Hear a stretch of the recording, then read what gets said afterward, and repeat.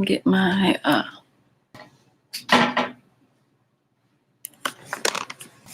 right, hey y'all. Is this going live? Okay, I am live. What's going on? Hold on. By the way, let me say this camera, I'm going live on my laptop, and I've never gone live on any platform, I don't believe, on my laptop, and I am not feeling the quality. Like, no. It looks like I'm looking down. But anyway, I'm gonna wait for some people to come in. I see one person has liked the live. I see 2 people in here. Let me see if I can adjust. Maybe I should hold on, y'all. Let me turn on one more light. Let me see if I can reach over here and turn over another light. Does that help? I think that helps. It might help some. Ooh, I don't know. Okay. Now I look green. Hey, Net. Hey, this is my first time going live. This is my very first time going live. I think this makes me look green. Let me turn this down. Hold on. Let me see. Does that help? I'm a person that's about the life. Okay, you're driving. Okay, I understand. Thank you, though. Yeah, we want you to be safe. How can I get this? I'm not at home. I'm at my mother's house. So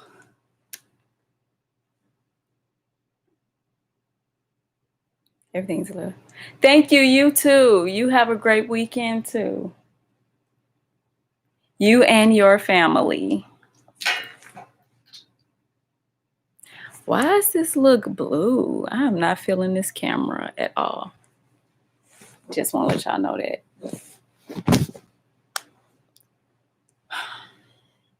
So I'm gonna wait for people to come in before I start talking because I don't want to talk to myself. I talk to myself 24/7.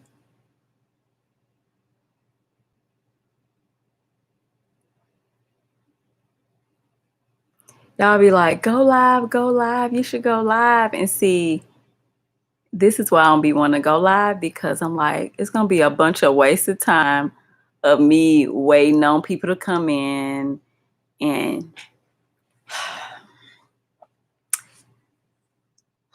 you got to wait. Then it's just going to look like I'm starting a boring live when it posts to the page, but really I'm just waiting for people to come on up in here.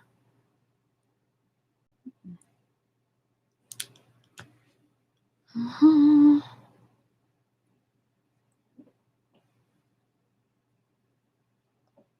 And hi to the one person that's in here.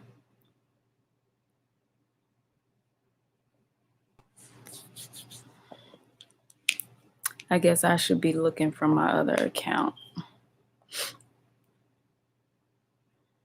Let me see.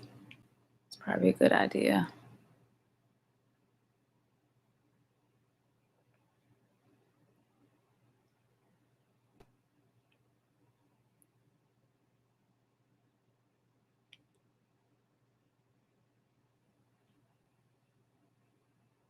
Let me take another thumbnail while I'm sitting here because I am not feeling that thumbnail.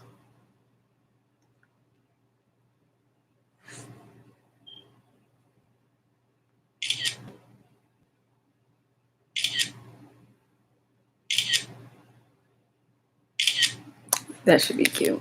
Okay. I'm just waiting on people to come in. Make yourself known.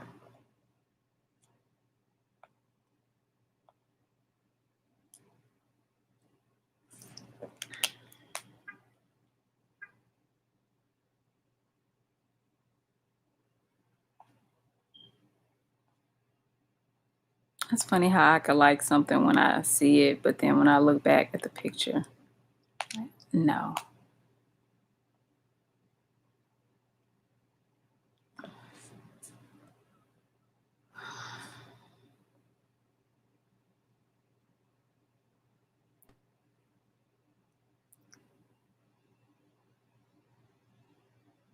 I'm gonna hang in here for a little bit. I hope this sound is okay because I have no way of knowing. Probably should have brought my earphones down here.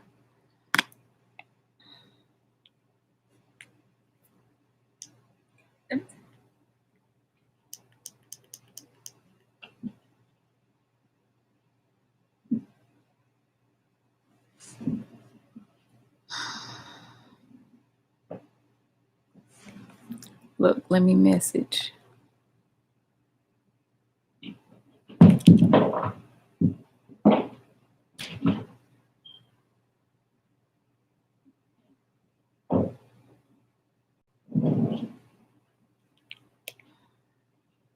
I'm gonna see. I'm gonna message some people on here and see if they're available.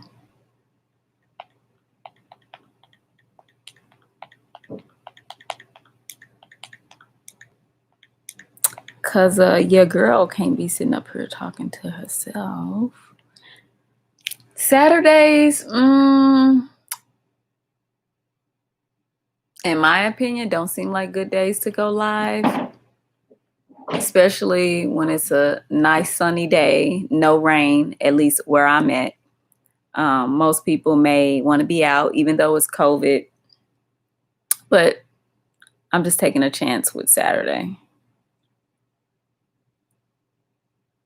Plus, Shanita, My Life as Nia, and Donnell, they encouraged me to go ahead and go live anyway. But I don't know about Saturdays. People seem to be very busy on Saturdays. I'm trying to see where people are at right now.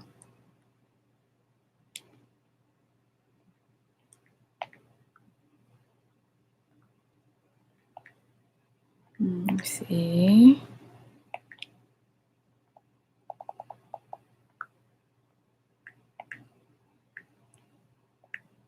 Come on, I got some stuff to talk about, y'all. We need some more people in here. We need some people talking. Hey, Nick.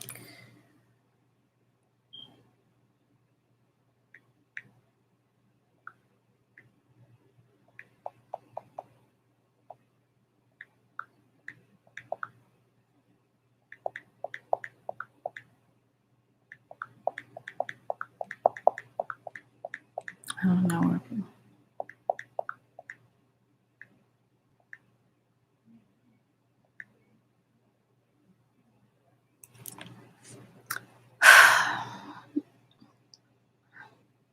So we're supposed to talk about relationships. I think what I said last night was that I was going to talk about relationships. The other woman, that T. So I need some women and some men to come in here so we can discuss this topic. It's very important. It's very serious, but entertaining.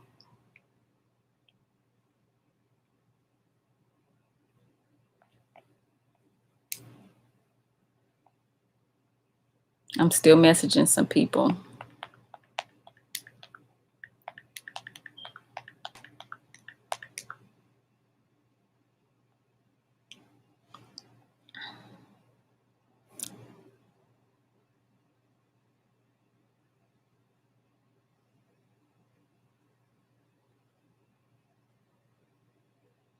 Who is this?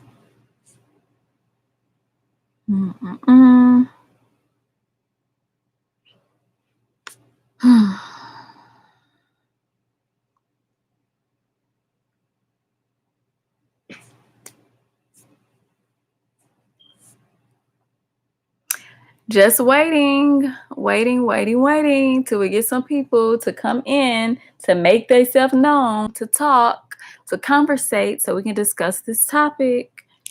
Until then, I'm not going to start talking because I'm not going to talk to myself. And then what I'm going to do, I'm just going to delete the live. That's how I'm going to do it. I know I see other people, they get on here and they just start talking. But I like to keep my page clean. And it has to look good when you come to my page. So I don't like the whole random lives just up on my page. I don't. And I know that we're supposed to be gaining watch hours, but it ain't that serious for me. I get them when I get it.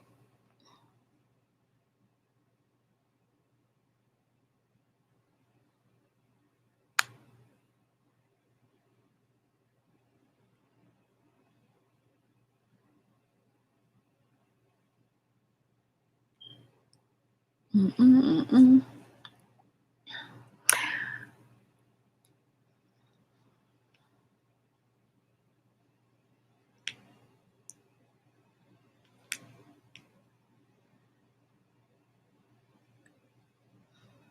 Mm, mm.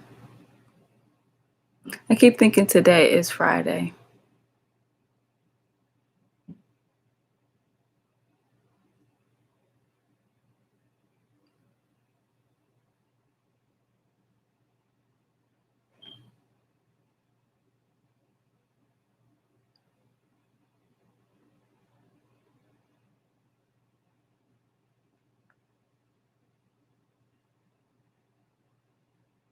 Mm-mm-mm-mm-mm.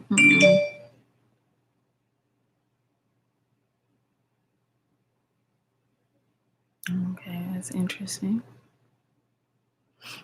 Mm-mm.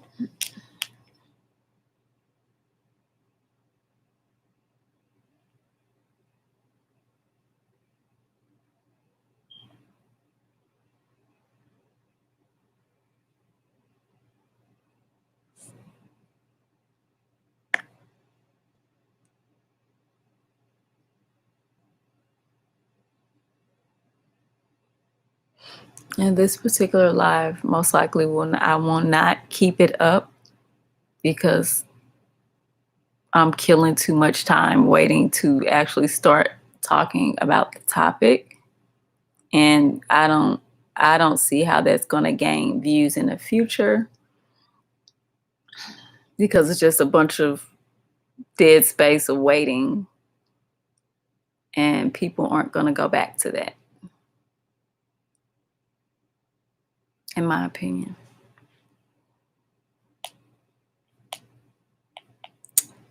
I need some music, but I don't want copyright. I don't want to have I need some original music that I own.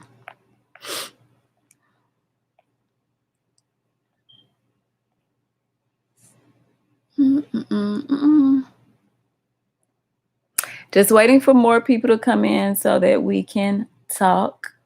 Hey, proud mixed child. You know, it'd be weird calling y'all by y'all YouTube name because I know it's not your name. So it feels weird. I am all right. I am all right on this Saturday.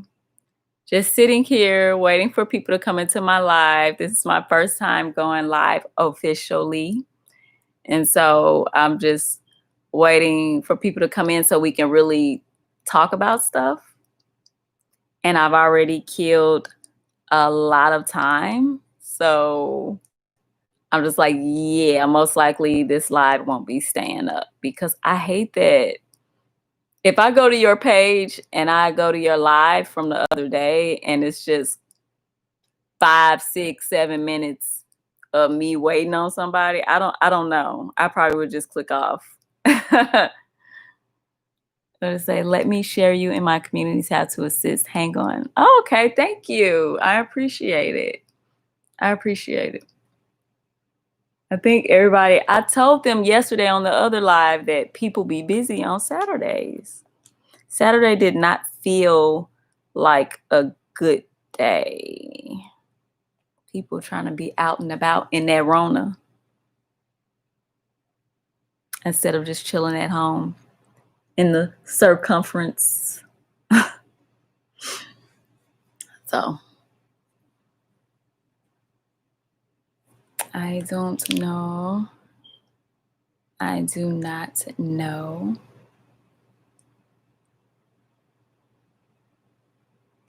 Yeah, I don't know. I don't know where people are. I'm messaging people that I usually talk to on here or connect with.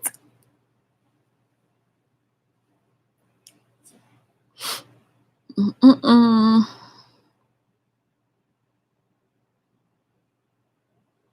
And I didn't say a time. I just said, okay, I'll go. They're like, you need to go live. You need to go live. And you need to stop playing. And I said, okay, I'll go sometime in the evening. So I didn't give a set time. So maybe that's my fault for not premiering that I was going to go live. I didn't know I was going to go live at 6:30. Is that what time I went live? I think I went live at 6:30. But I want to talk.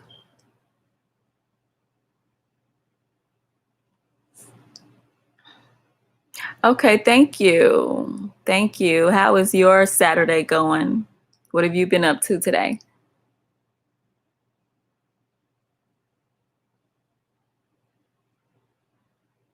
I know it's probably a delay on here.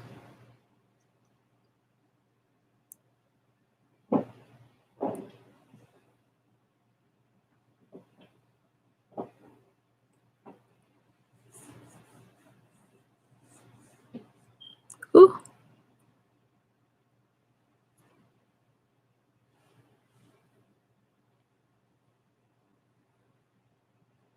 Hey, how are you? So I see on Instagram your name is Shan for short. So your real name Shannon.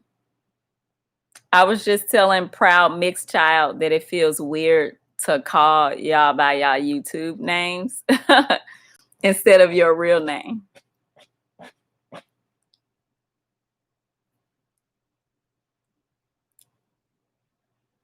People busy. Yeah, they are busy. I went live the other day, unexpected, but had over 30 people in. So don't sweat it. There's always another time. My last name, first name, Robin.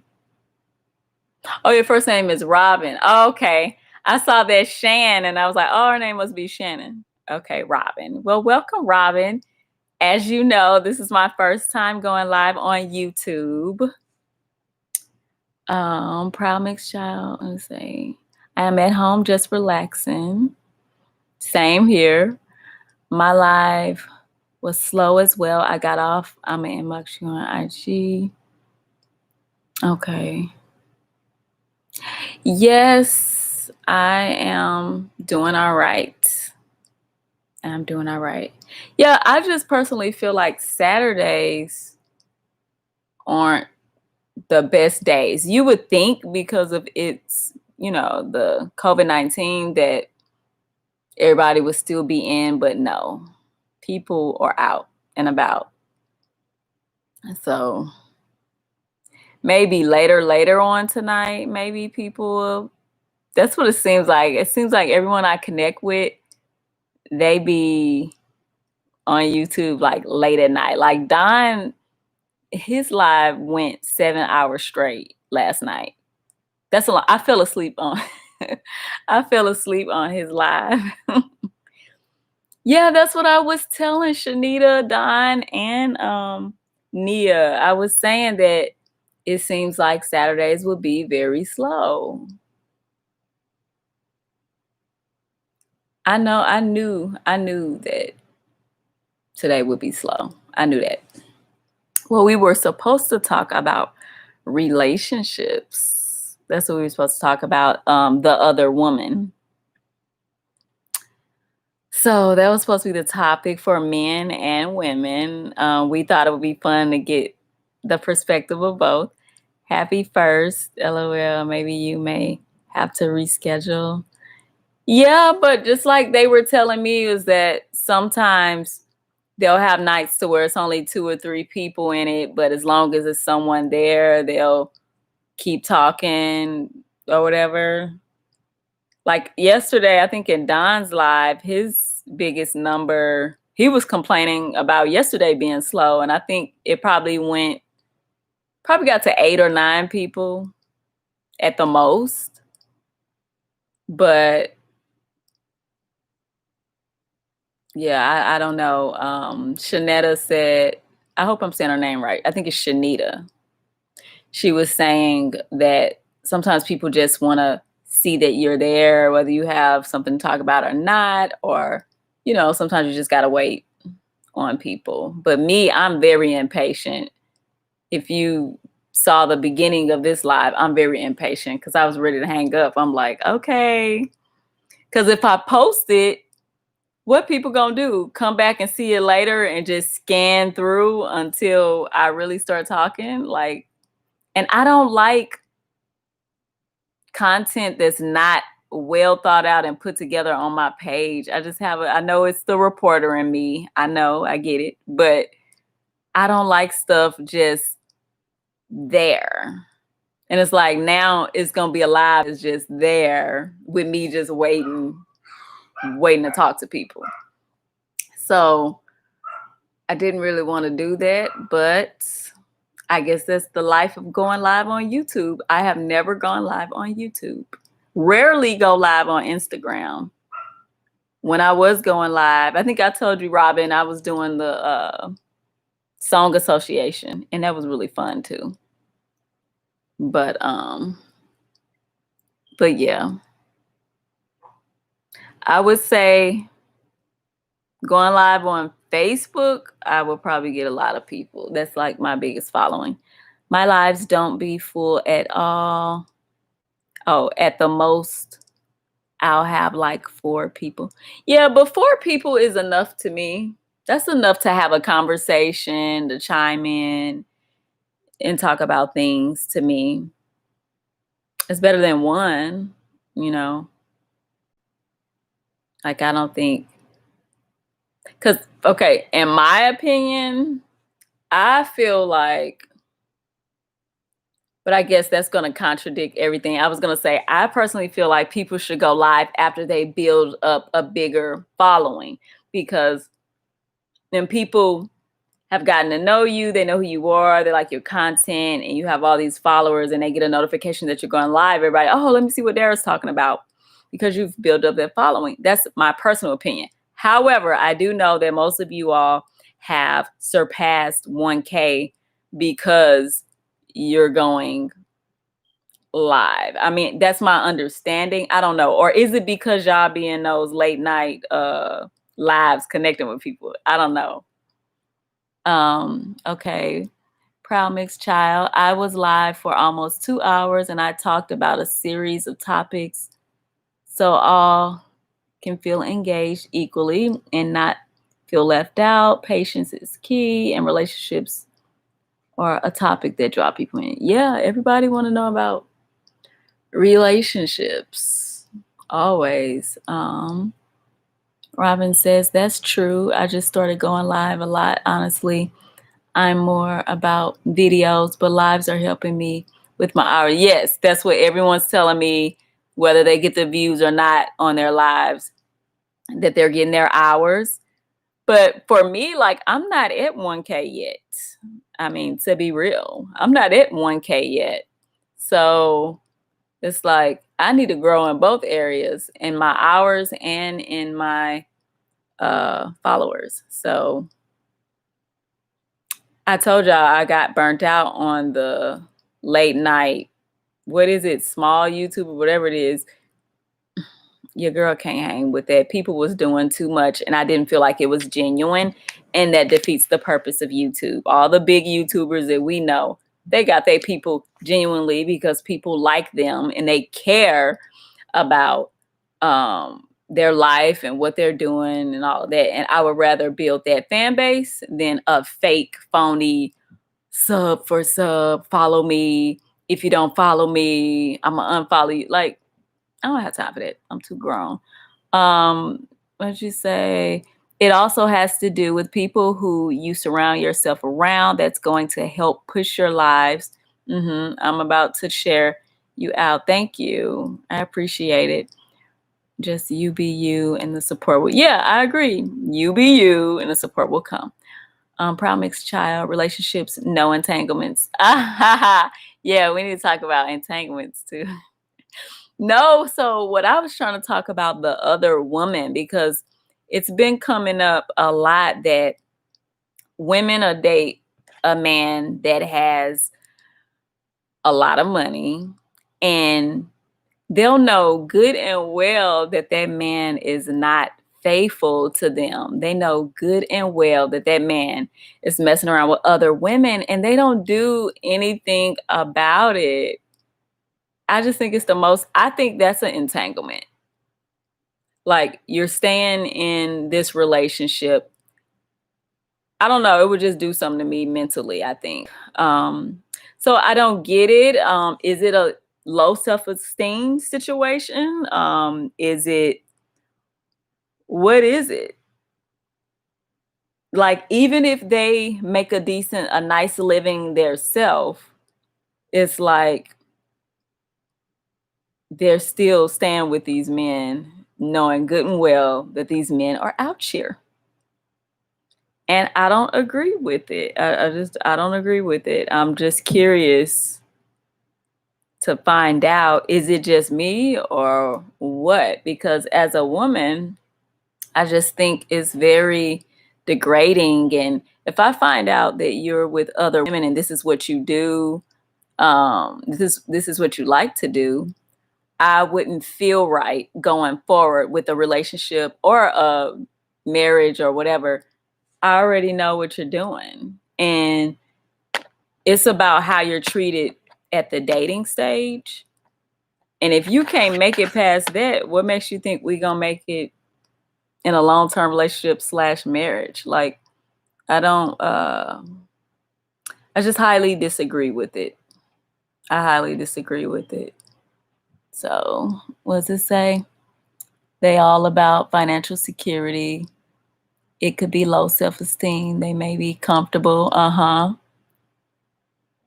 Yeah, that he can't get up with and bring home to you. Yeah, goes deep because people have spirits and demons. That's true. That about the spirits and demons, that's true. What is it saying? Oh, okay, it's telling me, do I want to show or hide your comments because it's profanity? I'm like, I guess it's just up to me or something. It doesn't matter. That's my thing is,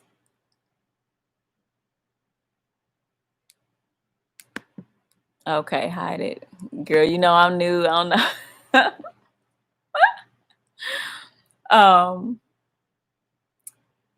I don't think that everybody, they don't think like that. Like, you look up and people would be so quick to throw up a scripture on their platforms or whatever, and but they're not really taking that scripture in. I don't think everybody thinks like that. Like, I don't think everybody understands that it's spirits and, or whoever you mess with, especially whoever you are physical with, you're going to take on their demons and their spirit. I don't think everybody realized that. But I guess it depends on your belief or whatever. Okay, proud mixed child, got the male perspective. As a guy, I believe in a sacred bond between the man and woman. And if you can't be committed, don't get in a relationship. And sometimes getting money or desires despite being played, some will settle for. Yes, they will. Yes, they will. Yes, they will. Because most people, they're thinking about status, image, and all the above. And it's just, but what about your happiness? You can have status, be able to go wherever you want to, have all the money, travel, have all the designer things or whatever. But what about mentally? What about your soul? Like deep down inside, you know that you're not being treated right and you're not, it is not real love. It's not real love. So I'm just trying to understand like what I just don't get why women are okay with it. And then especially when it's the other woman that'll know that that man has someone and is with someone and they're fine with it. I don't get it. I don't. It just sounds like STDs to me. That's what it sounds like to me. We all know that we all messing with different people, but we one big happy family. I don't get it. I don't get it. I told you, I mean, I told y'all, I think in one of my story times about a situation I was in. I didn't know that the man had someone. He didn't tell me. He kept it a secret and was hiding it. And then as soon as I told him that I found out, it was after it was over. It was after it was over. He messaged me. So I let him know, and I know about whatever. He blocked me. And I reached out to let the woman that he was engaged with know that, hey, your guy said he was single with no children and just all the above. And do you know? So, y'all, I messaged her on Instagram. Now, you know how Instagram is set up. Instagram is set up that if you're not friends with a person, it may show up, it'll say message request or something, and you would have to check your message request to read what that person said. Well, I sent that girl the receipts and everything and let her know it was very tasteful, respectful, and she never said anything. And so I'm just looking like, I know that she knows. I know she read it. I know she did. I'll never believe that girl didn't read that message. I think she just doesn't care. And so it brings me to other women. That's why it turns into situations to where women messing with men that are married or engaged or whatever, because they feel like, well, she don't care anyway, so I'm gonna milk him for what it's worth. Let me read these comments. They're miserable inside. Yep. He was, he was crazy. He was a narcissist and just evil.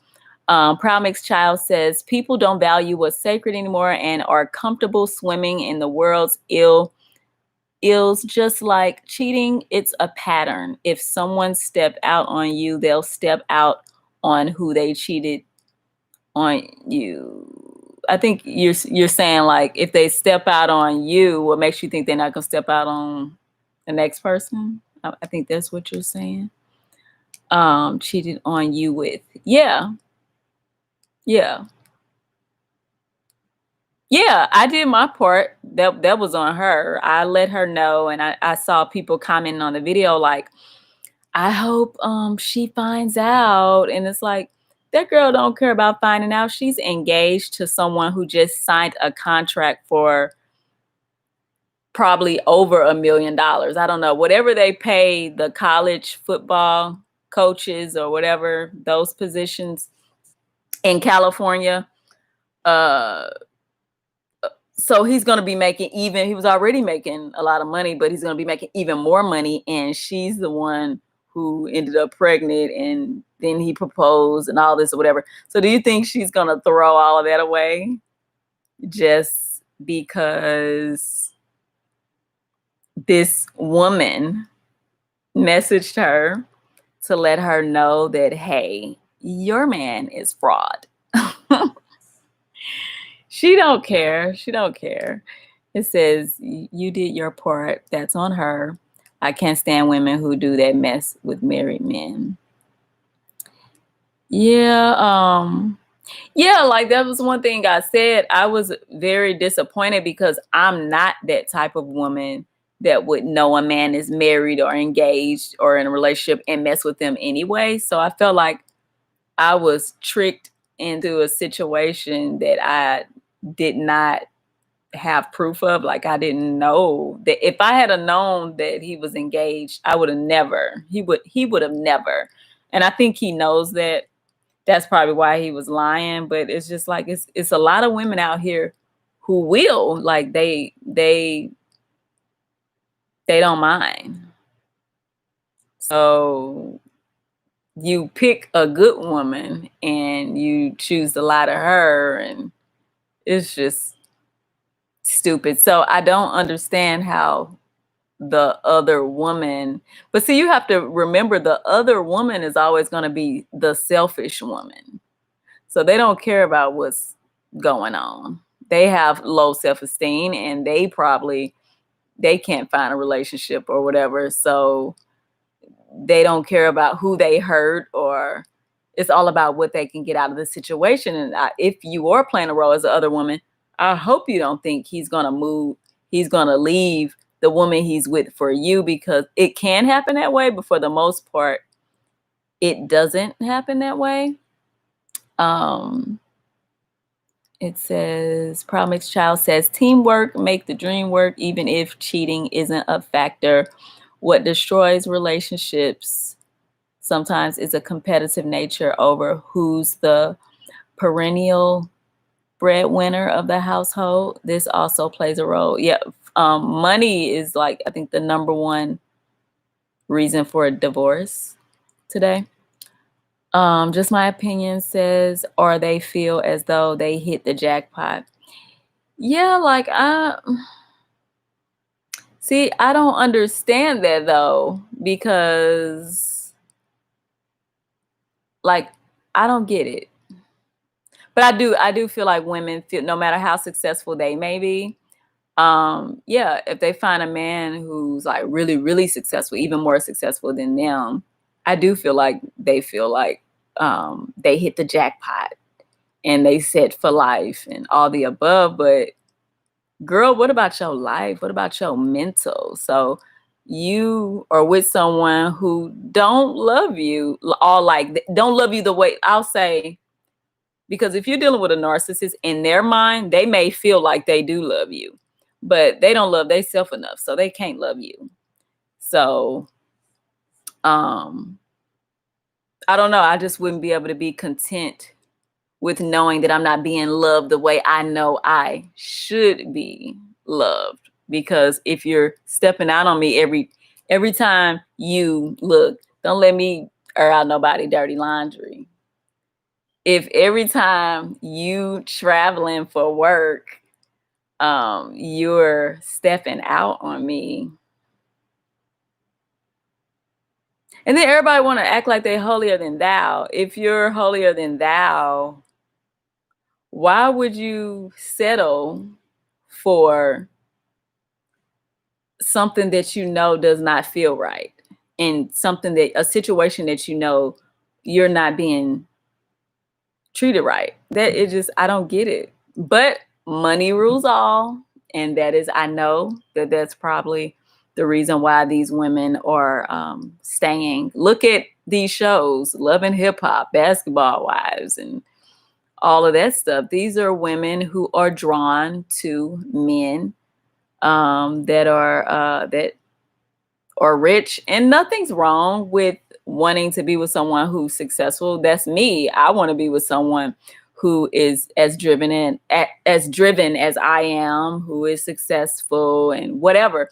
But I also want someone who has a good heart, who's God-fearing, put God first, take care of home, and all of that as well. So I want more of the Russell Wilson. So Russell Wilson, Steph Curry, those are the ones who God has blessed them to be millionaires, but they also come from a household where they're grounded enough to understand that family is important too. So, and I'm not saying that they're perfect. I'm just saying, from the way the vibes I get from them is that they're not the man that's out here that's bragging about how many women that they can get. Like, for example, a Future. That's not how they act. Okay, Proud Mixed Child says, well, 1 minute. Oh, just my opinion says they be cheating as well. Who, the athletes? I mean, the Russell and Steph? No. Proud Mixed Child says, I make it clear I'm no Prince Charming. And I'll be upfront and direct. I am imperfectly perfect, but no cheater, because I don't believe in playing with no one's emotions. That's something no one should do. Yeah. And I respect you for that, because why would you want to play with somebody's emotions?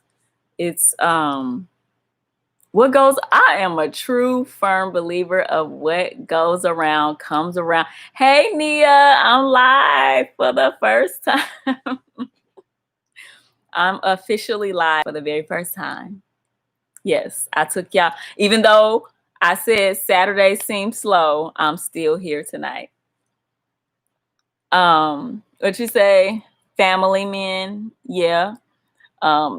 Just my opinion, say some of their mothers probably encourage them to cheat because of the lifestyle, or what does that say? I'm not sure. Hey, Shanita. They like, what? She went live? What? Yes, I'm here. Now, the beginning of the live was a little slow because I was waiting. I had like one person, two people, then it turned back into one, and I didn't want to start talking yet. But thank you guys for joining me tonight. Yeah, if I'm on my laptop, I don't care for the quality, but I guess. And as y'all know, I'm not at home, so I'm not with my own original equipment and all that stuff or whatever. But yeah, it always pick up there. Oh, okay. Yeah, after some time or whatever. I said I don't like having stuff lives just sitting on my page, just sitting there, like if somebody watch my live later, it's gonna be like, okay, when she gonna start talking? So then you gotta scan through and find a conversation. But my life is Nia say yes, finally. I know, right? Hey JMO, Shanana, proud of you. Thank you. Proud Mixed Child. Karma is a boomerang for the real. If you throw it, it's gonna come back. Just my opinions. You better sit there and get them hours. Get them hours, but I also need them followers. So come on now, people. If I haven't connected, or if y'all haven't connected with me.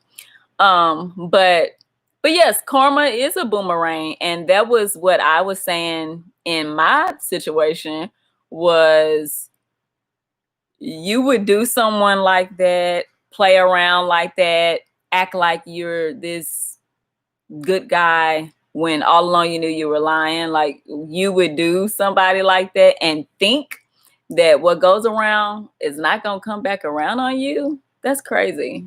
That's crazy. Like, I wouldn't know how to move like that. I just wouldn't know how. I would not. Yeah, that was a crazy situation. It was crazy. Thank you, Nia. I appreciate it.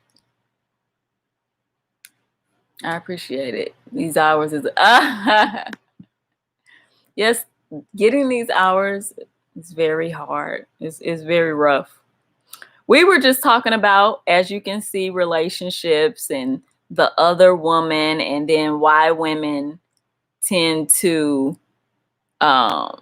be with men just because they make a lot of money, and they'll know good and well that they're being cheated on, but they'll stay anyway.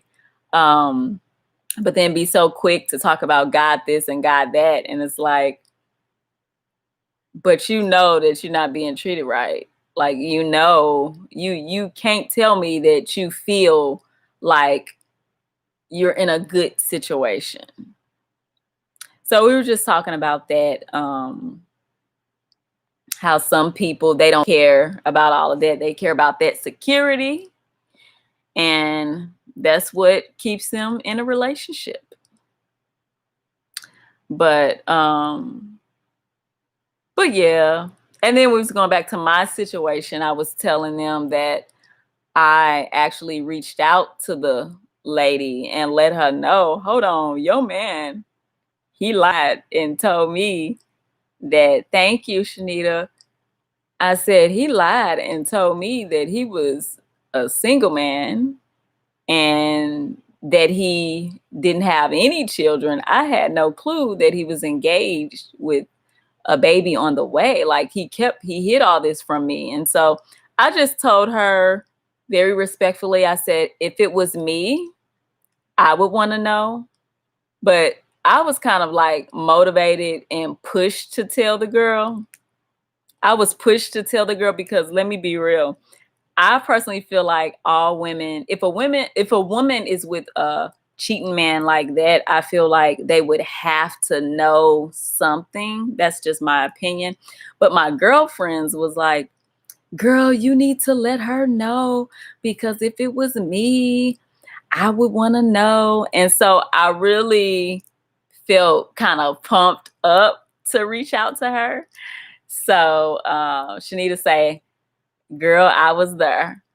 I felt pumped up to reach out to her. My mom, it was so funny because my mom and my aunt, they was like, you shouldn't have told her that. That's between you and him. They said I shouldn't have told the girl. Really?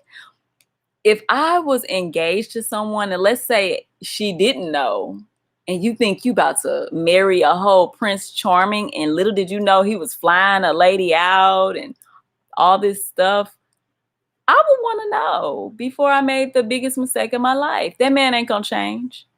Okay, Proud Mixed Child says doing dirt is glorified more than it's held accountable for being wrong. Yes, and because this man was a public figure, I wanted to mess his name up. Ooh, but I'm a public figure, so it just wouldn't have been smart for me, and it wouldn't have done anything. Like when you're a professional like that, really, they don't care about the fact that you cheating on your fiance.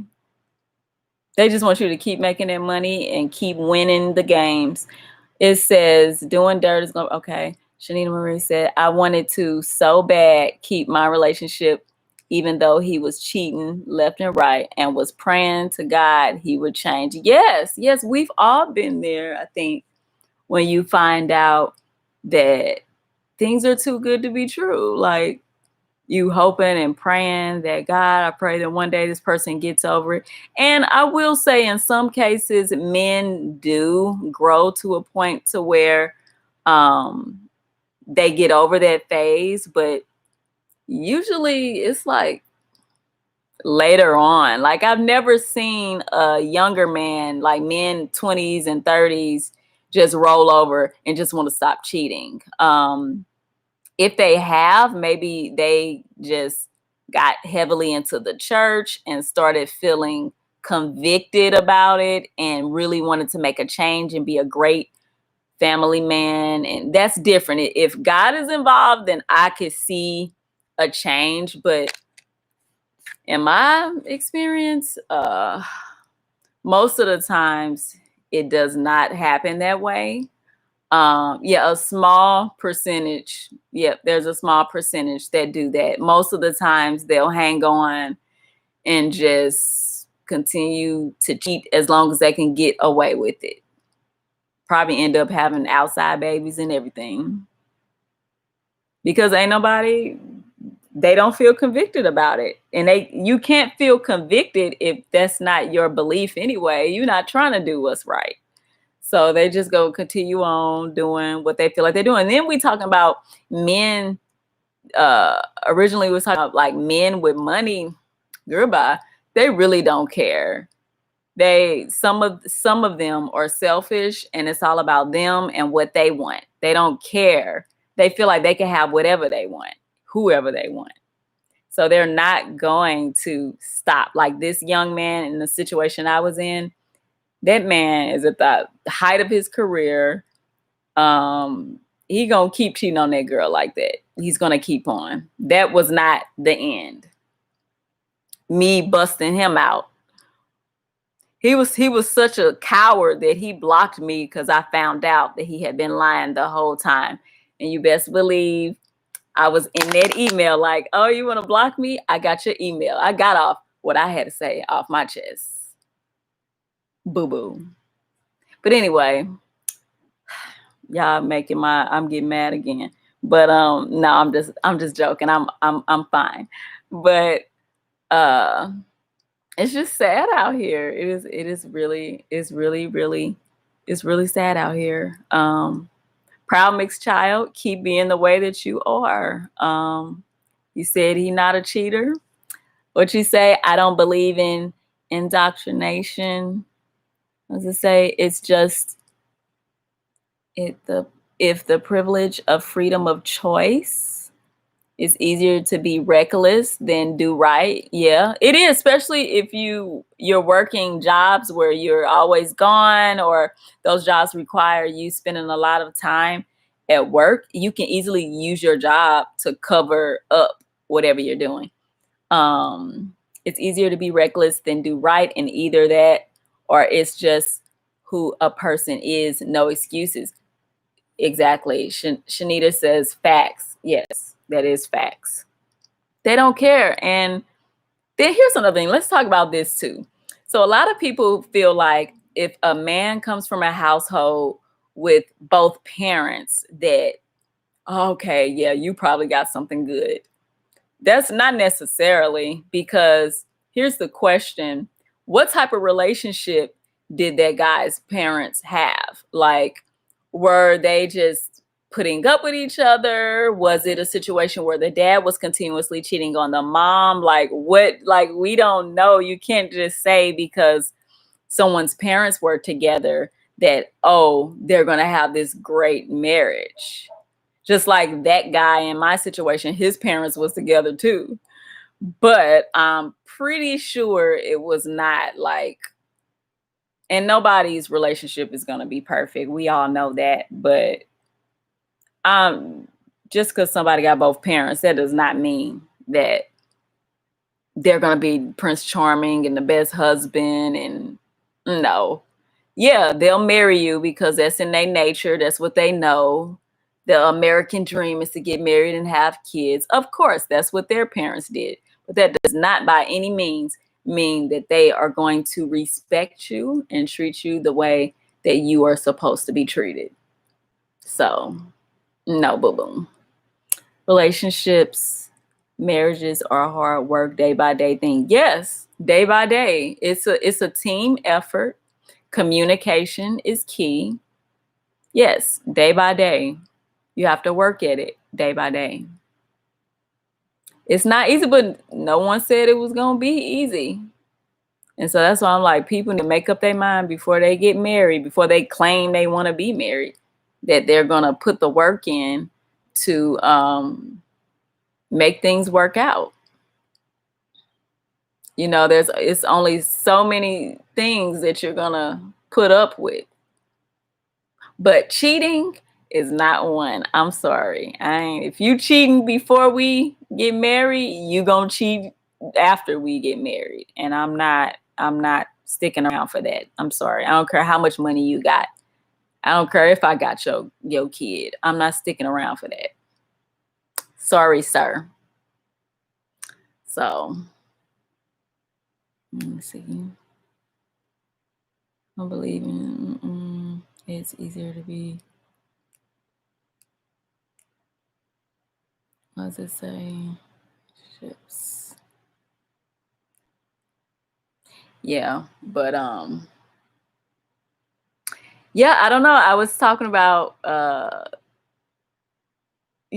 all men are the same. We have our exceptions. We have our Steph Curry and our Russell Wilsons and you name it, who are very accomplished, but they are also very grounded men who want to be good husbands, good dads, family men. Like that's what they chose. That was their upbringing. Building a foundation is hard, but worth it if you love your significant other. Yep. Loyally, yep. But it's more common for relationships to follow the pattern of what they see on TV than it all falls apart. Jerron Hill. Hey Jerron. Awesome video, great cuz I'll stay safe, be careful out there. Thank you, you too. Shanita says she can't stand a liar. Girl, me either. Like, it's very misleading. Like, y'all don't understand. The worst feeling is for someone to that's my pet peeve. Don't mislead me. Don't say what it is you want. Like, don't tell me it's one thing when it's another. Like, that'll make me punch you in your nose. I'm sorry. I'm sorry, but it's just, you would have to be a very hateful person to mislead someone and make them think something that's not a reality. That's just horrible to me. But what goes around comes around. So it will come back on you. It may not come back on you today, may not come back on you tomorrow, but rest assured it will come back on you. Mm-hmm.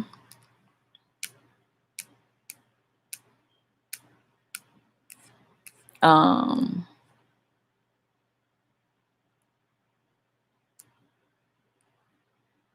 yeah.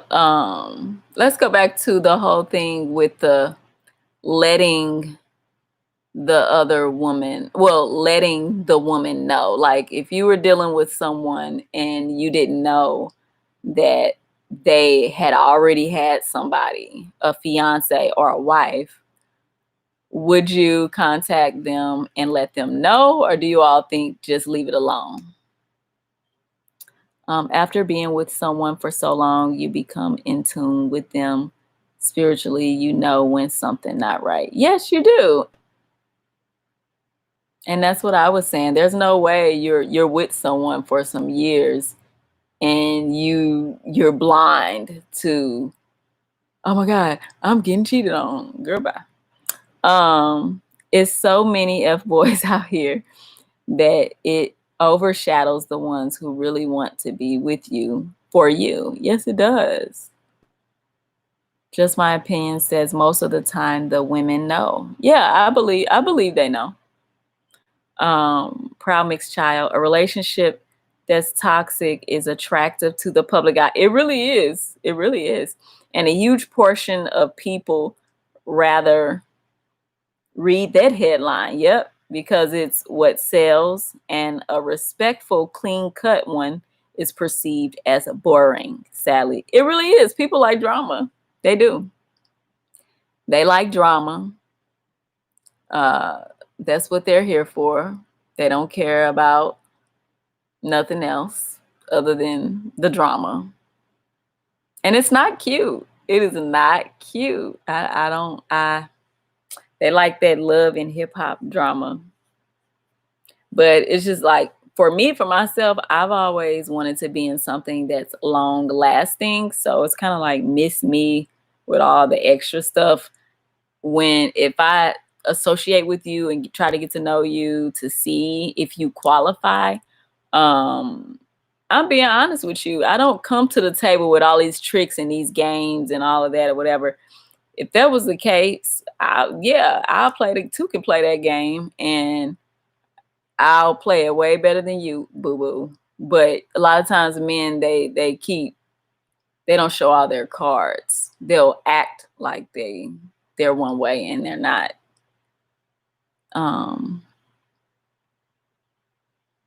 Should people rather?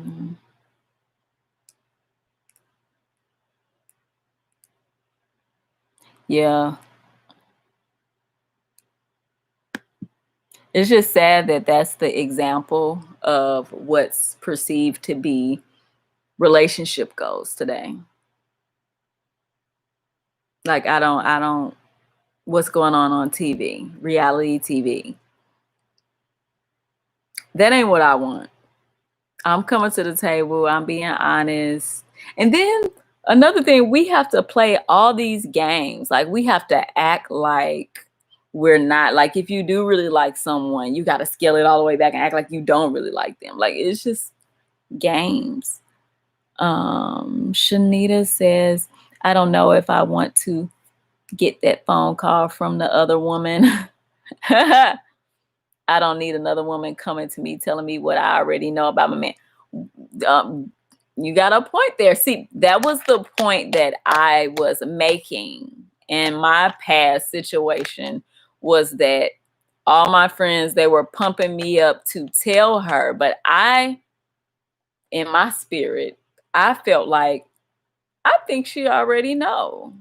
There's no way this man just started this. There's no way you just got with him. There's no way. This man is in the sports industry. Come on now. I bet you she's one of them women that had them girlfriends that was like, well, girl, it's okay. You know, it comes with the territory. We all got to deal with it. I bet you. I bet money. But I agree with you, Shanita. I personally feel like she I feel like these women know. They know. And if they know, what's the point of coming to them and telling them anything? But from my perspective of it, no, I didn't know if she knew, but I knew that she knew. Basically, I just listened to my friends and I went on and made sure that I told her. But I'm gonna be real with y'all on this live tonight. One of the main reason I told her was because I was trying to get a reaction out of that man. I was trying to stir up and shake up their quarantine. That's what I was trying to do. I was trying to let her know the information. Like I said, I came to her. I let her know very respectfully, no drama, no nothing. Explained that I didn't know. And I don't appreciate that. I do not appreciate that. I was trying to mess up their household so that he can get yelled at and gone off on quarantine. I was, because everybody was trapped in the house. And I felt like this would be the best timing. But because of the type of woman that she was, she not about, right. That's what I'm saying. She was not about to let her money go. She was not about to let her money go. Proud mixed child. If you have to alter who you are to appeal to someone who's pretending to be interested in you, then they're not checking for you genuinely, right? And the other option is just staying single, of course, right? I agree. Just my opinions. No, she was not about to let. That's what everybody, my auntie, they think they got that game. They always trying to tell me. And they was like, that woman don't care nothing about. She not about to let her money go. She not about to let that man go. I don't know what that was between you and her. It was so funny to see what the older women had to say about it versus us younger women. The older women was not feeling. They probably didn't been through it before. They was like, you don't go telling it. They don't got nothing to do. That's between you and him. They don't got nothing to do with the other woman. And I'm just like, but sadly, I was dealing with a woman who was not going to confront him. And my aunt's like, girl, you don't know. She probably did confront him. I said, I don't believe it. That woman already know who she dealing with. Proud mixed child says the instinct is there already, vice versa. Who's in the wrong? And you can address the problem regardless how their reaction is. Getting mad only fuels the fact that they got caught and can't deal. Yes, when he found out that I caught and figured out what he was doing, he immediately blocked me. Shanita says, I don't think it's helpful to a chick, Barbara and Shirley me. What'd she say? I don't think it's helpful a chick, Barbara and Shirley me. LOL. I don't know. I don't know what that means. But if you're saying you don't think it was helpful to her, I don't think it was helpful either, only because I believe that she already knew. I believe she already knew that she had that type of man. But I wanted to stir up that I wanted her to confront him about it. And I had the receipts. I had the flights that he booked. Sure did. I wanted all of that to be seen so she know for sure that this is the man that you're going to marry. So you know for sure this is what he did. It's not a speculation no more. This is the facts. This is what, if I come to you being the credible person that I am, and I tell you that he did something, oh, best believe I'm gonna have receipts. And I had receipts. But it's a song. Oh, okay. I don't know. But but yeah, I had my receipts. I was ready. I was like, yeah, go ahead and go ahead. I was ready. I wanted her to be like, so who is Darra? She contacted me and blah blah blah blah blah. I just wanted to make sure that she knew that who you claim you making stuff look so good on Instagram with or whatever. Then another weird part, y'all, was that she had recently at that time started posting pictures of him on her Instagram. I'm like, I don't know what type of situation. I think he probably controls the relationship. Shanita says, I don't think it's helpful for a chick to Barbara and Shirley me. Hello, Barbara. This is Shirley. That is hilarious. That lady waiting on the $1 million deal. Yes, she was waiting. He had just signed that deal. And in her mind, it's just, my man, I pulled me a black man because, let me let y'all in on another little secret. I don't want to sound like she wasn't black. Let me just let you know that. And if you had saw her, you would not think, you wouldn't have thought that was who he was with. I'm gonna just leave it at that. You wouldn't have thought. Not based off her color. It's just period. Just all of it. Color, everything. You wouldn't have thought. Stack my bank account up. Right. Yeah. I feel like she was. Oh, another thing, like she kept her comments restricted on her page or whatever. So to me, that was the first sign that she probably has had to deal with this many times before. So it's probably like you not the first and you won't be the last. But who want to feel like that? Who want to feel like you not the first and won't be the last? Like, if I gotta feel like I'm not the first and I won't be the last, I don't want to be with you. No thanks. I'm sorry. I'll walk away from that $1 million deal. Proud mixed child. You always have to be on guard either way, not because paranoia, but because of these situations being a common reality. It really is. Also, before it gets deep, you see the signs and red flags.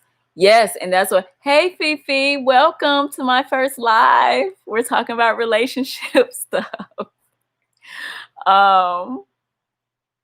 Yes, you do. And that was in my video. I don't know if you all checked out my story times, but I had a story time psycho Tinder date part 1, part 2.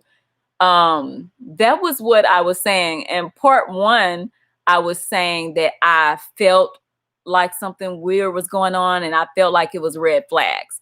And part 2, I was saying that I after everything was over, I had found out that what I was feeling was right. And I think a lot of times us as women, we're waiting for signs. We need to know for sure that something is going wrong. But one thing that God has blessed women with is intuition. And if your intuition is telling you that this man is fraud, and we don't have the proof, it's okay to listen to that instead of waiting around until things are actually revealed. Because y'all know I'm a news reporter in real life, so I'm a detective too. So y'all know I was checking hashtags and whatever. I was trying to find out information, never found it. God did not reveal that info until the situation was well over and that man reached out to me and things went left from there. Shanita says, listen, if I were her, I would have taken the phone call and cried in my money and bought my time until I can move out. I heard that. Yay, your first live. Yes, it's my first live. Thank you. Promise Child say holla.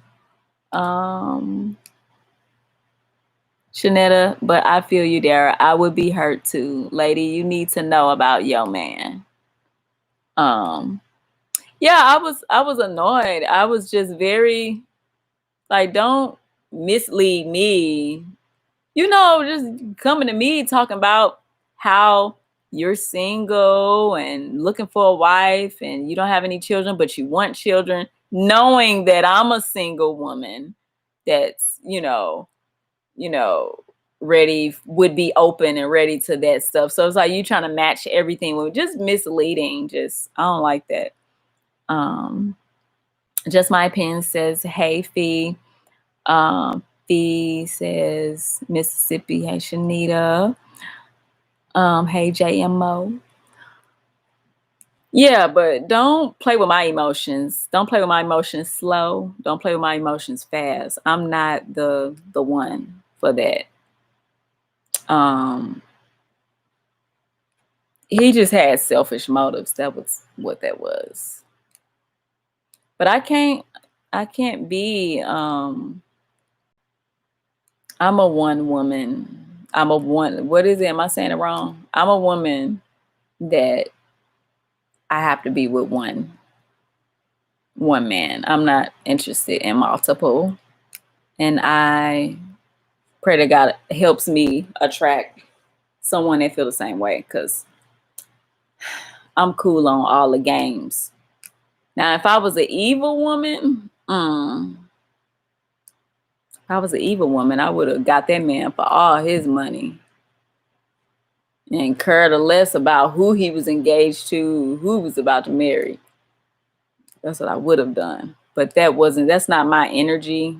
And that I wasn't interested in that. I was really open and looking. I'm never looking, but open to meeting someone who wanted the same things that I wanted.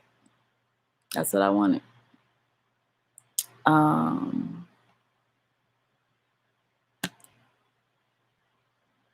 Let's say you sound like Carrie. I sound like Carrie Hilson. Ah, that's funny. That's a first. I've never heard that before.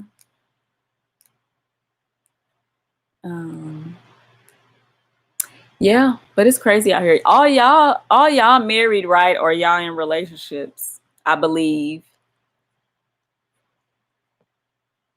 All y'all some taken women and men. So y'all done found y'all it says, yes, you sound just like her. That's funny. I've never paid attention to that.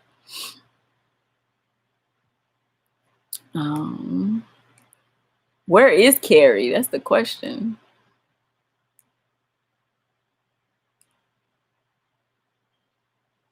Just my opinion says, I'm not married, not rushing it either. I heard that. Yes, I heard that. Promise Child says, you being yourself and giving all of your contribution as you're supposed to in a relationship can also pose a problem, because most in this position are giving more while their partner isn't giving equal treatment. Well, that's the problem, is that it should not pose a problem. Like in today's world, that's the sad part. We should be able to be ourselves and honest and say what it is that we want in order to meet the equal person. Oh, Shanita, you not married, girl? I'm over here. I thought you was married. That's because I be watching your videos and I be assuming. I thought that was your husband for some reason. But yeah. What was I saying? Also, yeah, that's the problem. We gotta act and do all this extra stuff. We have to act like we're one way when we're not. It's a lot of games. I don't feel like playing games. Why can't I be honest about what I want, what I'm interested in, and you be honest back with me? Like, I'm the queen of shutting people down. Just like this one guy. First of all, my Tinder account is still up, but I'm never on it. I don't look at it, and I don't go through and like men. I don't know why it's still up because I'm never on there. But a guy found me. First of all, it's only my first name on Tinder. It's not my last name, but somehow he found me on Instagram and messaged me. And he's like, yeah, I saw your profile on Tinder, and I just wanted to introduce myself through Instagram. I didn't want to go through Tinder. I'm like, oh, okay, that's great. That's nice. And so he was just messaging me on Instagram. He seemed like a decent guy. He seemed like cool peeps or whatever, good head on his shoulders. I probably talked to him probably one time on the phone or 2 times on the phone. And he was trying to meet up or whatever somewhere. And I was like, hold on, brother, it's COVID-19 and I don't want to meet you. So then all this time goes by, maybe like 2 weeks or so. And he's messaging me on Instagram. He's like, yeah, I can't wait till all this stuff is over with the coronavirus so that I can meet you. And I never responded because I looked at that like, if you were truly interested all like that, you would have been trying to FaceTime to get to know me.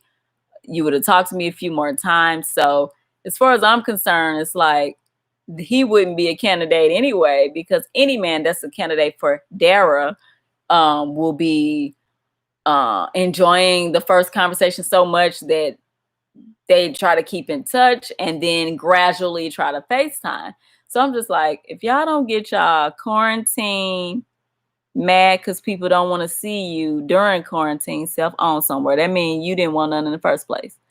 Proud mixed child, you said that already.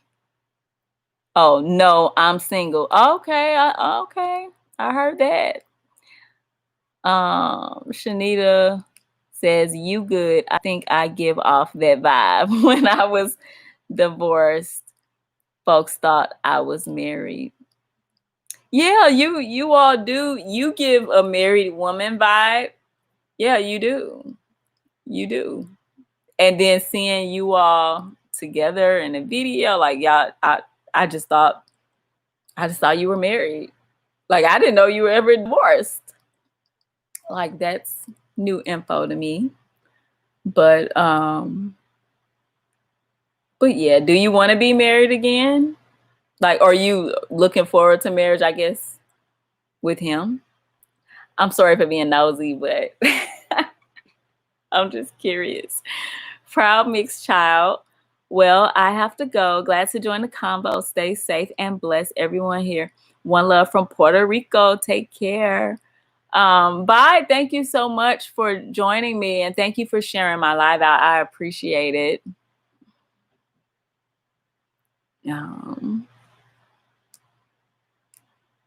All this stuff be on delay.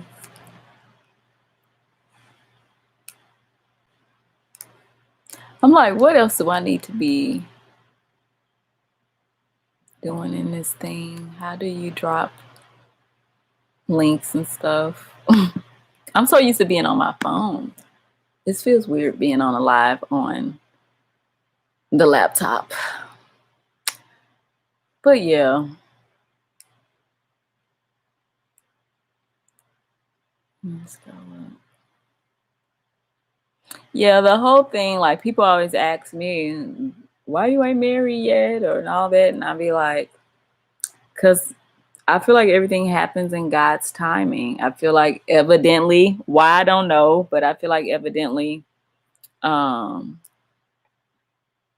he doesn't want me to be married now, because if he did, I would meet that guy and we would be married, and he didn't. So I'm very open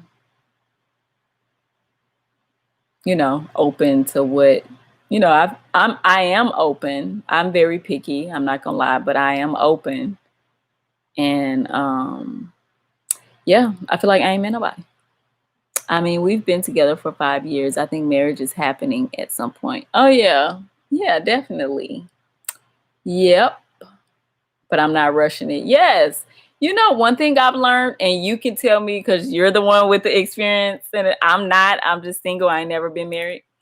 But one thing I noticed with some of my best friends and with some of my family members is once you've been married once, you're not so much in a hurry to get married again.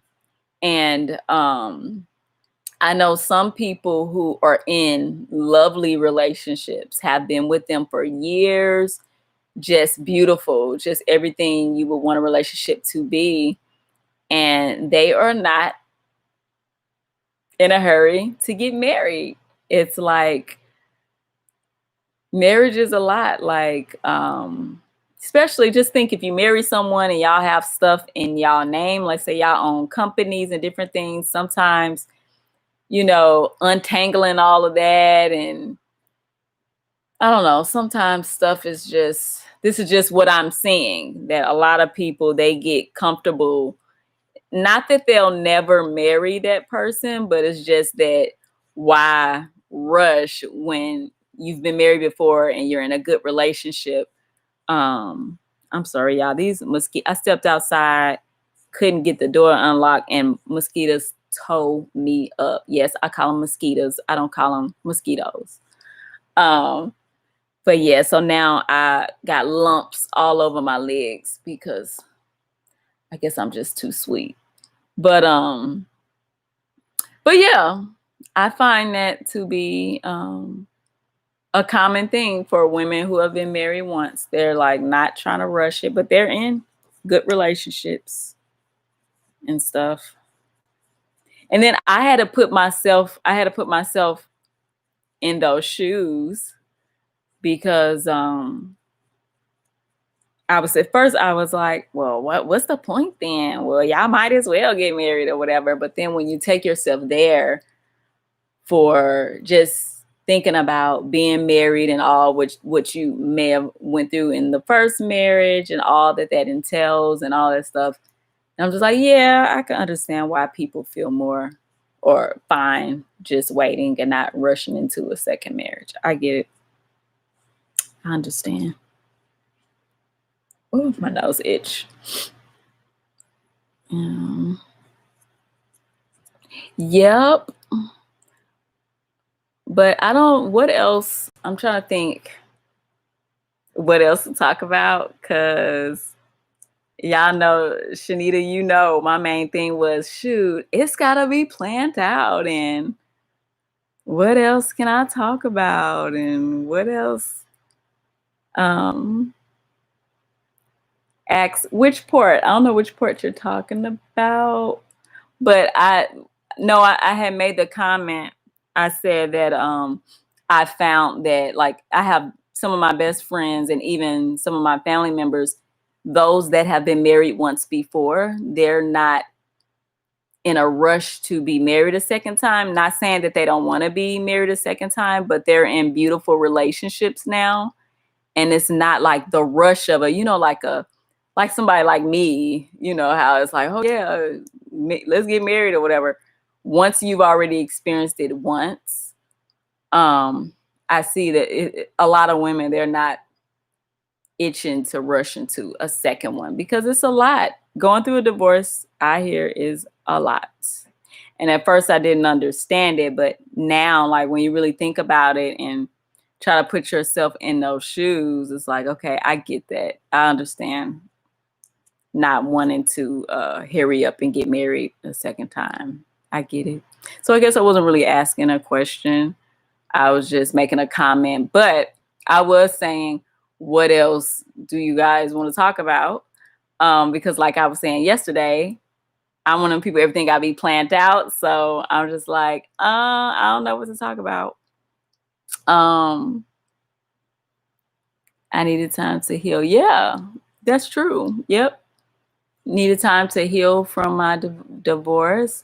It was the worst marriage ever.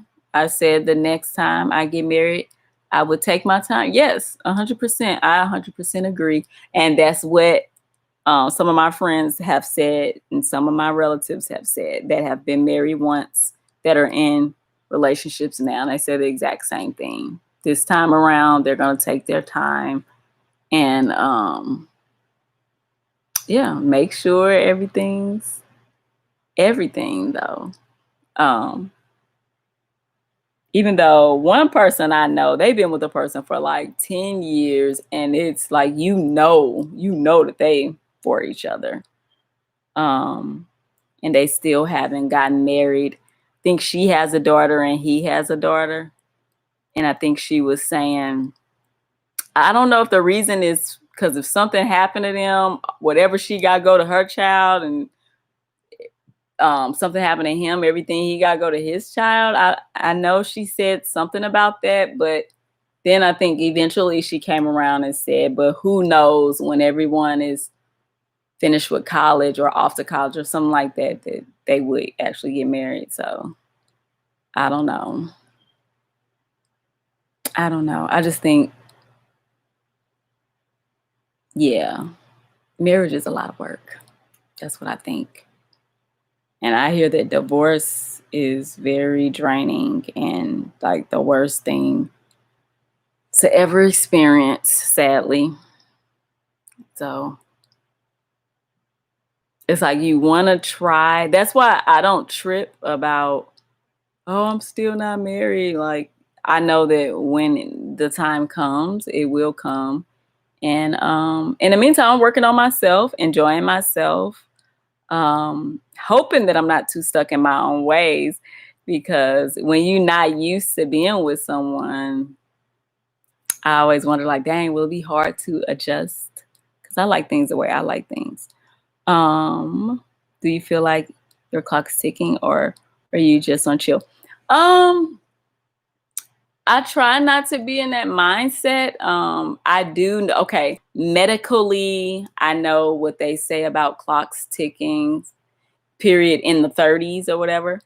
But I'm not stressing over it. I feel like everything that's meant to be will be. And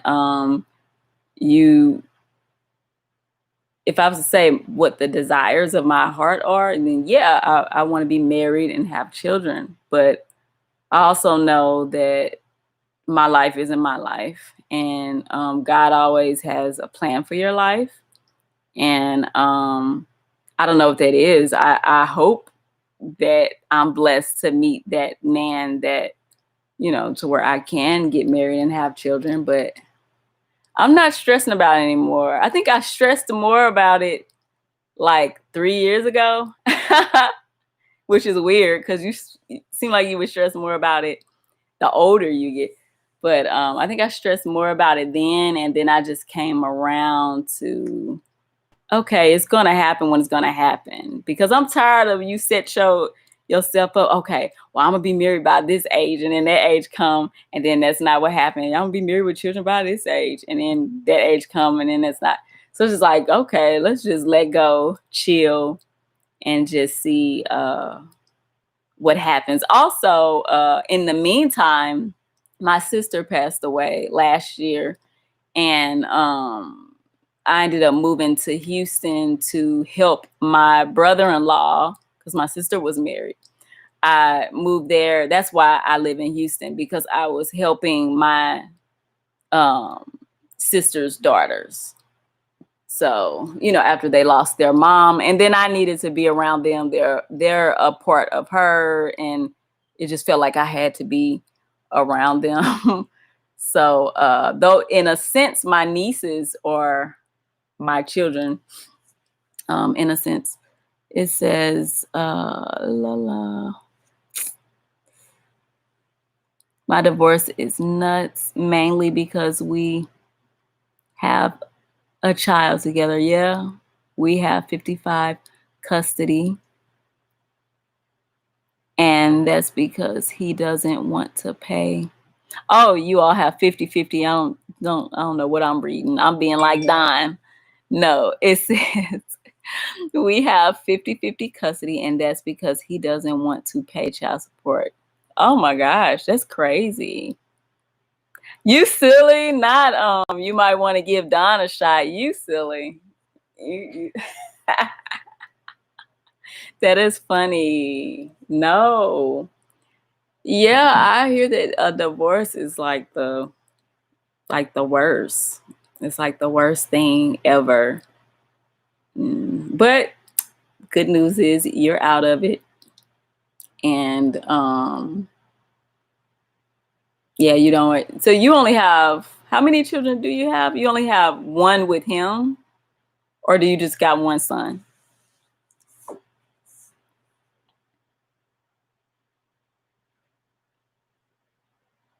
Yeah, me and my sister, we were very close. Yeah, we were very close. We talked to each other a lot, like every day. Didn't talk as much every day when she had got super sick, only because with cancer, with that illness, it's like you're not gonna be just hanging on the phone or whatever as much, I guess. But yeah, we were super close. Um, yep. And that's another thing too. I'm fine with taking my time for marriage and children and all of that because I don't want to be divorced. Like, you stuck with me. So I'm gonna have to end up in a situation that's workable for me and him, that we can, you know, see things the same, and not the same. Like, we don't have to be the same, but you know what I mean? Like, just be a team and be able to have a good relationship. I don't want to rush nothing, so I'm fine. I'll stay in the single life. It's when you're single, you're supposed to be working on yourself anyway, preparing yourself for someone else.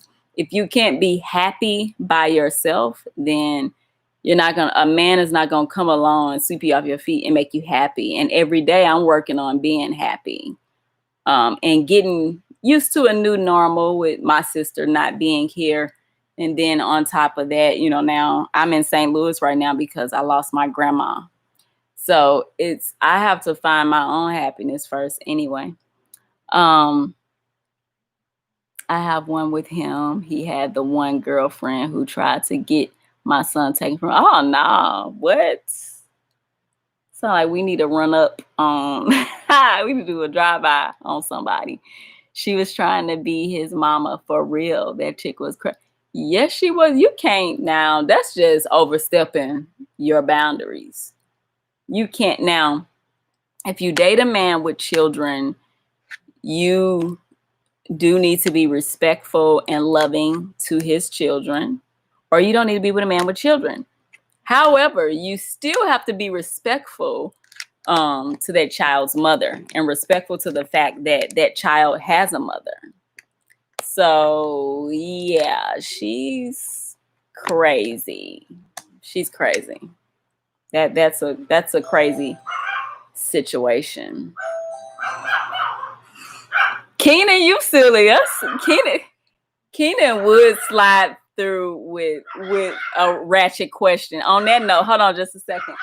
Who's that? Is someone at the front door or the back door? Hold on, y'all. Oh, my uncle's at the door. Hold on, y'all. Entanglement, never.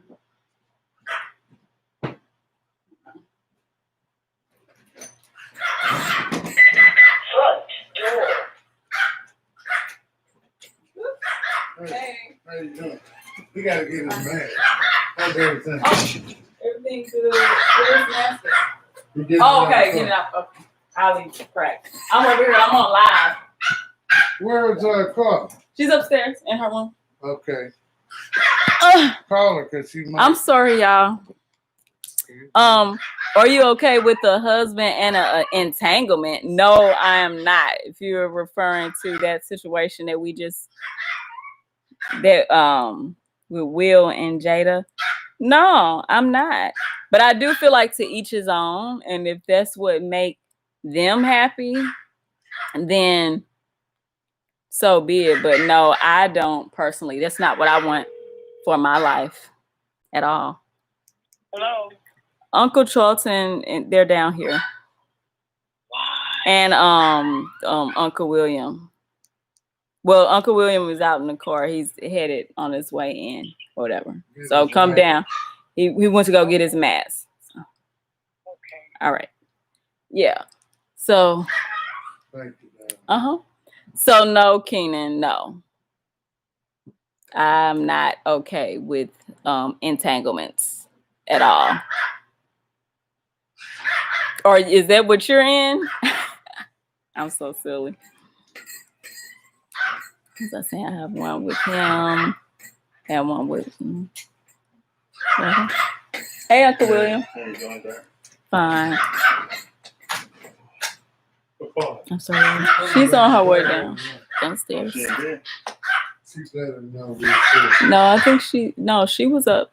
Oh yeah, it's bedtime, Charles. We can't go at bedtime. It's 8 o'clock. I didn't even know it was this late. It's 8 o'clock here. Late. It's 8 o'clock. This late to you? What's your name again, Charles? Where you at, Keenan? Keenan gonna try to run away after I asked him, was he okay with an entanglement? She did all of that to prove her love for her man, my ex-husband. He left her anyway. Ha! That's usually the way it happens. He was cheating on her. Oh yeah. I could believe that the way you get them is the way you lose them. That's what I believe. There's no way someone is going to be oh so great and faithful to the new woman. Come on now. Let's be real here. No. Nope. It's in his blood. That's what he want to be. He want to be a cheater.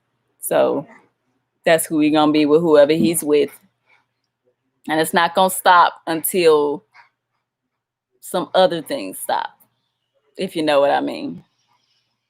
When he get to be in his 70s, maybe that's when they'll calm down. No entanglements for me. That's funny. Okay, Keenan. All right. I'm just saying.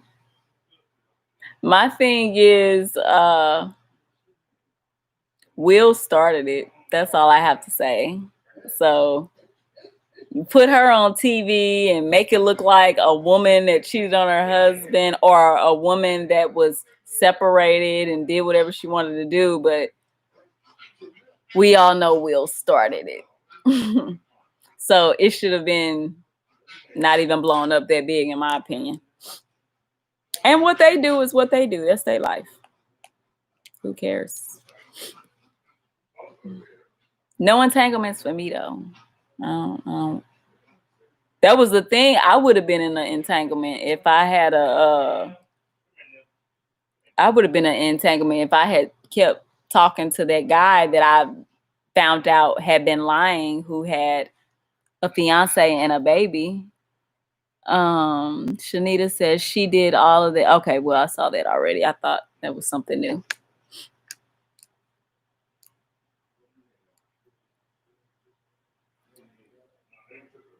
So now I gotta figure out.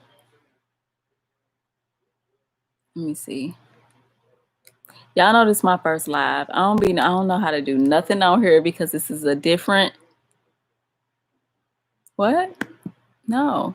This is a different view for me. I'm used to looking at my phone, not the laptop.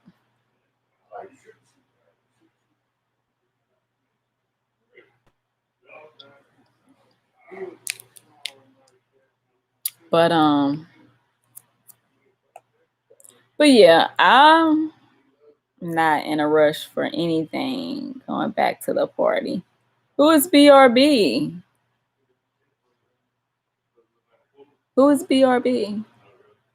I'ma tell Don to pull up. Yeah, I messaged him. I messaged some people that I'm friends with on Instagram. I told them, "Hey, I'm live if you're available," because I don't know what people doing on Saturday night.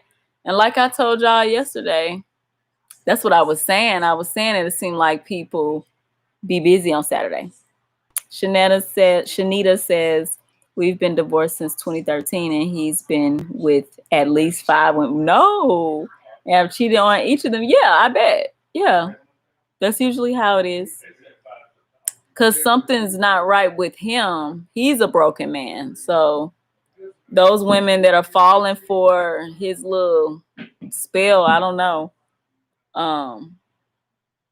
He can't do any, he's not going to change. He's not ready to change. So they can keep taking a chance on him if they want to. But like we said earlier, there's always red flags. Always. It's just we live and we learn. And we do better. Sometimes we don't do better the next time around, but we will do better. Maybe we do better the third time around or something. I don't know. I'm just not the one for it though. I pray because it's out of my friends, it's 4 of us. 2 are married and 2 are single. And me and the single one, we always say, God, if he's not going to be a good man that could be good by me, treat me good and respect me and not cheat on me and be a good head of the household and a great father, don't bring him my way, Lord. That's what we always say. I told Darra to get with Don Keenan. I don't know what she waiting on. Girl, bye. Girl, bye. Who is Don? Like, I don't even really, we don't even know how he looked without his glasses. No, I'm good though. I'm good. I like Don. Don is cool peeps. Y'all silly though, always trying to push Don my way. Just because Don always got something to say. We've been divorced since, okay, I read that already. But yeah, I don't know. I don't know. In the kitchen. I didn't even know they were supposed to come.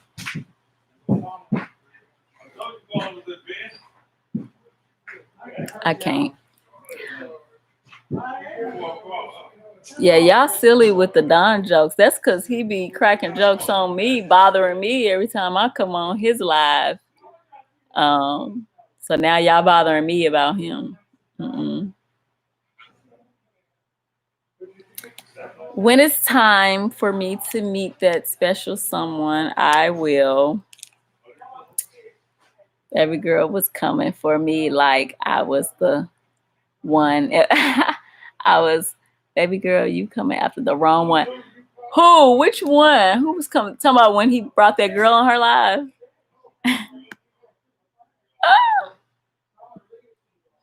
Is that what you're talking about when he brought the girl? Or are you talking about when he brought that girl on live and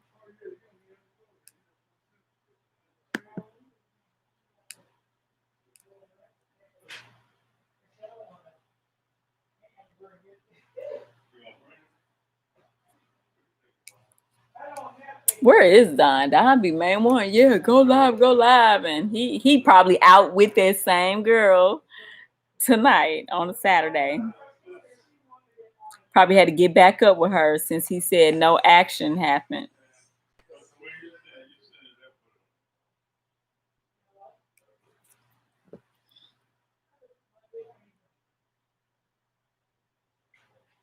Let me see.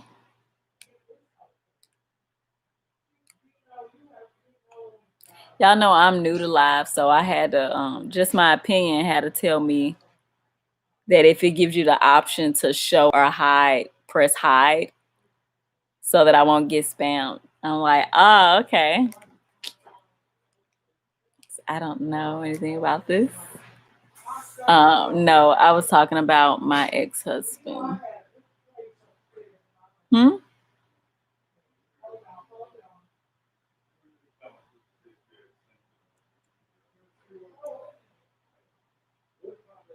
I don't even know. I don't know what part he was talking about.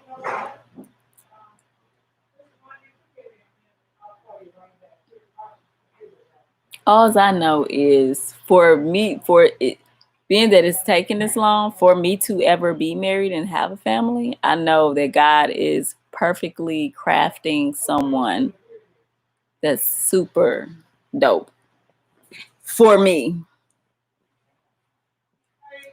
That's what I believe. Yes.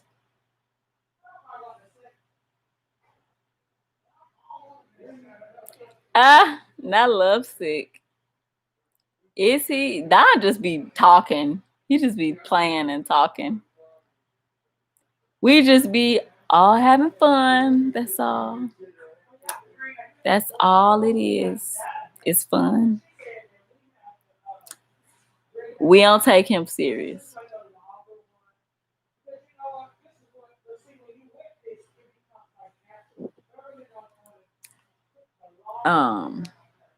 What was I gonna say?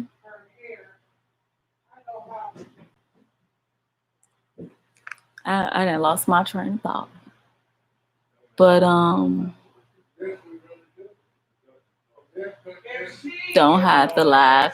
You don't watch time hours for that. Yeah, you don't gain the watch time hours. Yeah, I know. No, she was telling me to when the comments come up and it give me the option to show or hide. She was saying press hide. Like if you comment and it got curse words or something, she said press hide or I could get spammed. Because at first I'm like, I don't know. Do I show it? Do I hide it?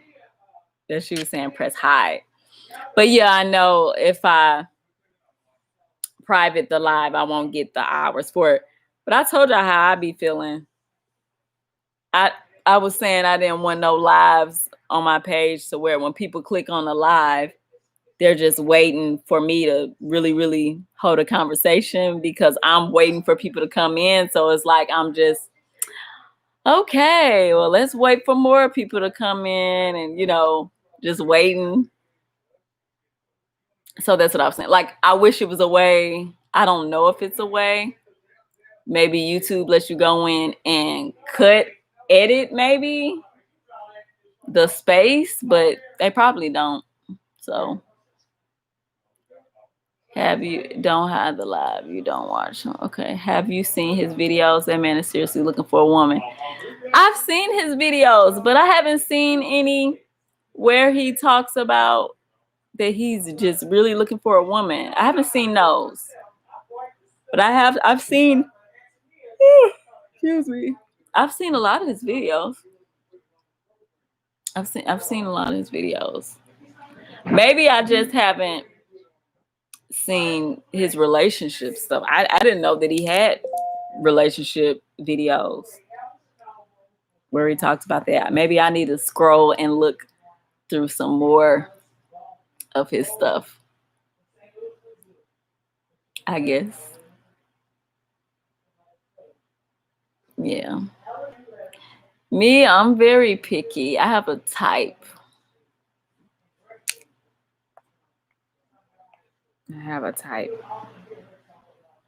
I believe that's a question for the two people that's in here now. I believe in being attracted to the person that you're with. Am I the only one? Because what I do is start talking to the screen like somebody is there. Yeah, and that's what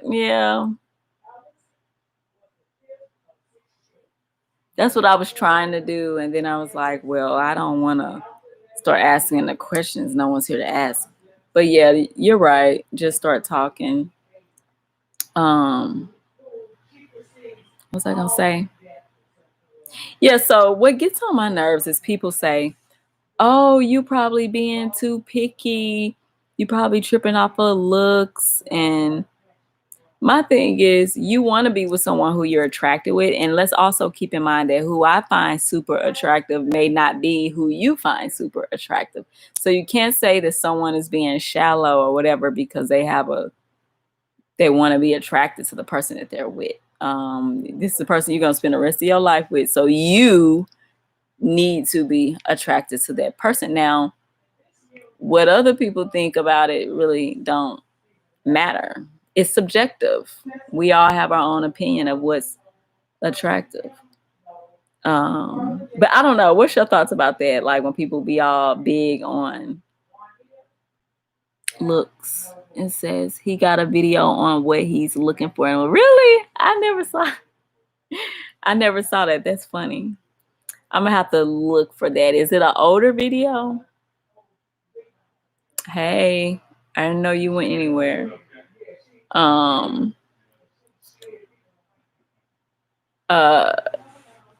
was just telling me that Don has a video on what he's looking for in a woman. That's funny. That is very funny. I haven't seen not a relationship video on him yet. I've only seen his funny videos and then him giving his opinion about topics that's happening now. Like I haven't seen anything about relationships. He said, "Oh no." I've never did a video like that. What I'm looking for in a man. Maybe that's a concept I need to put on my page too. Maybe that's my next video. I just get tired of talking about it because I'm single. Just like I don't know if you all know who Tony Gaskins and all those love relationship expert people and what's the other guy, Stephen Speaks and all of them. People are they're always trying to say, find your husband or whatever, finding my Boaz and all that stuff. All that stuff is annoying to me because I'm just like, there's no rule book to finding the one that's for you. If it's gonna happen, it's gonna happen naturally. Miss me with all that. LOL, he loves some Darra. Ha! Y'all funny. I put in the universe what I wanted in a man. And shortly after my man came into my life, everything I said I wanted, I got. Praise God. And that's what I'm saying is I put in the universe what I wanted several years ago. And from where I'm sitting, no, I have not met it. I feel like if I did meet it, I would be married by now. So I'm still in the mindset of all the positive things and what, like I'm still positive about it, what I'm looking for, but I'm not as focused on it because I just feel like it'll happen when it happens. It's really annoying to me after a while. Really, really annoying. Let me see. Who is Derek Jackson? Scroll through his channel. I forgot the name of the video, but it's up there. Derek Jackson. Who is that?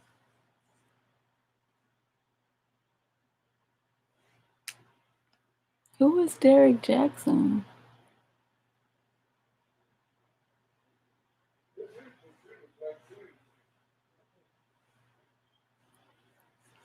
See,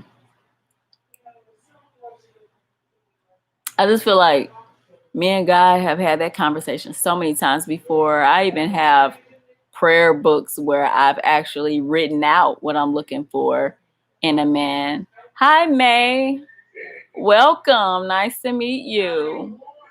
Right now, we're just talking about random relationship stuff. So for me, yeah, it's just like after years of the thank you. Thanks for the shout out.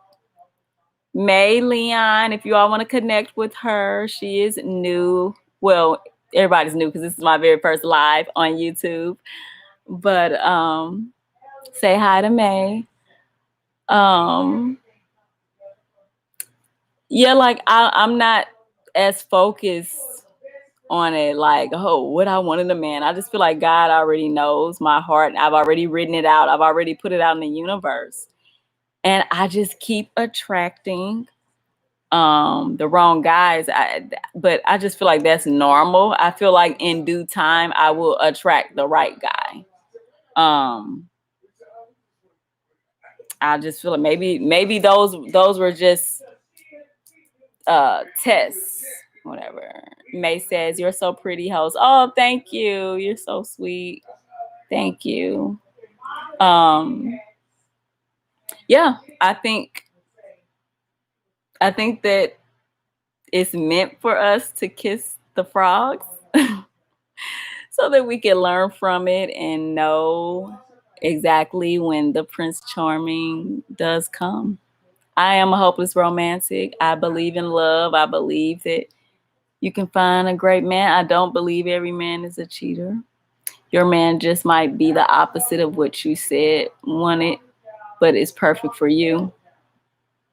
Well, yeah, well, when I say what I want like the basic things. Like it's nothing it's like the basic things. Like, of course, you want a good man, someone to treat you right, someone that loves God first, good head of the household.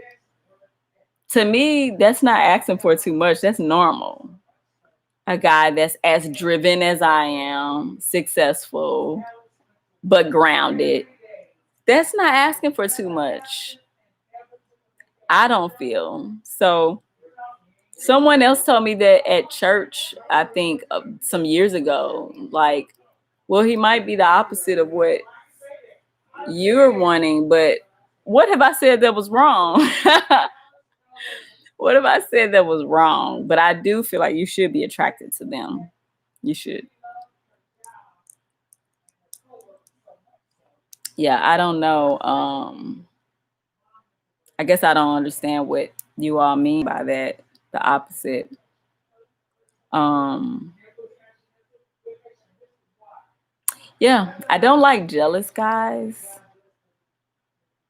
I've had situations with that where guys seem jealous or insecure. I don't have time for that. Um, but I will say I am a lot more open than what I used to be because nothing's gonna be perfect. You just want them to have the core things that a man should have, things that you know you can't live without, and that's a man who is a good man, puts God first, know how to treat his lady, and head of household. Um, to me, those are the top things that you want him to have. Excuse me, y'all. My nose is woo. I got bad allergies. Um, those are the top things for me.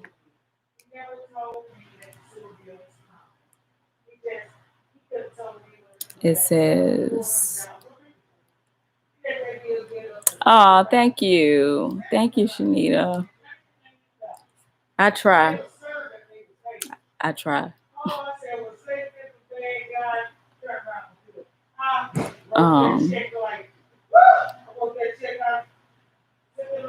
yeah. But like I tell my other single friend, I'm just like, hey, she's actually an actress and she lives in California. So she deals with a lot of cornballs.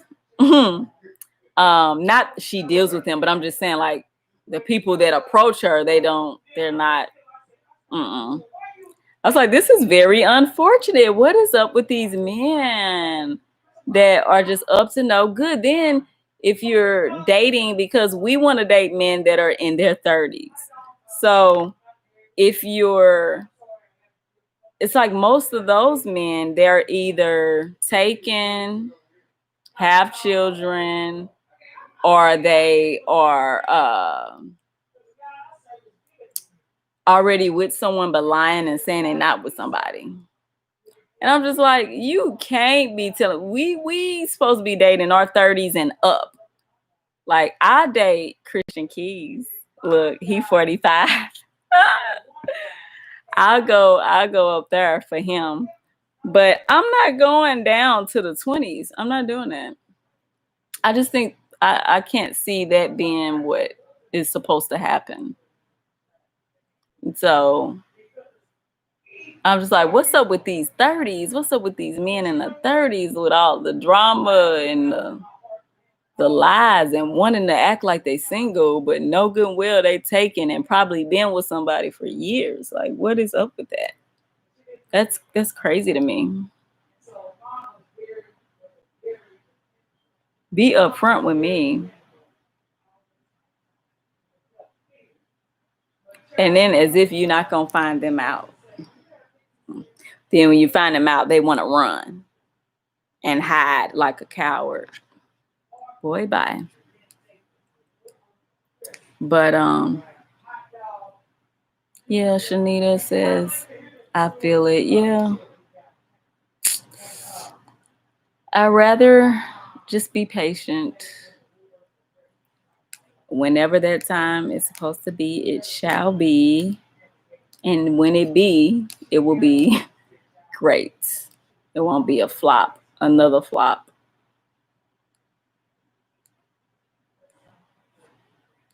Y'all, these mosquitoes, ugh, like, can y'all see all of this?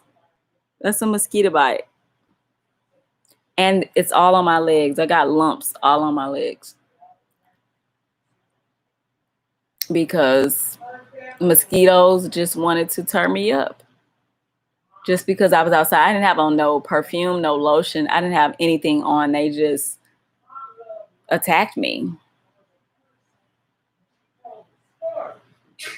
Let me see.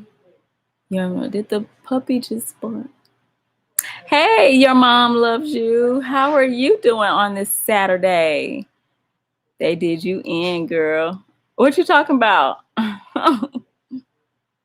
You said they did me in? What you talking about?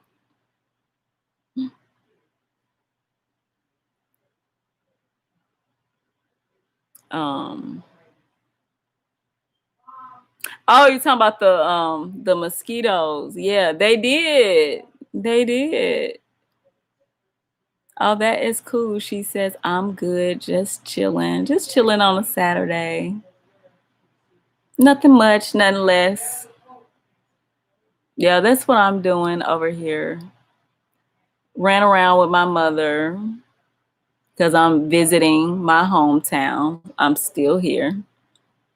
But yeah, just wanted to come be live tonight because I don't go live, and I did a practice live and YouTube was threatening to take it down when nothing was wrong with it. And then I had to send in an appeal, and then they approved it. And then I deleted it anyway because it was a practice live. Then I went live. Face was beat. I was in my bedroom back when I was in Texas and went live. And do you know I was using the Prism app, and it's connected to the YouTube. So when you do the video, it's supposed to post to YouTube like it did with the practice live. Well, it never posted. It stayed sitting in the app. So I was annoyed by that. I was like, So I was telling Shanita and them about it. And it was like, oh, you should try to go live again. And I'm like, on a Saturday? Don't nobody want to talk on a Saturday. And then I'm a very in order person. Like, I got to have things laid out. Things got to be planned out. I got to know what we're going to discuss, what we're going to talk about. If I don't know, if I don't have nothing to talk about, then it's like, oh, I want to just sit there and look at people. And then you got to wait for people to come in. So then you got that time where you're just sitting there waiting for people to come in. Like, oh, yeah, I'm just waiting for people to come in. So, and you can't edit this and cut out the beginning. We got the mosquitoes real bad here in Florida. Oh, I bet. Yeah, Florida is definitely a spot for mosquitoes. Back again. Oh, hey, just my opinions. Okay. I didn't know you were here. Yeah, I am tore up and it itch. I'm on my live and yours. Oh, okay. I heard that. That means I should pull your live up on my phone.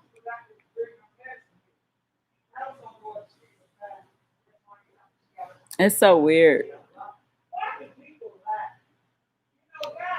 Let me see if I can find your live. Hey everybody, welcome back. Trying to see. I'm trying to find just my opinion. Y'all, I'm hungry. It's some catfish nuggets in there. I think I'm gonna eat again. I'm so hungry. Hey Ella. Hi, how are you? Welcome to my first live. Thank you guys for the support tonight. At first, I was about to end it because I was like, ain't nobody on here. It's Saturday night. Nobody want to talk. But then people started coming on through. Ooh, just my opinions. They unsubscribed me from you. They unsubscribed me from you. I just resubscribed, but clearly, well, you know I was subscribed to you, but just now it showed that I was not subscribed to you. But I'm in your live right now, so I'm watching you. But don't use your same account. Wait a minute, what? It says I'm on live on my laptop and watching her on my phone. Wait a minute, hold on. Wait a minute, what happened? You saying go into my other account? Okay, yes, I am in my other account. Oh, duh. So the reason why it says I wasn't subscribed to just my opinions is because I'm viewing her from my other account. Duh. I don't go subscribing y'all for. Okay, what's going on? I'm lost.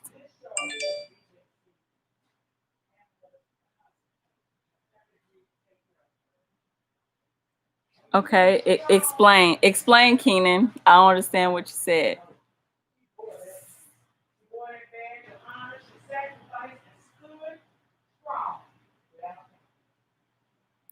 Cause I have two YouTubes, so the other YouTube I only use for like watching entertainment news and different things like that, and then this YouTube is obviously my interactive YouTube. Like I don't even comment on people's stuff on my other account.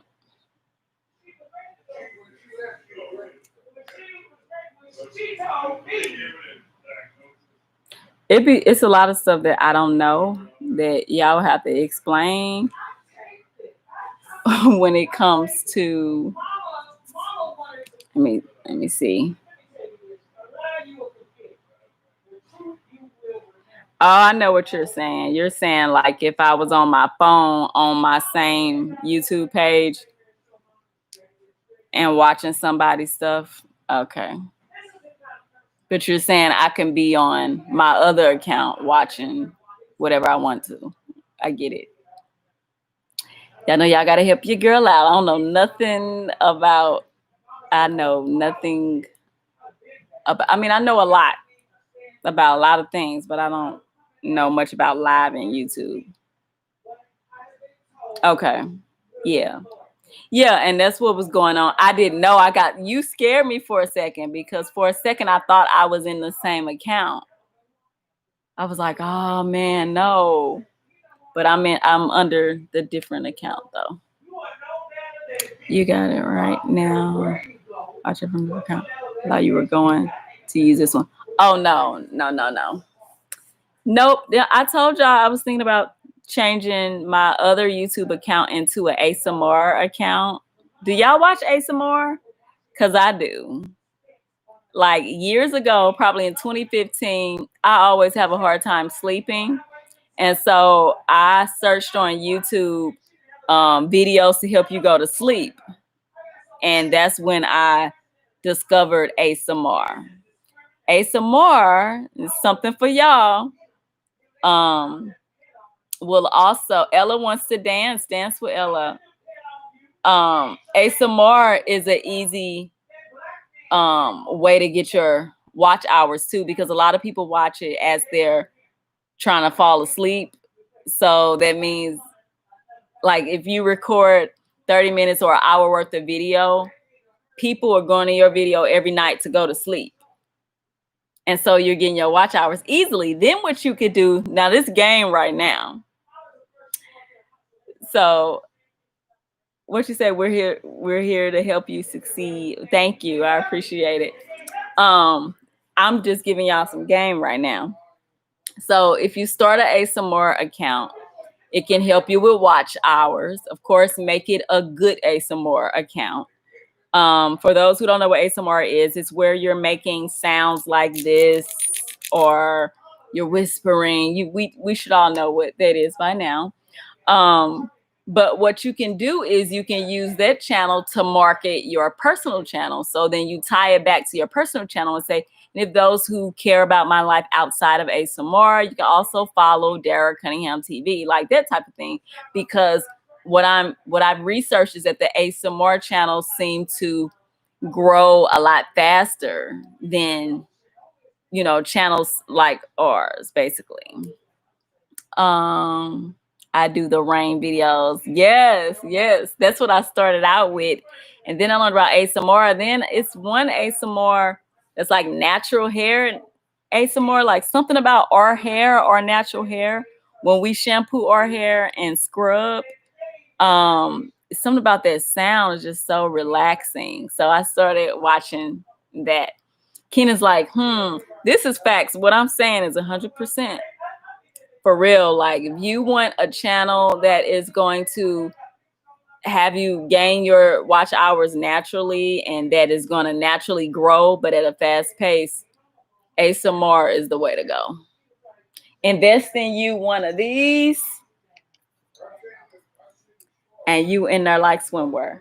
Now, of course, y'all know I'm in St. Louis and I find this at my mom's house.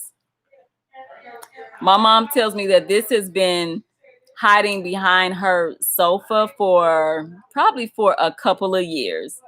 Not until we bring it out of hiding and say something about it. One of my sisters come over to visit. Oh, that's my microphone. Y'all know how I be with the siblings. So I thought I had a free microphone for a second. So no, but I'm gonna order me one on Amazon. Ooh, it itches. Ooh, Lord, these mosquitoes are itching me. They may like your voice for that. No, they may like your voice for that. You the one over there, Barry White knit. Yes. So what I like to say to you, you the one with the deep, heavy voice. They may love your voice. Your voice may be very calming and soothing. As a matter of fact, yeah. ASMR would be a great idea for you.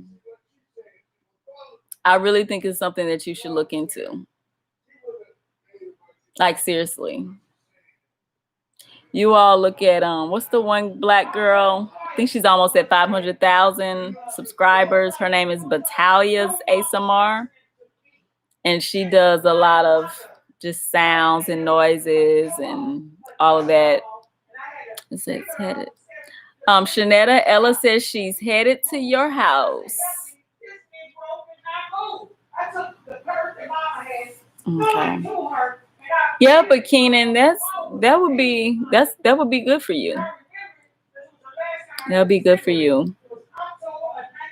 I wanna and it's easy too. Amazon has microphones for as cheap as $50. It says best pick or best choice or whatever, or Amazon's choice. So it might be a good microphone. I'm not sure. But yeah, I think you should invest in that. It's just a second account. Call it Keenan with the sounds. I don't know. You're welcome. I'm serious though. I'm serious for real. Like, just go and watch some of these people's channels, and you will see that it's a really good idea, especially for those people who have. I know for me, people always told me that, oh, your voice is so heavy for you to be so short, and oh, you sound like a news reporter. And it was funny that I ended up taking up news reporting. But yeah, it's usually a lot of whispering, calming sounds. People like to hear things rubbling, like if you, I don't have a microphone right now, but people like to hear things like this, or just anything that's calming to make someone go to sleep. But they also want to see that you have some type of personality in that too. But that's just a little tip for those people. Sometimes cross promoting can help you grow your personal brand. So that's what I would use it for. But yeah, we were supposed to be talking. We've already talked about relationships and all the above, but that never gets old. We were talking about, what to say, I'll watch some of them. Yeah, it's a bunch of good ones. Okay, we got a connection over here. Shanita just connected with Ella. Ella says she loves Shanita's house. Yes, Shanita does have a very nice house. Great content. Just a lot of good videos. Let's see,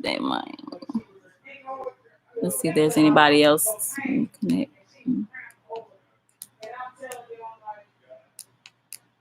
Go up.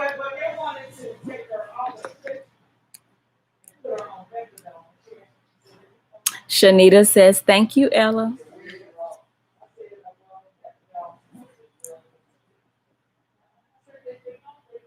That is so great. You guys are able to make a connection. I'm happy that everybody in here don't know everybody. So that way you all are able to make a connection. That's good.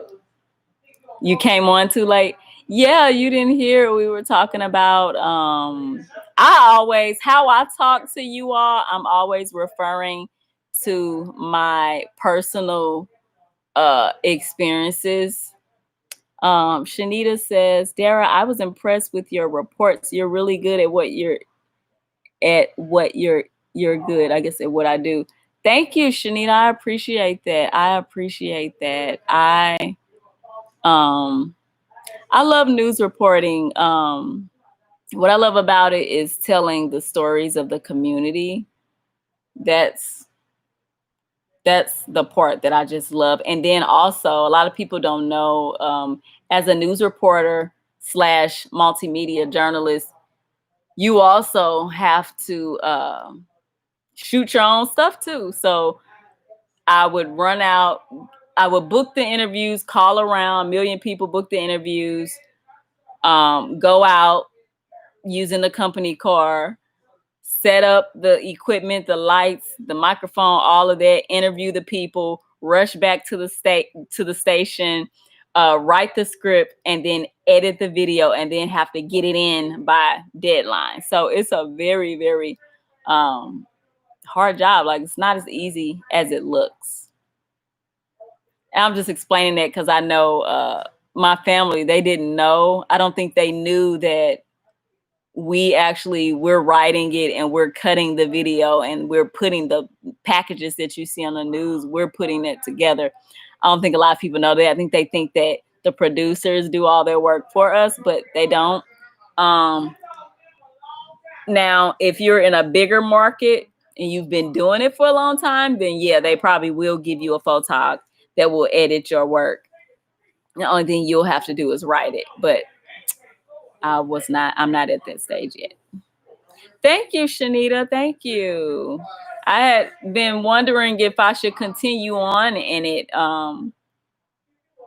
because I'm just such a fan of entrepreneurship. Like, And especially with this COVID going on, I just feel like this is a time for all of us to really start thinking about our natural talents and what we love doing. And yeah, I have been trying to figure out what I was, what else I'm going to do. My thing is I love to create content. I love content. And that's why I'm over here on YouTube, because I love to edit and put things together. So yeah, working as a news reporter is it can be very stressful because you're on a contract and you can't always do things the way you want to do it. You have to. No, I did not. No, I didn't. I didn't touch that at all. Sorry, y'all. Well, you need to look harder, because I didn't do that. I proofread it and I edited it. I didn't take out any names. I didn't have to. Excuse me. Maybe when you copy and paste it, you probably just didn't copy it. Anyway, when you were doing weather report, do you have to edit that too? Yeah, so the weather report, that's the thing. When I moved to Houston, I was working for a company there, and I'm not a traffic reporter. I'm not a weather reporter. To be a weather reporter, you have to go to do extra classes for that or something. And I didn't take up meteorology.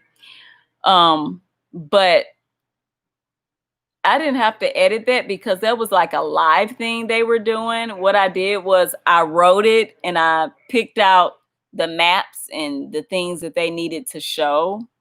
And then I just stood up there and they recorded it. And I just said what was going on with the flood. But I'm not even a weather person. You have to take, I took astronomy, but it's not astronomy. It's some other type of science stuff that you would have had to take to be a meteorologist.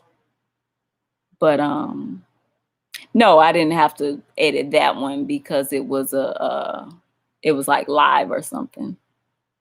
I edited it to put it in the reel that you saw. But thank you, I appreciate it. Yeah, it's a very stressful job. It is not as easy. That's why people giving reporters a lot of slack right now. And right now I'm not at a station, so I'm not in the mix of it. But I be trying to explain to people, as a news reporter, we're not allowed to just make stuff up off the top of our head. We have to confirm everything through a credible source. And most of the times, like dealing with coronavirus, I didn't necessarily stop. I quit my job. I was working as a news reporter for ABC, and I quit my job to move to Houston after my sister passed away, so I could be closer to her daughters. My sister, her husband, and her daughters, they were living in Houston. I was living in Amarillo, Texas, which is like 8 or 9 hours away from Houston.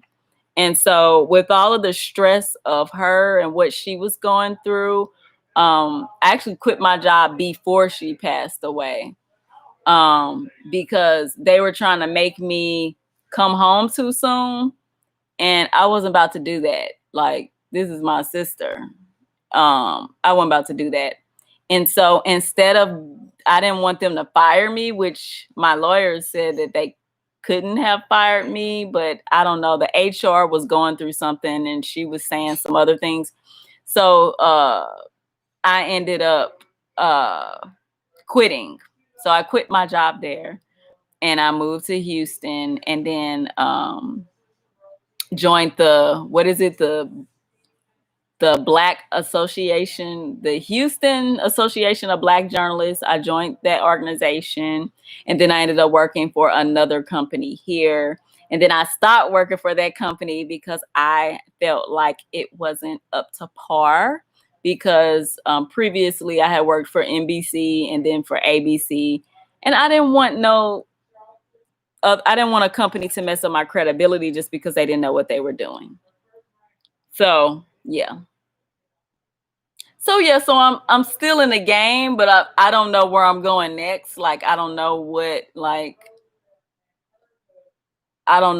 I'm doing next with it. But I do want to continue on with it. Just want God to open up the right doors where I can succeed.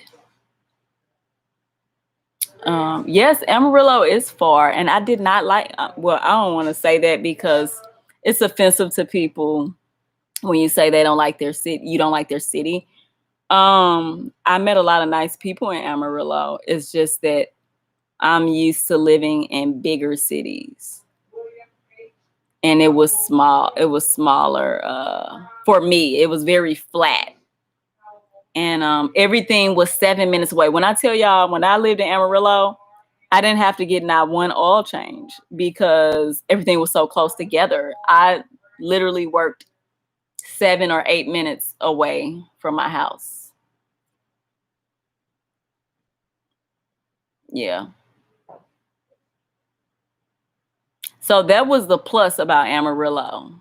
But as far as getting interviews and connecting with the police officers and all of that stuff, super nice people, super nice town, very conservative, but super nice. It just wasn't as live for me. But it's funny because now I'm in Houston and I'm just like,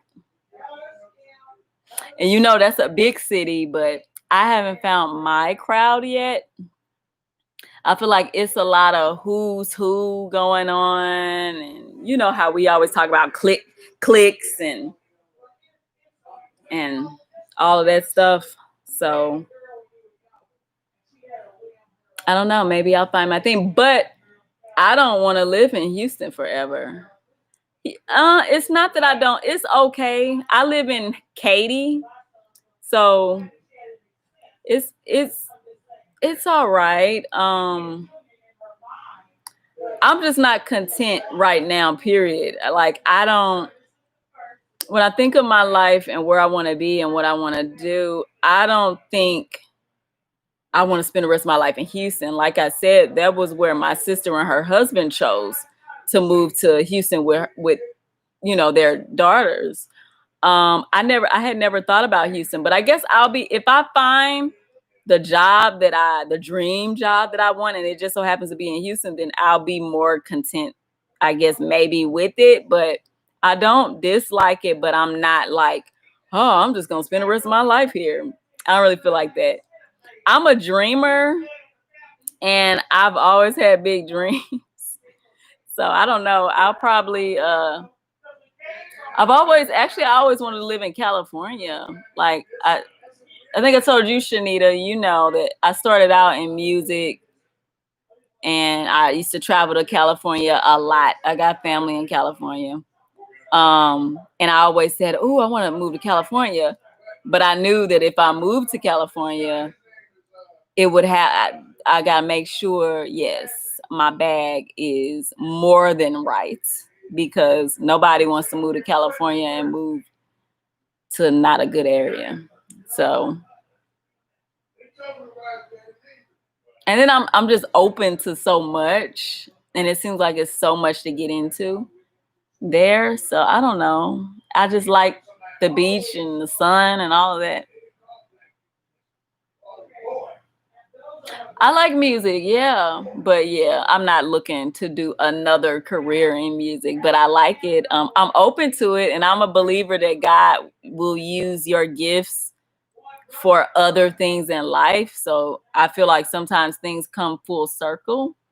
And as we move on in this life, we're just developing and we're just learning. And at some point, it's going to come a time where you're going to have to reach in the hat and use certain skills that you have gained along the way. So I don't know, girl.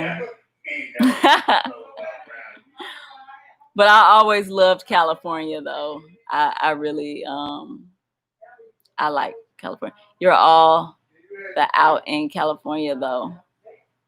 What you trying to say? Rural-ish out there. What does that mean? I don't know.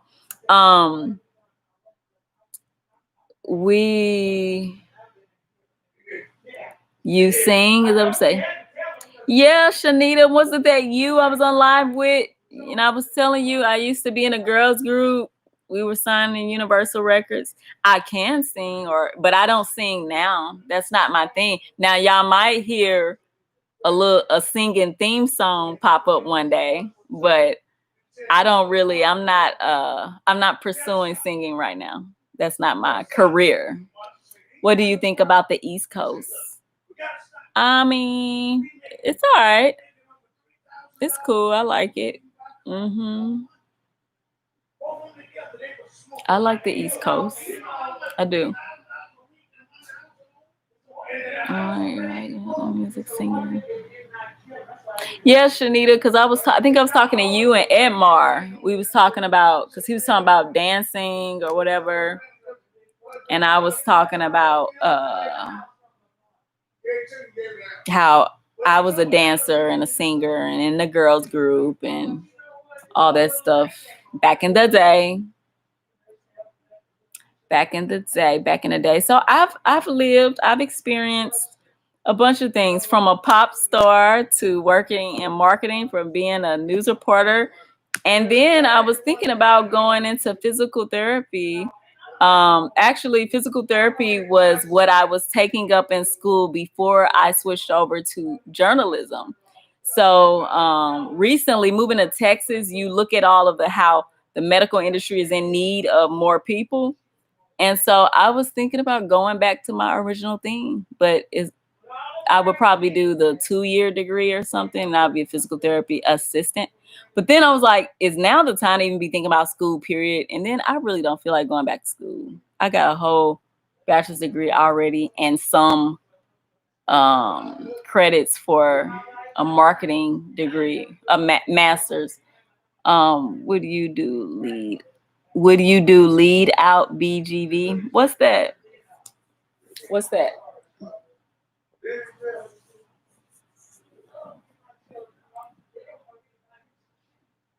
What's BGV? You said, would I do lead or background? Is that what you're trying to say? At that time, in the girls group, I was the lead, but I don't know if that's what you're asking me. No. This light, 1 minute, this light looked kind of bluish, and then the next minute, why is my face getting oily? Then the next minute, it looks clear. Would you do? Okay.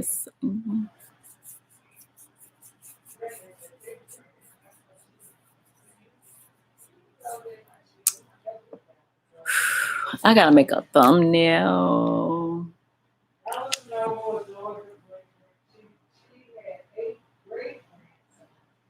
You do. My bad, typo. Yeah, would you sing lead or background vocals? Well, when I was doing that, I was the lead. What happened was when I came into the group before the record deals and all of that, it was just a group that they had formed. And it was 2 girls that was in a group. They were more so the lead. I was like the new girl in town. And then they started switching out. They got out. One of the girls left the group. So then it was just us. So then I was like the second lead. You know how every girls group is like 2 leads. So I was like the second lead.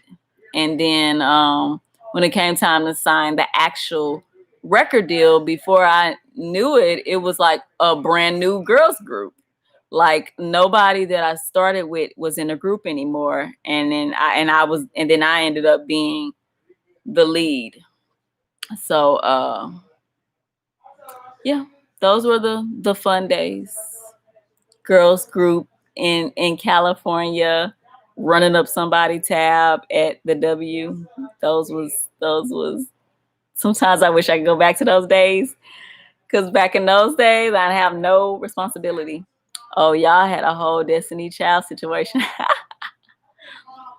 Yeah, it turned really bad. it turned bad because I think deep down inside, everybody wants to be a lead singer, rather they admit it or not.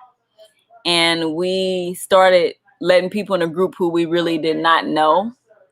And I think it was some jealousy there. From what I was told from other group members, was that some of the girls were intimidated, or it was a bunch of weird stuff going on. It was a bunch of weird stuff going on.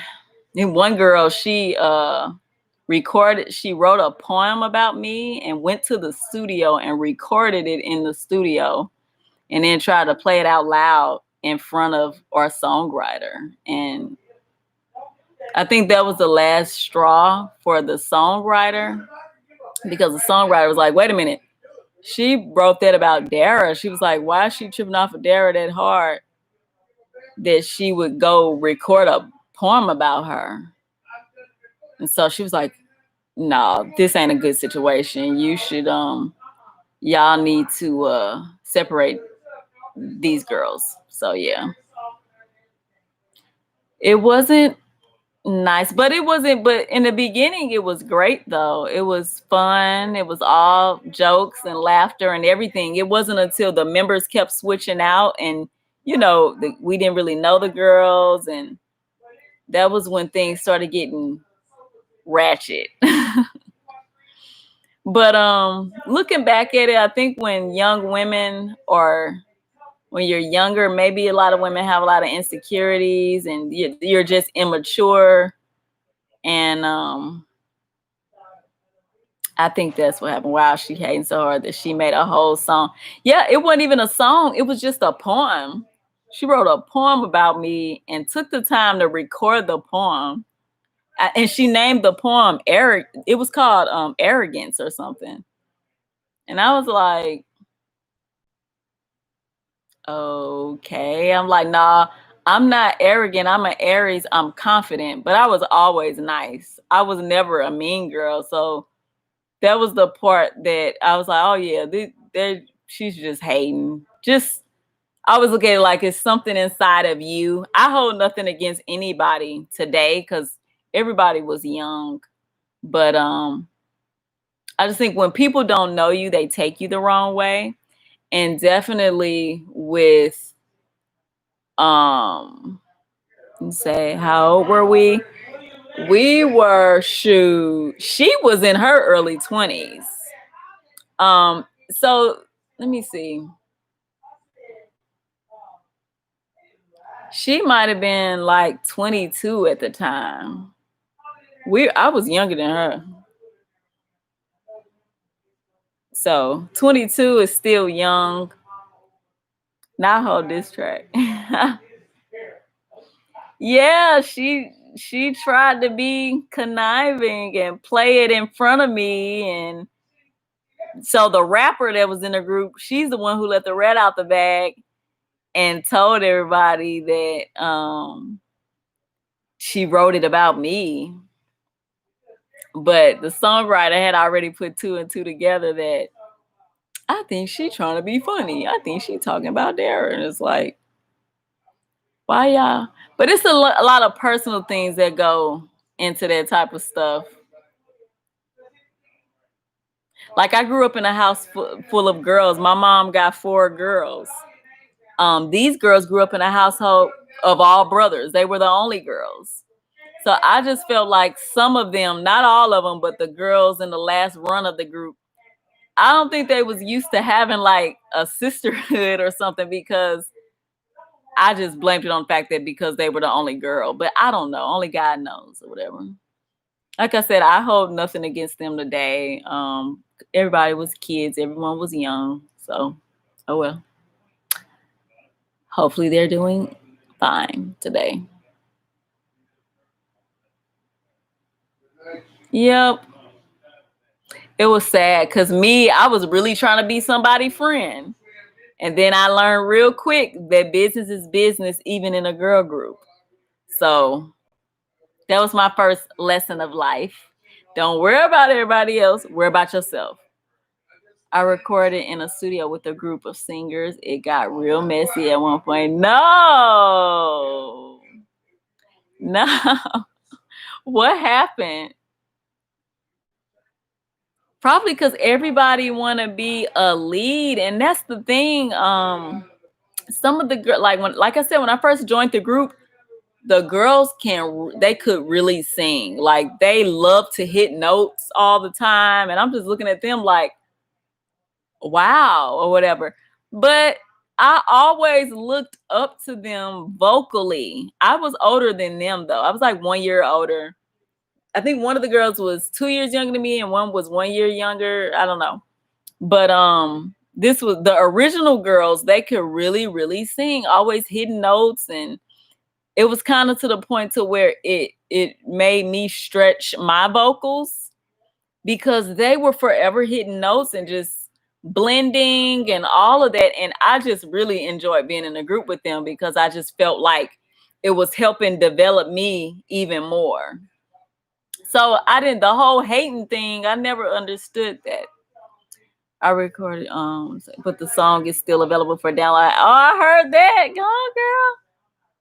Google Play and Apple Play. I heard that. Yeah, I don't think they put any of our stuff on Apple or Google. Probably for copyright reasons, because in order to do that, you have to copyright, meaning like if I collabed and I wrote the song, I gotta send my stuff in, they gotta send their stuff in, then the producers gotta send their stuff in. It gets really messy. And so because we only had one official single, yeah, they just they wasn't on top of the Apple and all that stuff, putting stuff out there like that, which was annoying. I have a younger sister today. She's only 22. And like she took her stuff, she wrote her stuff, took her own stuff and threw it on Apple and all the above. But back in those days, and it wasn't that long ago, so I don't know why I keep saying that. But at my time of doing that, we didn't do all of that. Folks started sleeping with each other's husbands, jealous wives, and this was all not in the church. No.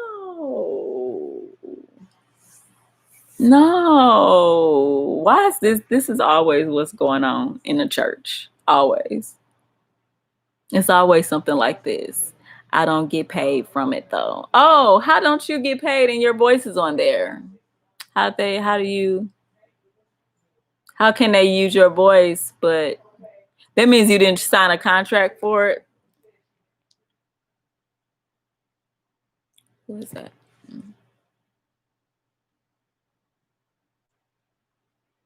Because, yeah, if they using your vocals, they're supposed to be paying you something. It's like who collecting the cash? The pastor? Who get the proceeds from the song? Somebody's. So that means somebody published it. Someone signed the publishing and somebody is collecting money.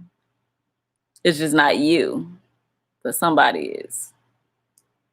See, it's always janky. Another thing about the music industry, I don't like the whole having to deal with producers and wait on producers. And I don't like that. That was the most excruciating. Like, I just hated that.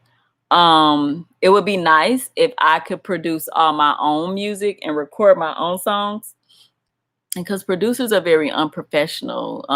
They're supposed to meet you at the studio at this time and they may not be there, or it's just always drama. And then you got to worry about signing off the rights and allowing you to use a song that they produce. Yes. Yeah, it's just too much riffraff. Like one time I did a song with the producers that I was signed to, and then come to find out, I dropped the song on YouTube, and if y'all check my thing all the way down on my old videos, you'll see the song is still on my YouTube to this day. I never removed it. But yeah, they were upset because I put the song on YouTube, because come to find out, they had collabed and did the song with another producer that was in Chicago. So they were like, wait a minute, the producer that we collabed and did the song with, they said they got an artist that wanted the beat too.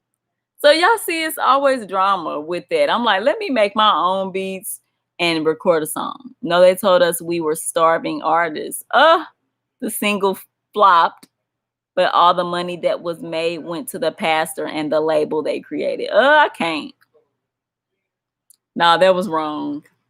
They were supposed to give you all a percentage of it. If they were making a profit off of it, that means everybody was supposed to get something.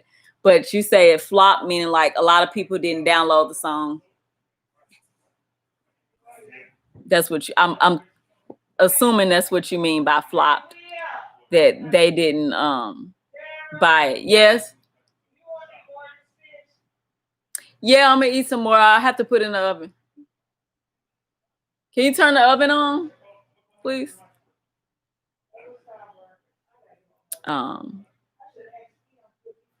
But yeah, they probably they just didn't want to pay y'all. They didn't want to break y'all off a piece of what was going on. That's all. That's another thing. Like, it's so janky. The music industry is very janky. Like, you can go in it being smart, but it's always something that can slip through the cracks. It's janky. I know I could tell y'all this too. So I connected after I got out of the girls group situation. I was a solo artist. And then after I stopped being a solo artist with the producers, I don't know if y'all know who the track stars are, but I was with the same people that had did the stuff back with Chingy, like that produced a lot of his stuff. Yeah, I ended after I got out of all the situations with them. I had ended up working with some of the Grammy winning writers and producers that I worked with when I was back in the girls group. But this time it was me on my own by myself with like one of my cousins. And what happened was I noticed that, yeah, when you don't have the support and backing, people really think they could do you any type of way. And like, I remember I recorded a song and we were writing and everything, collabing, and they wouldn't give me a copy of the song. I was like, oh, okay. And they never gave me a copy of the song. And so then I was just like, see, now I don't even want to collab with people either, because I think for that song, he ended up writing it, but I just wanted a copy of my work, because as a singer, that's what we do. When we leave the studio, we take a copy of our work. And he didn't, he never, still to this day, still cool with him, all the above, he never sent me a copy of my work. And I don't know if he thought I was going to put it out there or anything, but I wasn't. I just wanted a copy of my work. So that's what I say. If you're going to be a singer as a woman, it would be nice to know how to produce too. That way you don't have to worry about all of that. You can do your paperwork, publishing, copywriting, all that stuff. And it's you. All the money will come to you. No, they told us, okay, people bought the single when we debuted it. Excuse me, after that, the sales slow down. Yeah, you know, you got to keep promoting. Yeah, sales will slow down. If you don't stay promoting it and hyping it up, how people gonna know about it?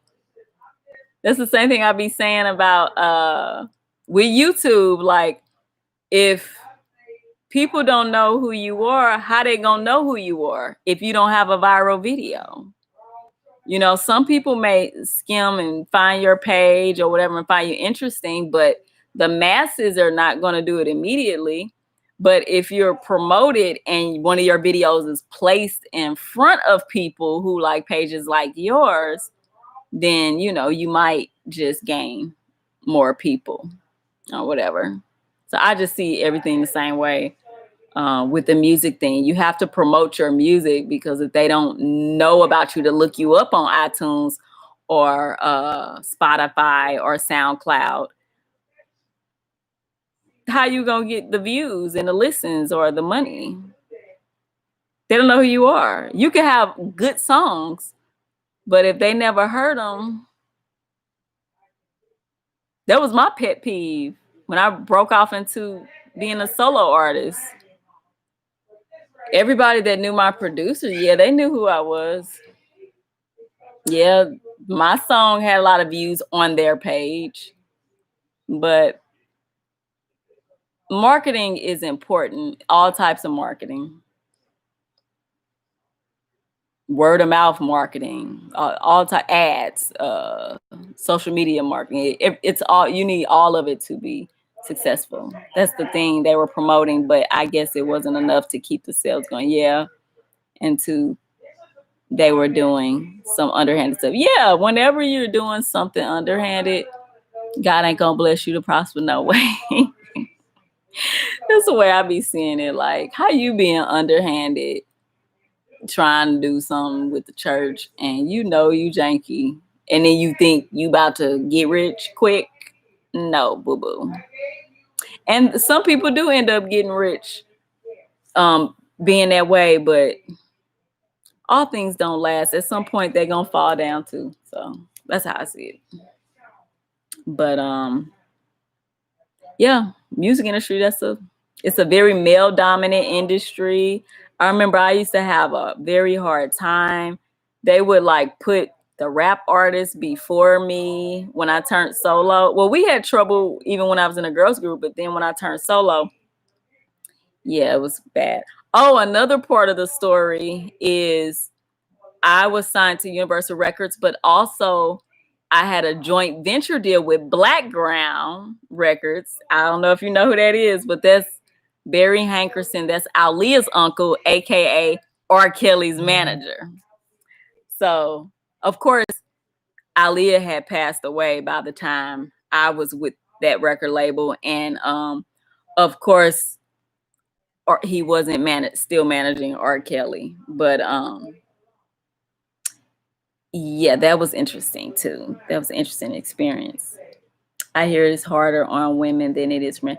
Yeah, it is. I think it's rough on men too, but no, it's a lot harder.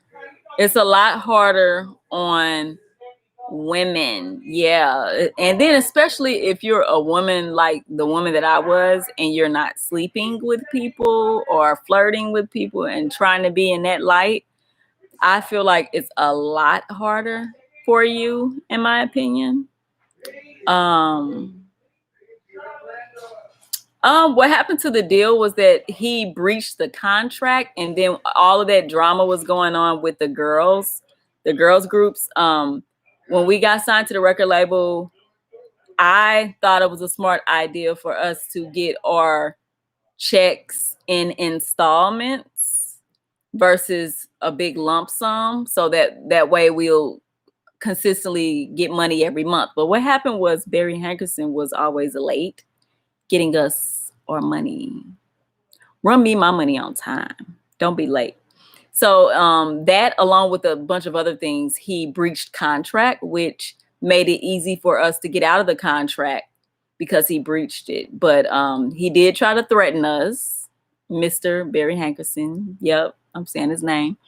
He tried to threaten us and said that he gonna make money off of us, no matter what field we in, or something weird and crazy that he said, like he did Missy Elliott and Timbaland and Aaliyah to this day. But thankfully, because he breached the contract, he wasn't able to do that. I have no ties to Barry Hankerson anymore. Right. Yeah, you better have my money. Yeah, he was cutting us our checks late. I'm like, oh, this is a ghetto, unprofessional record label. Like, and like I said, the joint venture was with Universal Records. But oh yeah, and JoJo, the white girl, that could really, really sing, she was on Blackground too, but she had it set up to where she never had to deal with Barry Hankerson. Like, her mom was like, we'll do the record deal, but she's not dealing with Barry Hankerson at all. So Vince, Tamar's husband, everything went through him when it came to her. So, but he did her the same way. JoJo just recently had to re-record her first album just so she can get the rights or something weird that just happened. Yeah, I just found out doing my own little research. I checked the court documents and found out that Barry Hankerson just recently, well, wait a minute, I don't know what year it happened in, but he tried to set somebody on fire, and he set somebody's car on fire, one of his ex-girlfriends or something. Oh yeah, he was big on the threats, and that's public records. You can look that up. So he can't get me for defamation because that's public records. So another thing I learned, everyone always talked about how the music industry was a very gangster business, but me, I'm not really from the street. I'm not all street smarts, all like that. So I didn't really know much. All I knew was we looked up to Aaliyah and Destiny's Child and all of them, and we wanted to do something like them. I didn't know it was a gangster side to the music industry until I signed with that record label. Is he still trying to make music? Who? Barry? What? He's crazy for real. Yeah, he's crazy for real. But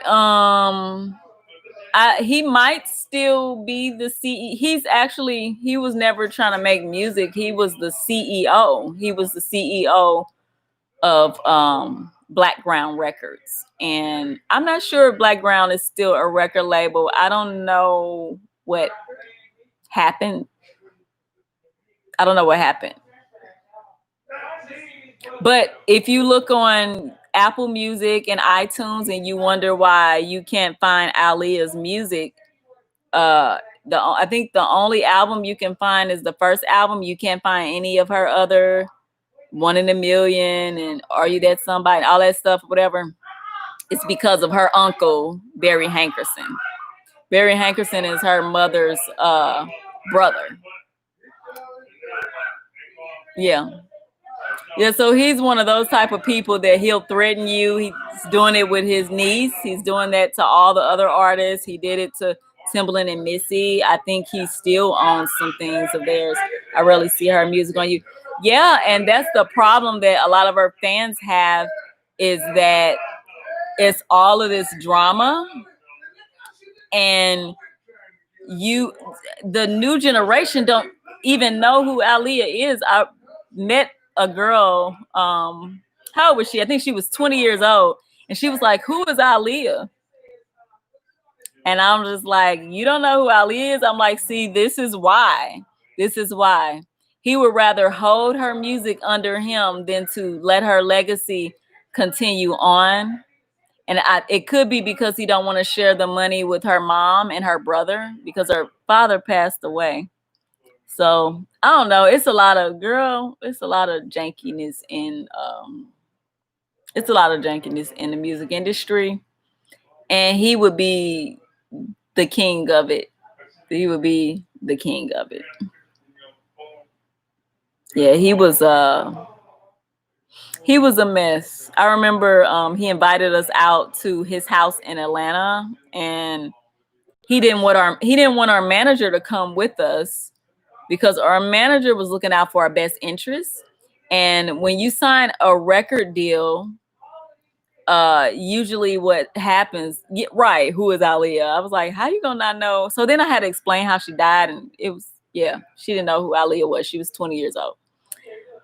The girl was 20 years old. And then I had to remember that my sisters know who they are only maybe because of me, because I kept her alive, and then I named my youngest sister after Aaliyah. He probably had something to do with her death. Yeah, that's what a lot of people speculated. It's speculated. I don't know. I remember Mary J. Blige got on 106 in Park, and she speculated like that. So I did later find out that she was never supposed to, on the day she flew home from Honduras, that wasn't the day she was supposed to fly home. She only flew home because Barry Hankerson, aka the label, was trying to rush her back home to do a remix to More Than a Woman, I think, because they were afraid that the single wasn't doing well. Yeah. No, they say that. They've been saying that for years. Like he had something to do with it. He probably had some. Yeah, it's a bunch of theories on him. I don't know. You know, that was before my time.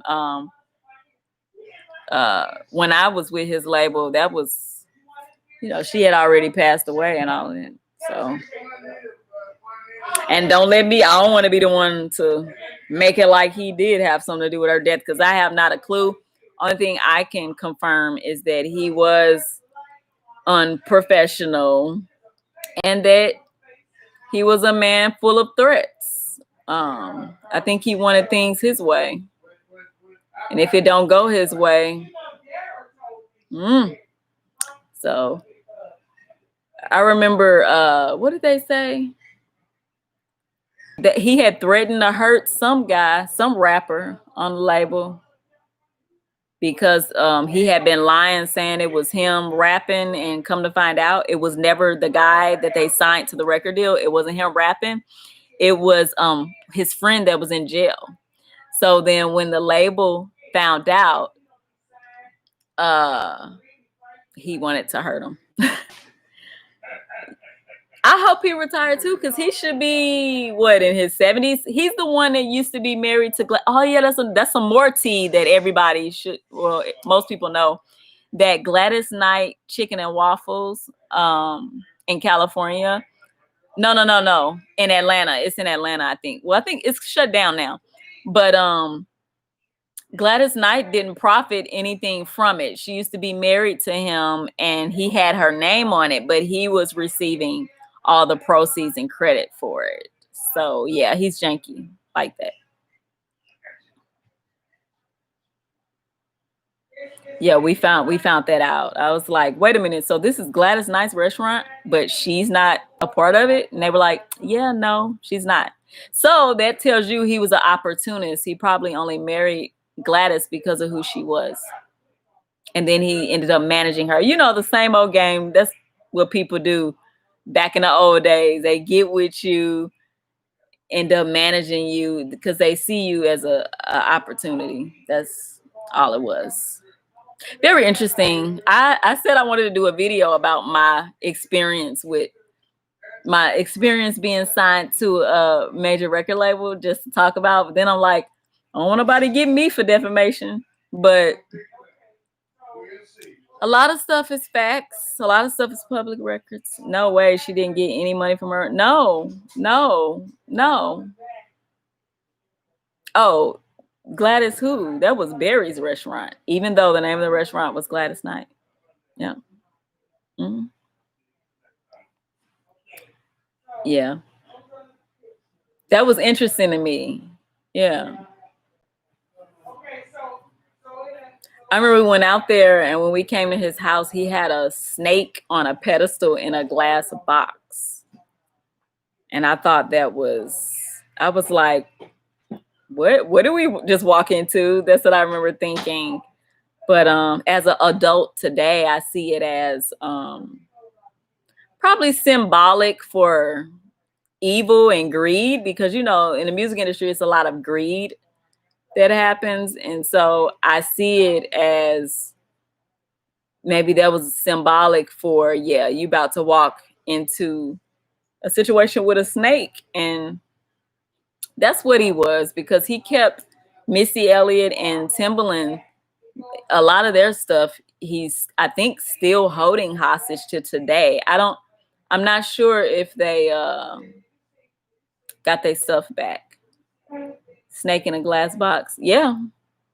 Symbolic for this is what you're walking into. This is who I am.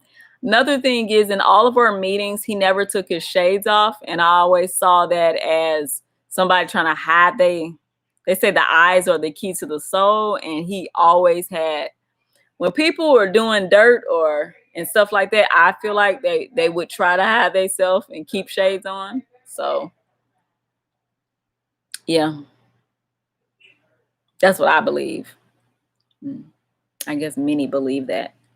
But it was interesting, very interesting. But the funniest part was Vince, because Vince was actually my showcase when I got the record deal. Vince and Static Major. Static Major is the guy that wrote all the songs for Aaliyah, he's passed away now, rest in peace. Them two, they were the ones that was sitting in on our what they call it, showcase. And Vince looked totally different. Vince had long hair at that time. No, I never saw his. I think I saw his eyes in maybe an interview that was on VH1 or something. But no, I never looked into that man. I just, yeah, he always had on black shades. Yeah. Yep. I think people be afraid to talk about this stuff. I don't know. I'm not though. You lived a full life. Yeah, well, yeah. I said I'm able to say, oh, I used to do this and then I used to do that. I just gotta add physical therapy to the list. Maybe. I don't know. Those is the fun days though. Any negative stuff we wasn't really, as a kid, not really a kid, but a young adult, you don't really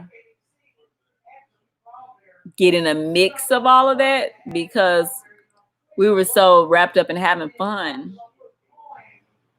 But it's funny because today I understand a lot from back then, a lot better today because I'm more mature and I've learned more obviously today.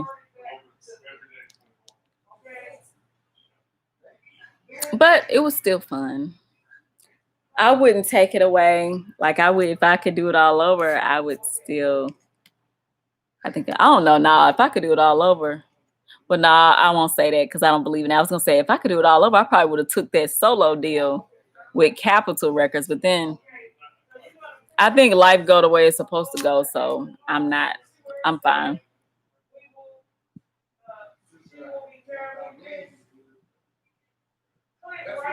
Yep. We were talking about record deals. We were supposed to be talking about relationships, but I guess that's how lives are, huh?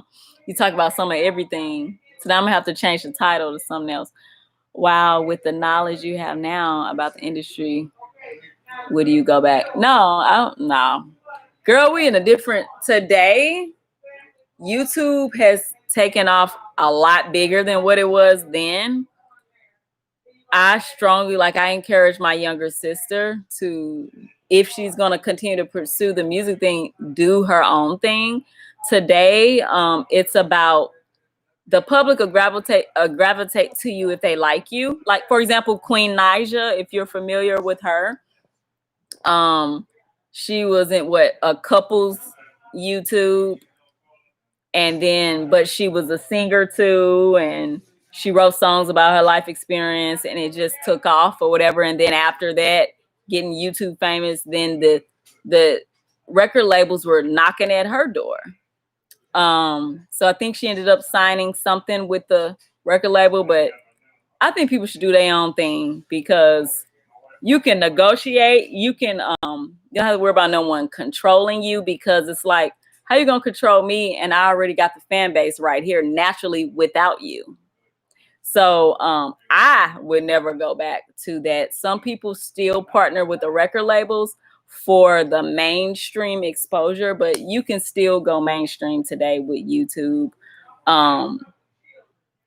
If without a record label. So my nose itch. Allergies.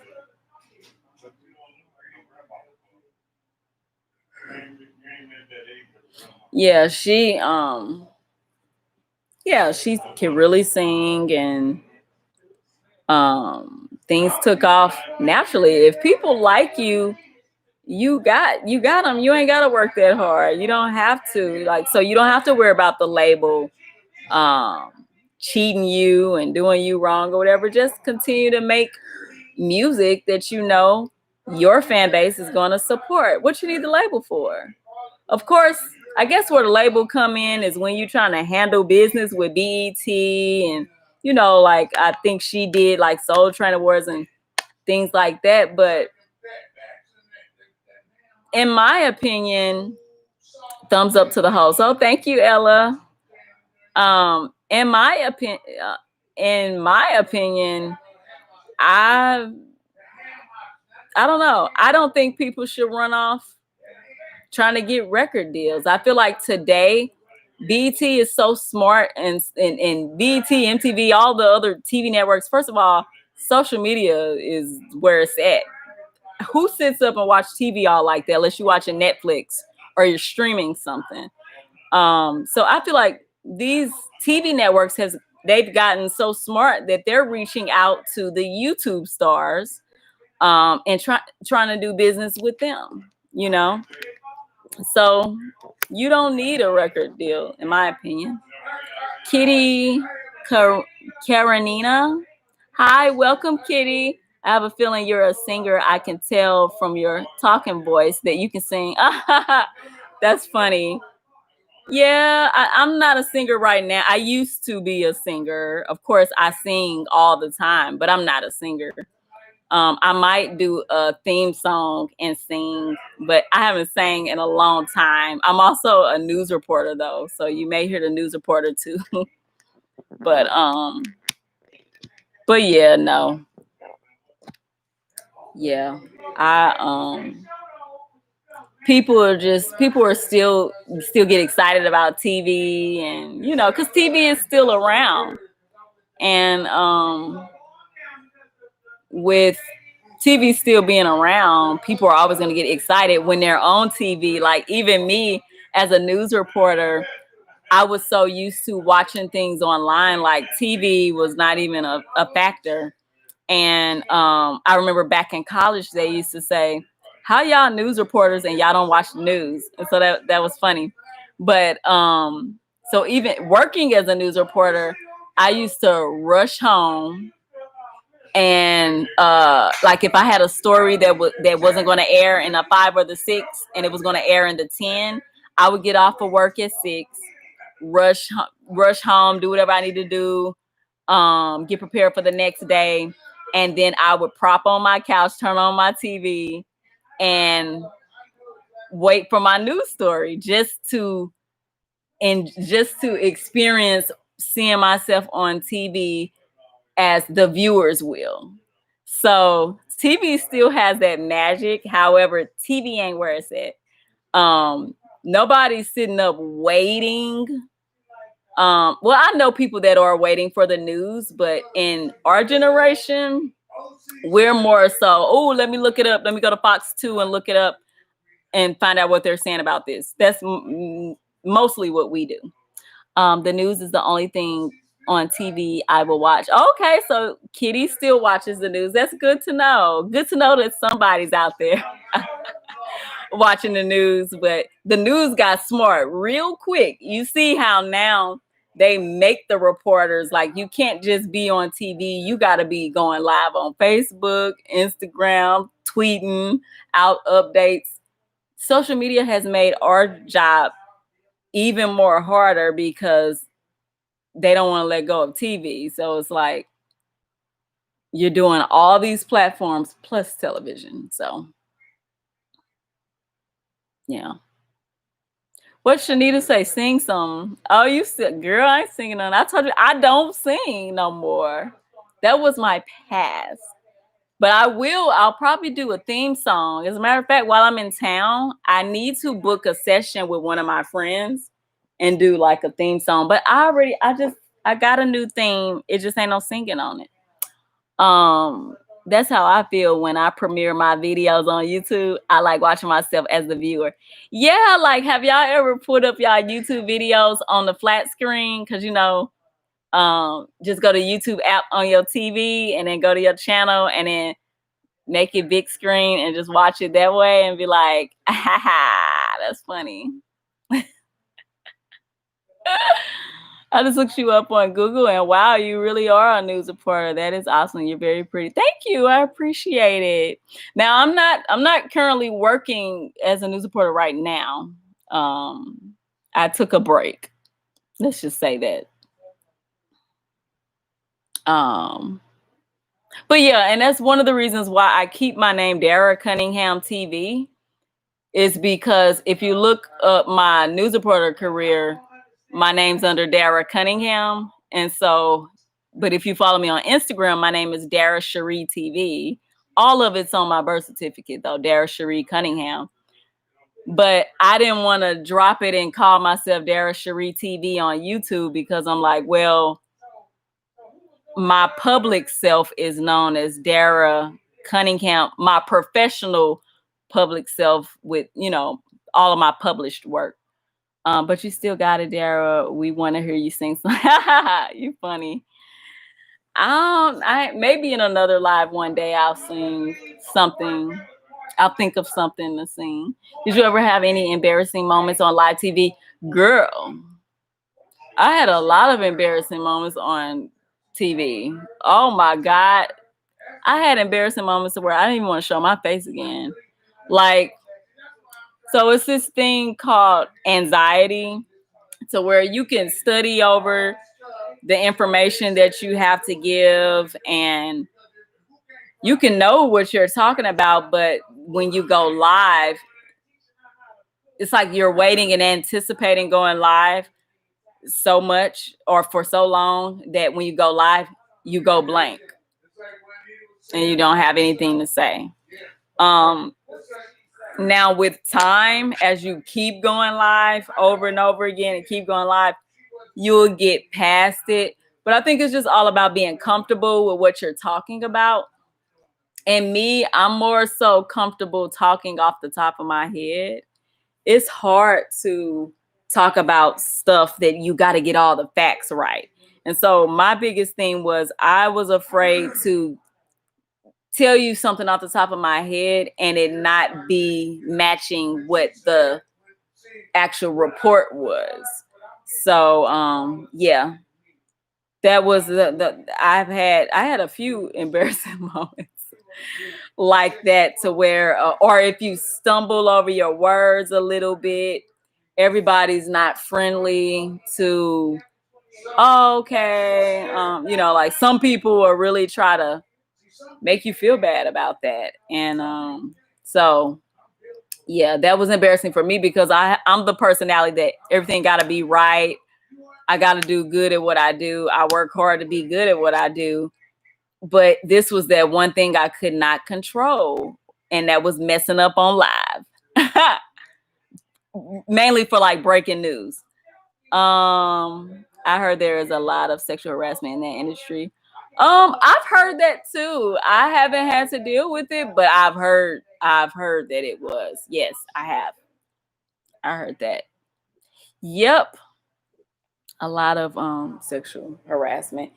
I guess in all industries though. Look, if we gonna be real, it's like a lot of sexual harassment in a lot of industries, Some men think they can get away with everything because they're in power. So yeah. Yeah, but that used to be that'll make you want to quit. The messing up on a live shot. Oh, it make you want to quit. When you come back to the station, you don't want to look at nobody. You don't want nobody to look at you. It was the worst. And I've gotten a lot better, but I'm still not to where I need to be in the in breaking news. I feel like I could ask you so many questions because your old job is so fascinating. Oh, which one? The music job? I'm looking forward to you singing in your name. Shanita.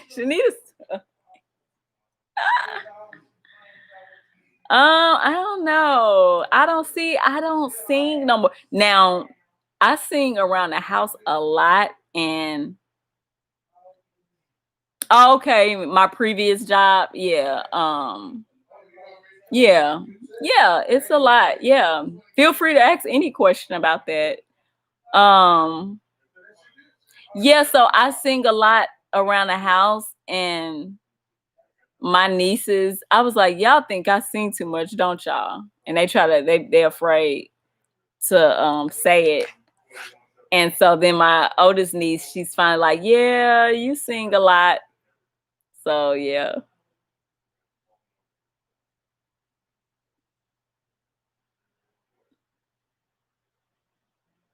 Oh, I was in a girls group. I had a joint venture deal with Universal Records and Black Ground Records. That was quite an experience. Everybody know what Universal Records is, but Black Ground Records was a record label where you may know this. They were way before my time, but artists like Timbaland, Missy, Aaliyah, who else was on Black Ground? JoJo, you name it, I guess, was on that label. Yeah. I was saying I might do a YouTube video talking about my experience with Black Ground. I don't know if I should say Black Ground Records or just say major record label deal. I don't know. The news reporter job was very stressful. That's why so the only reason why I'm on break from being a news reporter is because my sister passed away. And the news reporter job is very stressful. And I felt like there's no way after losing my sister, I'm running back to that job immediately. There was no way. And then I wanted to help with my nieces, my sister's daughters, and I wanted to be close to them. So then I left that job and I moved away. And when I got to Houston, I did work as a news reporter again, but then I took another break. So I do want to start back up again soon, but now with this coronavirus, I don't know what the heck is going on. Is it easy to move up or to move up? I would say it's easy because how it's set up is for most companies. Like you have a company called Tegna, you have Sinclair, you have Gray Television, you have Tribune, you have what's the other, Nexstar. All of those companies or media companies, major media companies. And what happens is they sign you to a contract for 2 years for the most part, depending on the company you're with. And so each job you're going to go to better pay. So your first job you're going to work, you may stay at the station for 2 years, but your next job you might sign a contract for 2 more years, but you're definitely going to be getting paid more.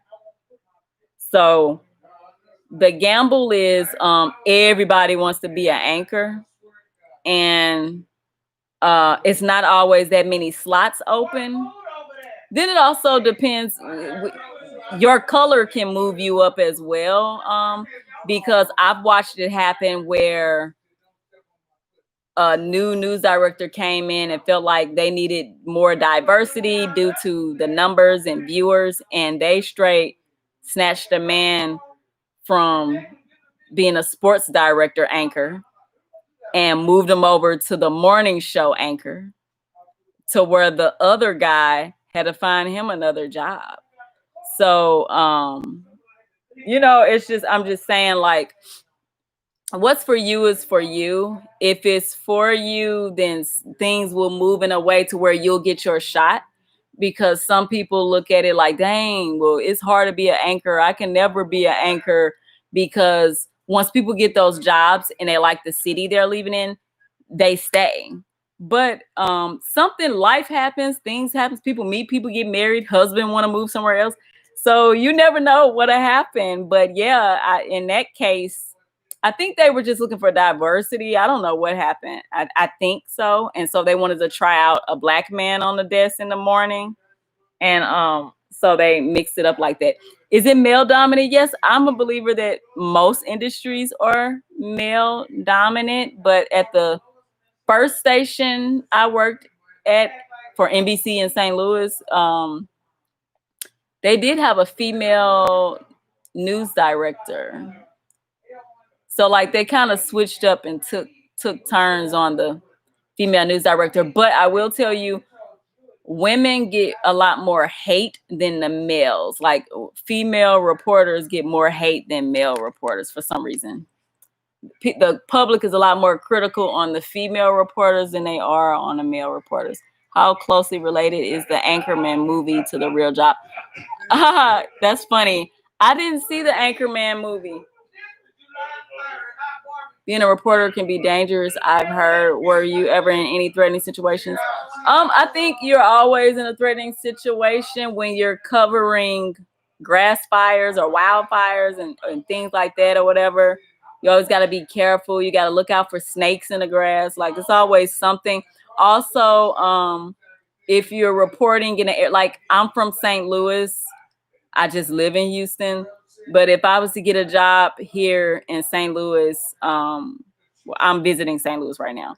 But if I was to get a job in St. Louis, there's certain areas that I know, okay, be careful, like in any other city. But because I'm from St. Louis, I'm smart enough to know exactly the areas to watch out for. So yeah, it's a life-threatening career, definitely, always. I saw one reporter almost got ran over. Yeah, they were doing a live shot and got ran over, almost got ran over, and the photog like jumped in front, and yeah, it was crazy. No, I got my degree was in journalism. Yeah, my degree was in journalism. Yeah, but some people's degree, I think, might be in mass communications or stuff like that. It depends on the college you went to. But my degree was in journalism. Some people get theirs in broadcast journalism. So it's up to you. Ouch, my leg hurt. You had to get it. Okay. Yeah. And you got to do your research too when it comes to the universities, because some schools sell one thing and then when you get there, that's not what they have. So obviously you've always been comfortable public speaking. No, and I'm still not 100% comfortable. Can you believe that? After being a performer and then being a news reporter and all of that, I'm still not 100% comfortable with public speaking. I can remember back in college in communications class where they wanted to get up, and I think it was public speaking class, and I would be all nervous, like, I don't know what to say. I still act like that, like, I don't know what to say. I always act like that. But yeah, I'm not, but it's kind of like, as you know, once you start speaking, you warm up as you keep talking, and then everything falls natural. So that's what it is. That's what it is. Yeah. Yeah, I haven't always been comfortable. I'm still not comfortable with public speaking. Yeah, like, cause I don't know what it is. It's like you have butterflies in your stomach and be like, okay, what am I about to say? I think that's my main thing. I'm always thinking about what am I about to say. So, what are my career aspirations? For me, I plan on getting back into doing the news reporting thing, but I really want to create my own brand, which is why I've been doing YouTube more and more lately. Come from an entrepreneur type of family, I would prefer to be an entrepreneur as well. So I'm trying to work on what else I want to do outside of news reporting. So yeah. I love to create content though. That's the thing. And another thing is, like I told you, the news reporting job is very hard. It's very hard. It's very, in my opinion, because there's so much you got to do and stay on top of. So for me, that's a challenge. So that makes me want to stick with it for a little bit because it's a challenge. I have to have a challenge or I'll feel like I'm not doing nothing. So I think I was even saying earlier in the live that before journalism, I was thinking about physical therapy. And so even with all this stuff going on, I was thinking about maybe doing 2 years of physical therapy. But that's going to be a challenge because then you got to do all the math and science tests and stuff. But it's a challenge, though. I think if I applied myself, I could do it. I'm like that too. Speaking of the dangers, I remember in the news that the reporter that was killed by the ex-reporter. Yeah, I know about that. While on, yeah, they said he just randomly came back and he killed the photog and the reporter. Somebody said he was upset because I don't know if they fired him or something happened. I understand that. That's how I feel about YouTube. I need this challenge. Yeah, I guess I haven't really looked at YouTube as a challenge yet, even though we know it is, because the challenge is gaining the subscribers and the watch time and having a well-versed page to where people love to come to your page to see what you're talking about, see what you're doing, see what content you posted. That's something that it could be challenging, when you're starting out, when you're not popular, when you're not this big YouTuber yet. So it is a challenge, but I guess I just see it as it'll come naturally. So I don't really stress off of it. I just do what I do. What do you focus your channel on? I don't really focus because I am a multi-talented person.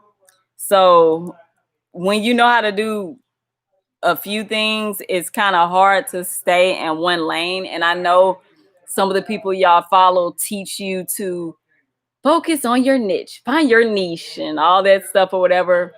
And that could be true and right for some people, but I've also seen several pages to where people just do some of everything and talk about some of everything, and they still do pretty well.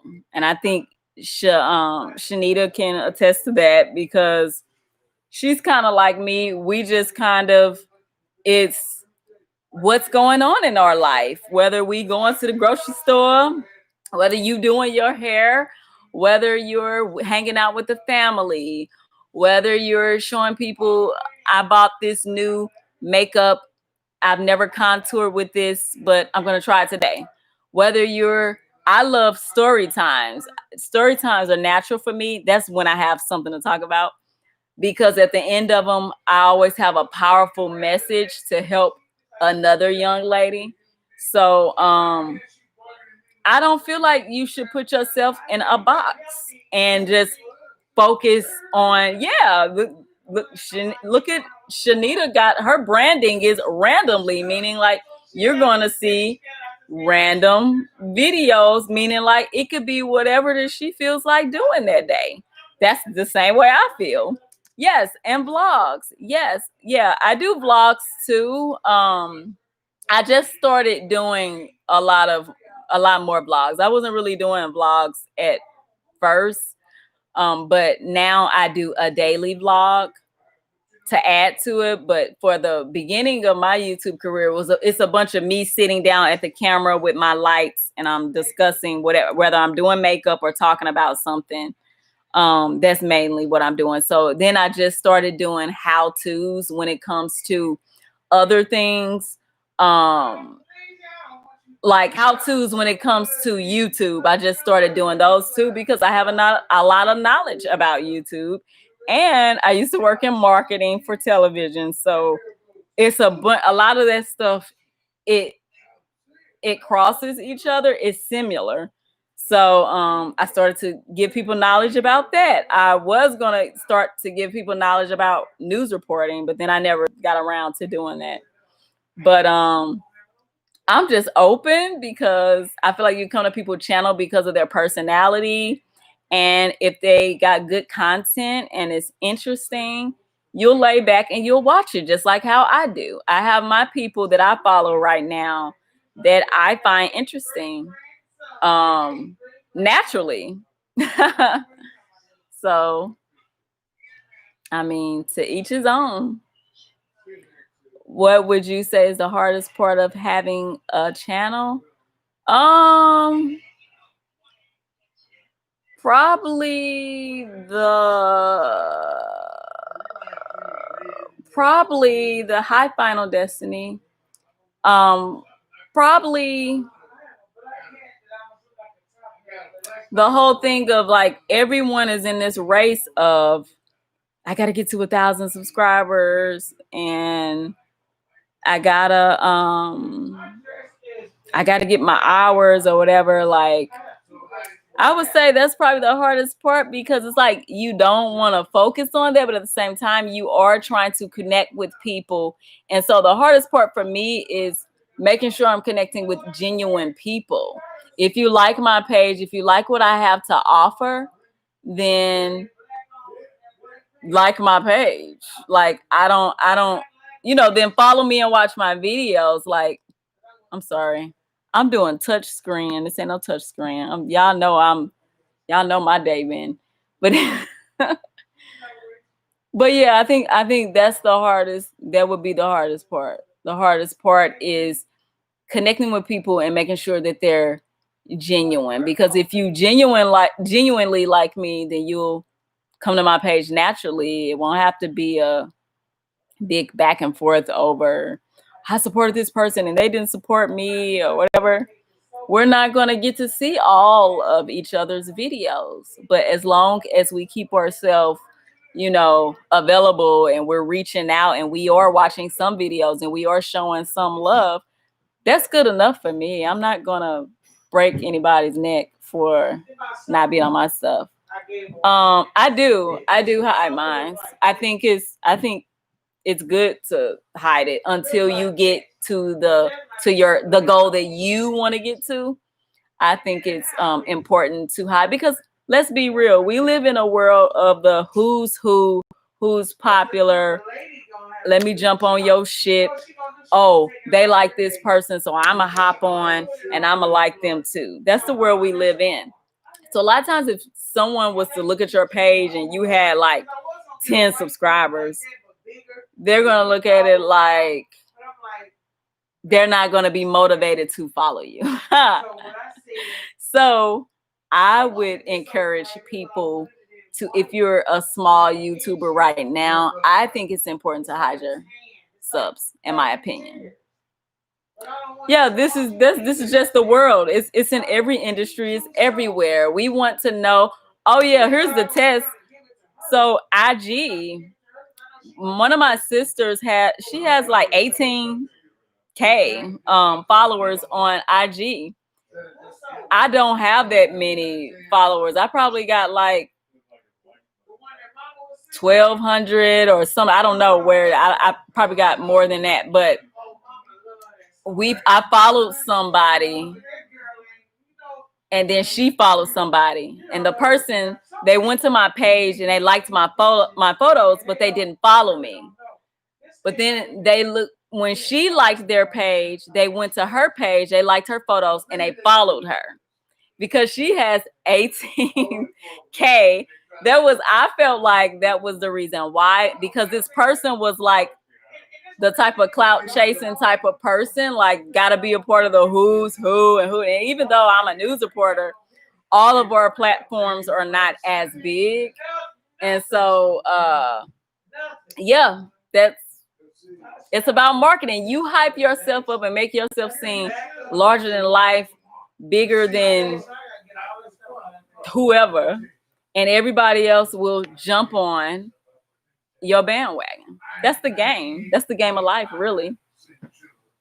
Who gonna like you more than you like yourself? Who gonna hype you up more than you can hype yourself up? So you hype yourself up. Hey Don, what's up? I'm happy that you can make it in here because You was one of the main ones talking about when you gonna go live.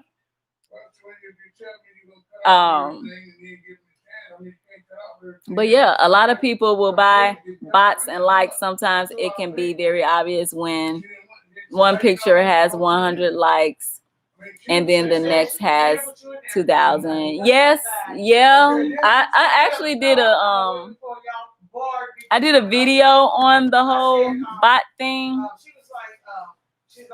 I did a video on it about marketing companies that are fooling people to think that they're a regular marketing company, but they're lying to you. They're really a bot company. So you got to look out for that.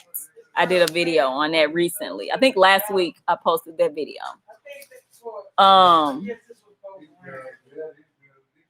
Just say higher as we are floating. Okay. Oh, Don is saying hi. He said he's so proud.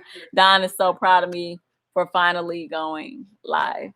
Hey Zaya, how have you been? I feel like I haven't seen you in a while. Because she gonna take it off of there. Yeah. I wish I could send you. Yeah, they've been talking about you. We've been talking about you a little bit. They was telling me that you have a video on your page about what you look for in a woman. I said I didn't know that. I never saw that on your page. Only thing I've seen was your commentary. I guess your entertainment stuff that you talk about. It says, "Is that Kanye in the background?" Ha ha ha. Who? Talking about Don?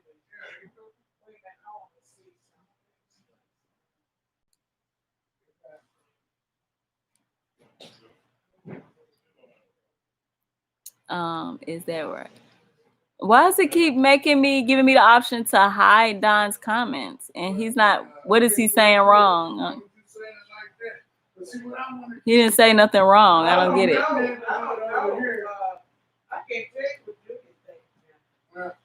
Oh.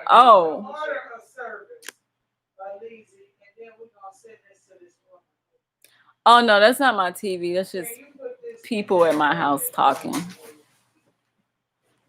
No. I thought I heard Kanye. You funny. No Kanye over here. He's with Kim somewhere. Get that hair over there too. How was your girl? Don been out here. It's Saturday night. Ain't it 10 o'clock already? Oh wow. I wonder.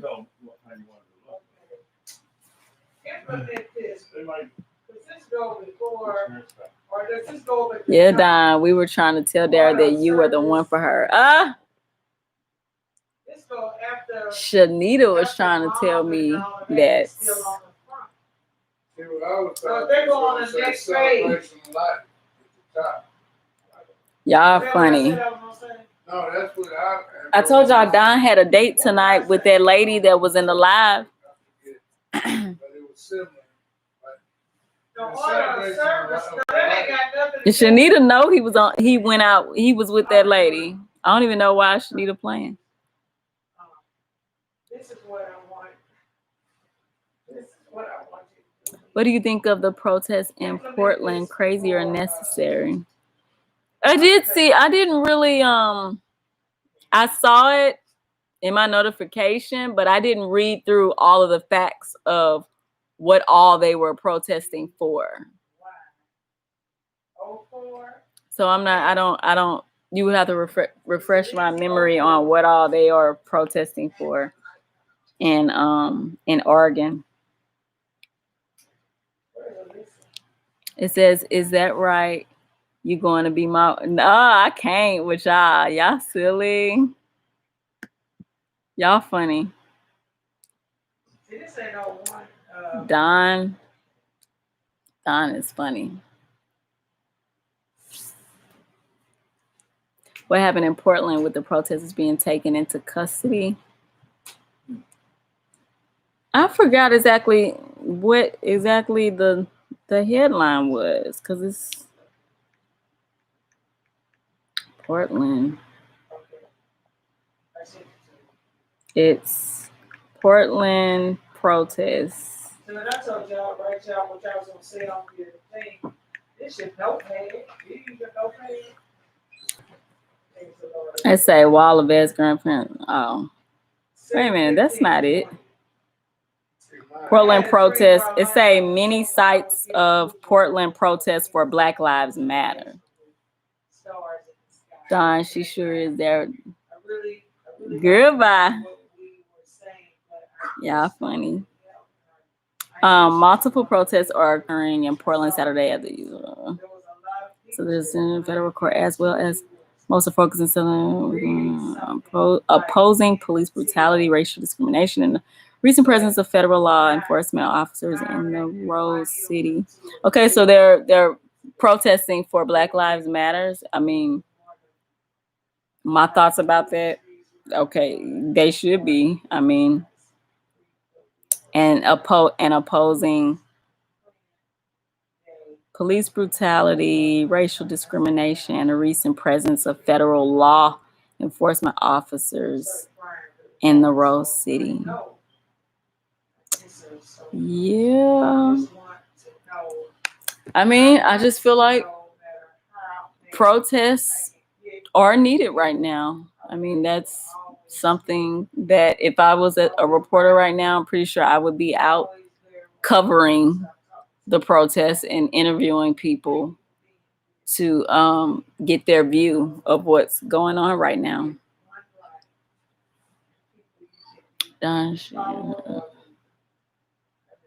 Shanita, you silly. Her and her matchmaker stuff. Mm-hmm.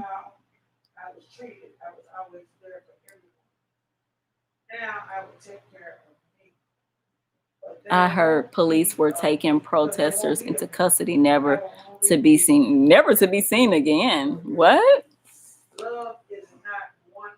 I don't know about that. I didn't know that.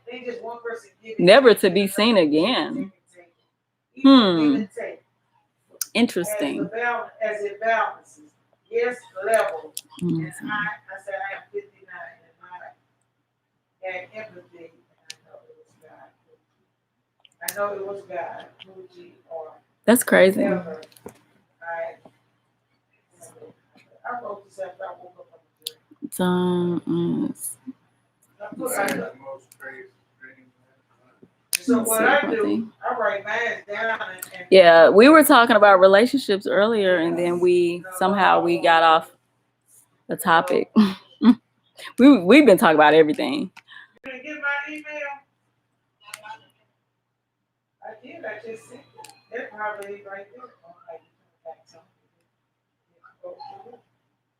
Yeah, like I've been seeing so much with the protests and everything.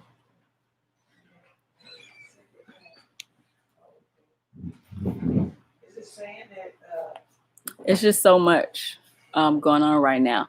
It's Don Neasy says, and I came here to tell Darra about us being married. Oh, you funny. Ha. Yeah, let's go. So we're gonna go. The message is held for review. You finish it, but we can't finish it over. That's funny. I'm from 2023 and I came here. That's funny. Don't sleep on my matchmaking skills. I introduced some friends of mine in high school, and they are married today, living in Spain with their first child. Okay, Shanita. Okay, Shanita Marie. Trying to tell Darra Cherie who her husband is. Okay. Okay. I don't know about this one. like I said, when it's time for me to be married and all the above, God will open that door and I will meet that person, and that's what it'll be. My bad, I forgot to spell the number. Oh, it's funny. Yasuki, am I saying it right? You are a beautiful woman. Oh, thank you. Thank you. So sweet. I bet I forgot to spell number. May I ask your age? Whatever. I'm in my early 30s. Ella wants to dance. For those people who haven't met Ella, Ella is here and ready and willing to dance with you all. You all should go check out her page. She will return the favor.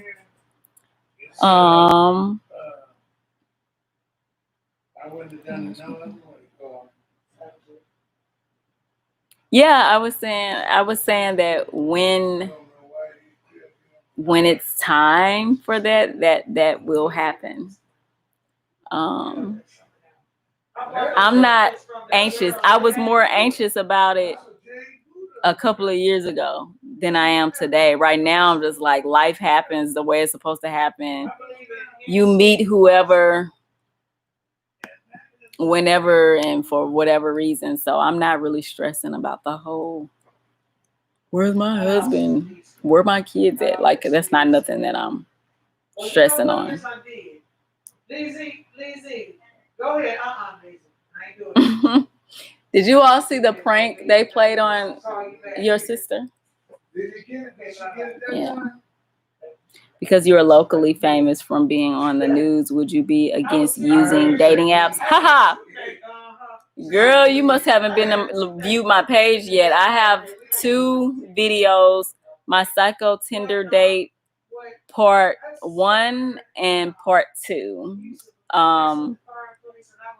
Where I'm telling you about my experience with Tinder, the dating app. But then it turns into a powerful message at the end for all women. So I'm not against it because I've met several people. I met several people who have actually found love on the dating app. So I would never be against it. It's just that I don't have the energy to weed people out of it. Like to weed people out and figure out who's telling the truth, who's not telling the truth or whatever. So in my situation, somebody was very misleading and it, bye you all. I'm sorry, y'all. I had family leaving. Yeah. So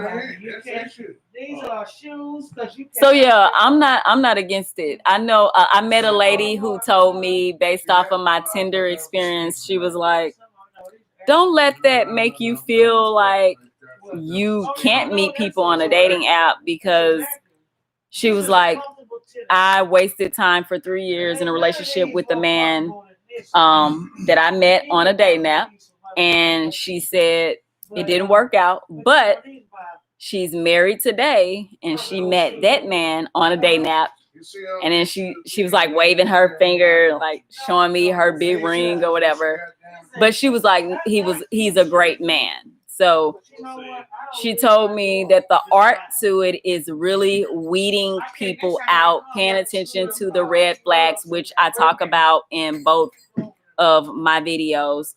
In that first video, you'll see where I was discerning that something wasn't right, but I didn't have the proof. And then in the second video, you'll see it was where I found out that basically I was right, and I got to see the facts of what was really going on. So yeah, she I felt what she was saying. I understood what she meant by, because you never know. So currently I still have an account on Tinder, but I'm never on Tinder. So I have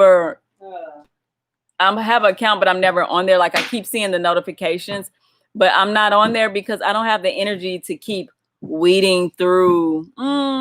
He seemed okay. Oh, let me like that. Oh, let me dislike that. Then another thing I find is by the time you do like a guy's profile, that's when you find out that you're a match if they had already liked your profile.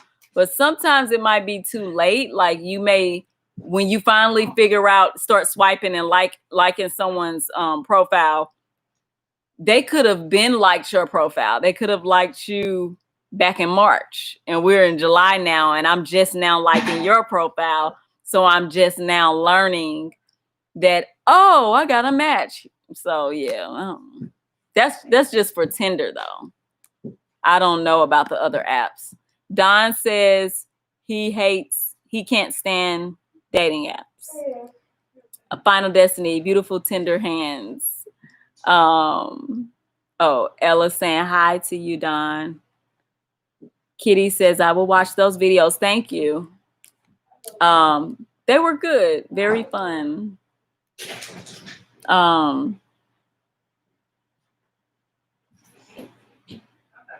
Yeah, I'm not against dating apps though. I just don't have the energy to sit down and swipe, because this is basically what you're doing on a dating app.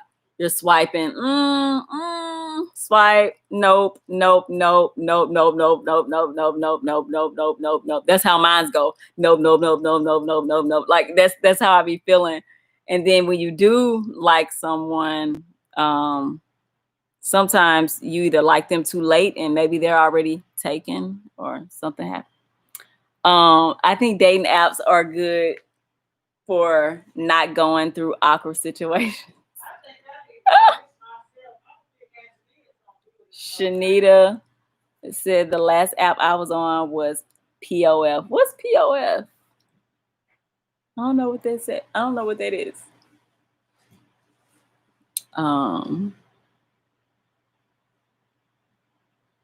Yeah, I think that could be good for, but yeah, I think that could be good through awkward situations. If you're that person that you're shy in the beginning, and then you could train. If you do like them through the app, then you go to end up FaceTiming, and then if you warm up and you feel comfortable with the FaceTime, then you can grow into actually meeting them.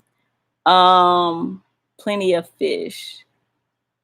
Okay, I don't even know what that is. Oh, you dropped something in there? My mom broke a glass.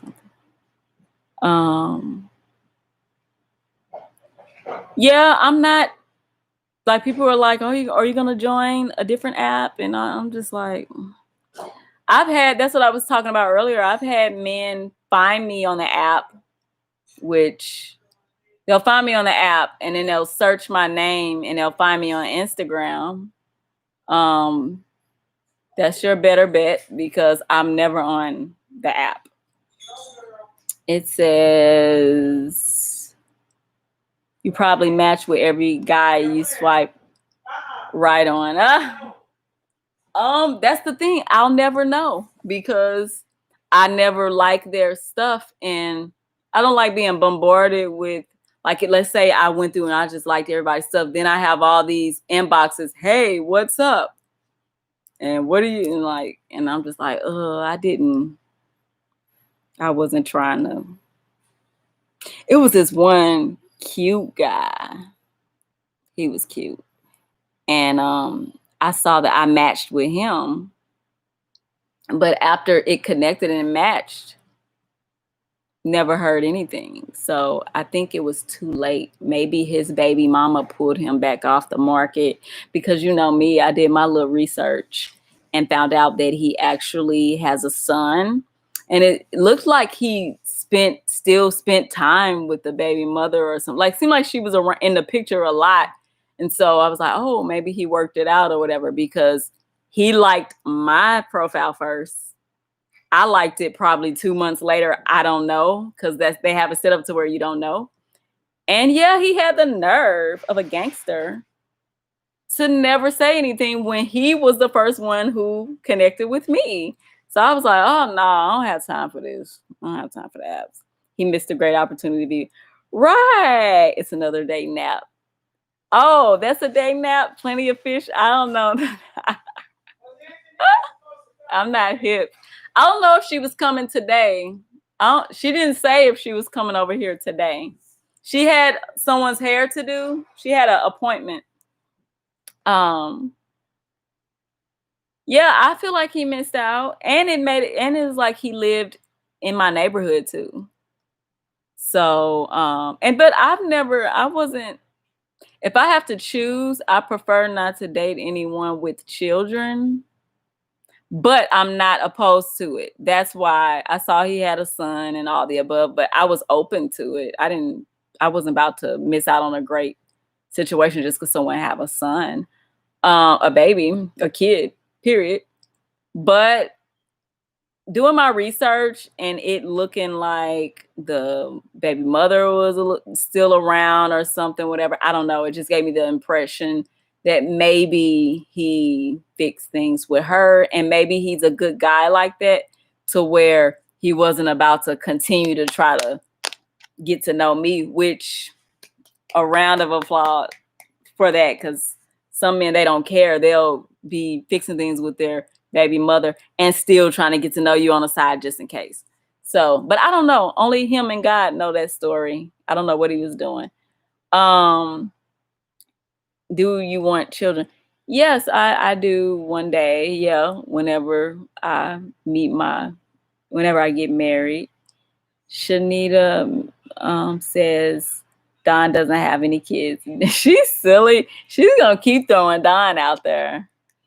He said, don't have any kids. We're a perfect match. That is funny. We're a perfect match. Can you be a perfect match with someone just because they don't have any kids? Not necessarily. Not necessarily. Not necessarily. Like I said, I'm not against kids, but it would be nice if she's silly. It would be nice if the guy I end up with did not have children. I mean, makes it even easier to me. We could start a life together, start a family together. What does it say? Doesn't have. I'm surprised you're single. You're beautiful, successful, and have such a genuine personality. Oh, thank you, Kitty. I appreciate that. Yeah, but today we're in a time where men don't care. They all about their games and their wants, and they're very selfish. So they'll act like they want one thing and then don't really want that for real. So you have to kind of just sit back and watch people and really get to know people. That's what I say. I don't people are always like, oh, you could already know the person, but I think about the people that I know and I'm just like, possibly, and you see, I'm not even at 100%. I only have one male friend that it could be a possibility that maybe we were supposed to be. Possibly.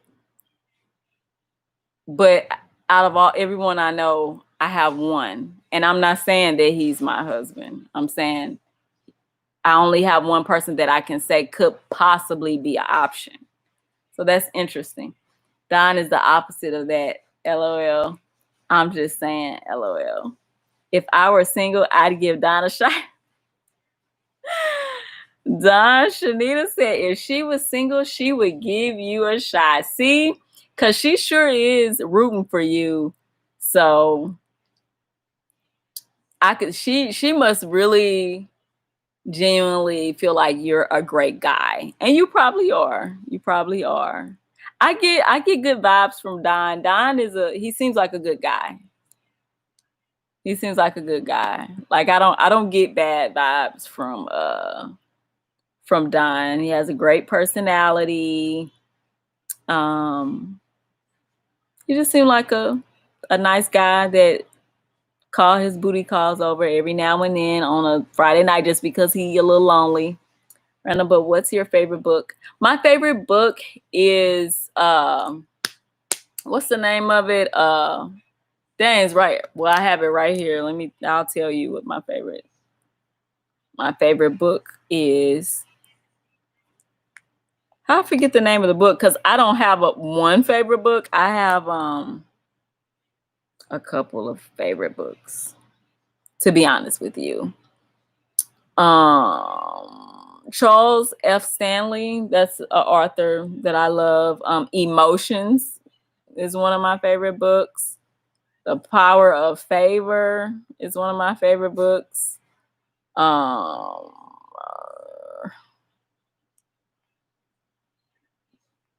Where's my other?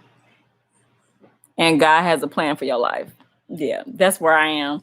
I'm big. I'm not a big fictional book reader. I'm more of a spiritual book reader.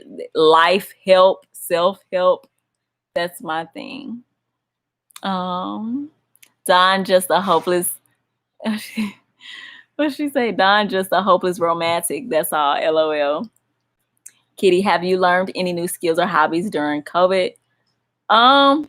New hobbies or skills, I wouldn't necessarily say that, but I have developed stuff or whatever. I would say just get better at different things. And this during COVID, what did it say? I swear I didn't have any sexual relations with that woman. He's silly.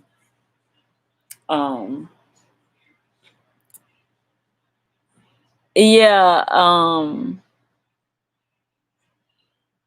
I wouldn't say that I could think of off the top of my head. I haven't learned any new hobbies. I've just been perfecting and playing around with the ones that I already have.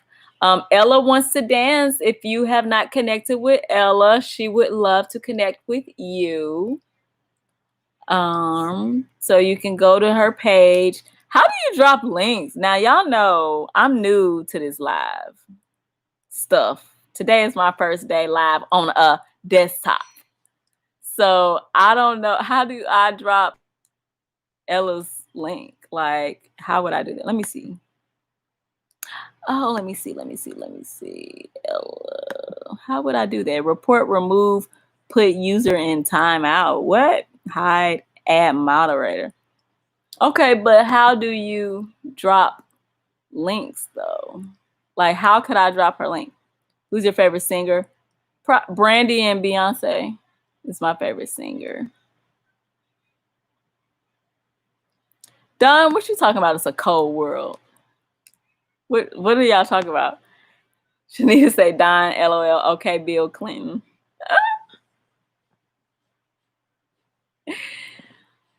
He trying to make sure that we know that him and that lady. I'm sorry, but that's funny to me. He know that's his boo. And that's where he is tonight. It's 10:32. Where I am, it's 8:32. Where he is, she on her way. Because that's what Don do with his productive time. That's what he do. Yeah, it's a cold world. I think you would have to copy and paste her link from your browser on YouTube. Oh, I have to go over to the other. Oh, I have to do all that. You like Janelle one? I like her, but not so much her music.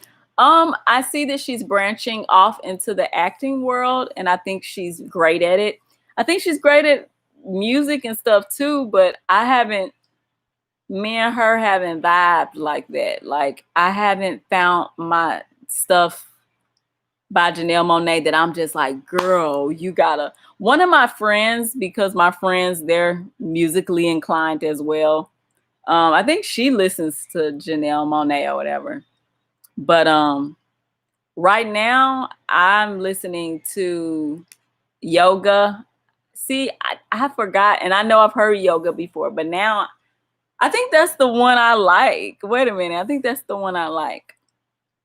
I've been on like the Summer Walker, always keep Brandy. Brandy just dropped new music. Beyonce always. And then you know who I like, who I think people be sleeping on?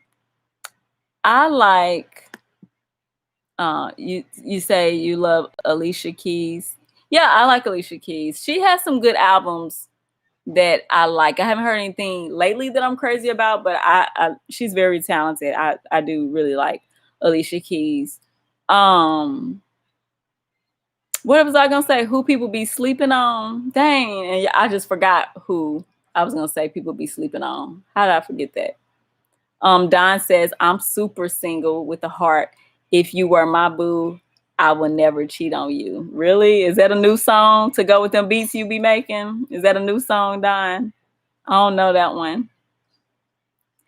What's I gonna say? What song? Yeah, I'm a big Brandy, like, and I don't think Brandy and Beyonce compare for those. I know it was a little beef. And Darra, I believe Don on that. He may get on your nerves, but he ain't gonna cheat. Cause he a Gemini. Is that what we accomplished yesterday, Shanita? Because he a Gemini. Stay away from them Virgos though, cause no. No, so the guy that I dated that was a Gemini, he was actually a good guy. I think we were just young and it just wasn't time for all of what I probably was wanting, but he was actually a good guy for real. And today, he was older than me, but today he's married with a family and everything. But he was a good guy though. I'm trying to think, what was I was gonna name some artists and I forgot. Oh yeah, I also like Music Soul Child. They be sleeping on him. I like Miguel. I like who else do I like? Oh yeah, who people be sleeping on to me is K Michelle. K Michelle. I like her. Have y'all ever just sat back and paid attention to K Michelle's lyrics? Sometimes I don't know, like I be feeling what she be saying. Shanita said Miguel can get it. You know, when he first came out, I thought he looked kind of awkward. I was like, you know how when a male artist first come out, you trying to figure out, is he cute? Do I like him like that or whatever? But I was, as on the music side, I was with him since day one. Like that Sure Thing was my favorite song. And then I'm a person that I love melodies and harmonies. So the favorite part of some songs to me be the background harmonies without the words, just the humming. So what's up, Mr. Act Now or Never? What's going on? Welcome to my first live. It was his awkwardness that drew me to him. I heard that. Yeah, he did have, especially the way they imaged him in that first music video. It was a little like, it was like, It was like he was a mystery. But what I love about Miguel is a musician, a writer, a arranger. He's a everything. Like, and then it's the feel he brings to his music. Like, it's the feel. It just be a whole vibe. Like, Miguel is dope. I love Miguel. I love him. I will always love him. You have a very sexy forehead. That's real funny, Mr. Act Now or Never. That's funny. I no one's ever told me I had a sexy forehead. My favorite Miguel song is Ran. Oh, I gotta look that one up. I don't remember that one. Adorned really showcases vocals. Yeah, it did.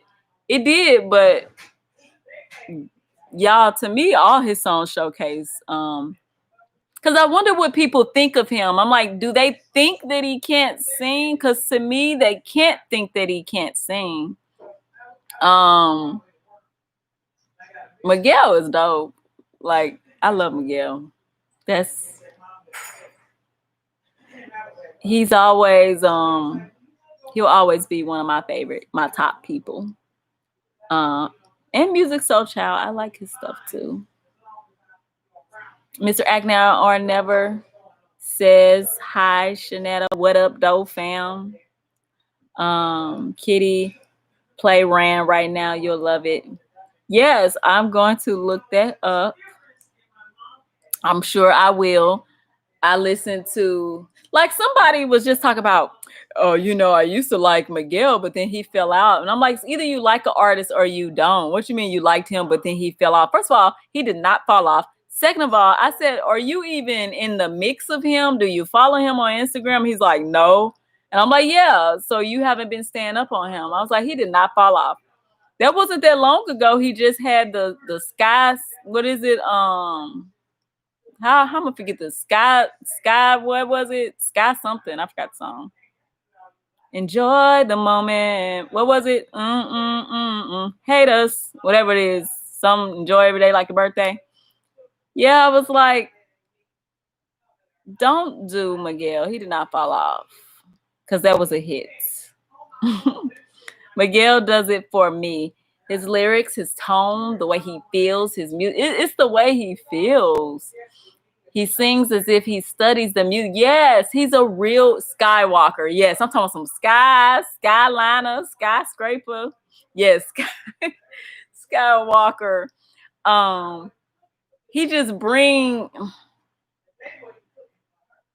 the girl with the tattoo. The girl with the tattoo.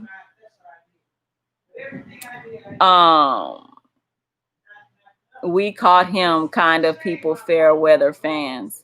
We caught him kind of. What you mean to say you call them people fair weather fans? Do you remember Carrie Hilson? Yes, I was listening to her old music today. Yes, yeah, I love Carrie Hilson. What's her name? Just her real name is Robin, but just my opinions just told me I talk like Carrie Hilson. I've never heard that in my life, that I sound like Carrie Hilson. So that was interesting. But yes, I loved Carrie Hilson. Rumor is people try to say that she got blackballed by Beyonce. I don't know if she got blackballed by Beyonce or whatever, but I do think it was wrong. Okay. As a writer in the music industry, know your spot, know your place, and when it's your turn, it's going to be your turn. What you never want to do is try to knock what someone else is doing just because now it's your turn to be an artist. And I think that's where Carrie messed up. She was talking about how Beyonce don't write her own stuff for real and whatever. And Carrie Hilson wrote a lot of songs wrote a few songs for Beyonce. But it was as if she was saying it so that people could be like, oh, okay, Carrie's the real deal. She writes and she sings, and that's not gonna work. Everybody can't be a huge superstar. Let's get that straight first. And so I just thought it was very mean girlish to do that, to say that. I'm like, girl, do you? Yes, I am a Ciara fan. I'm a Ciara fan. Ciara is in her own lane.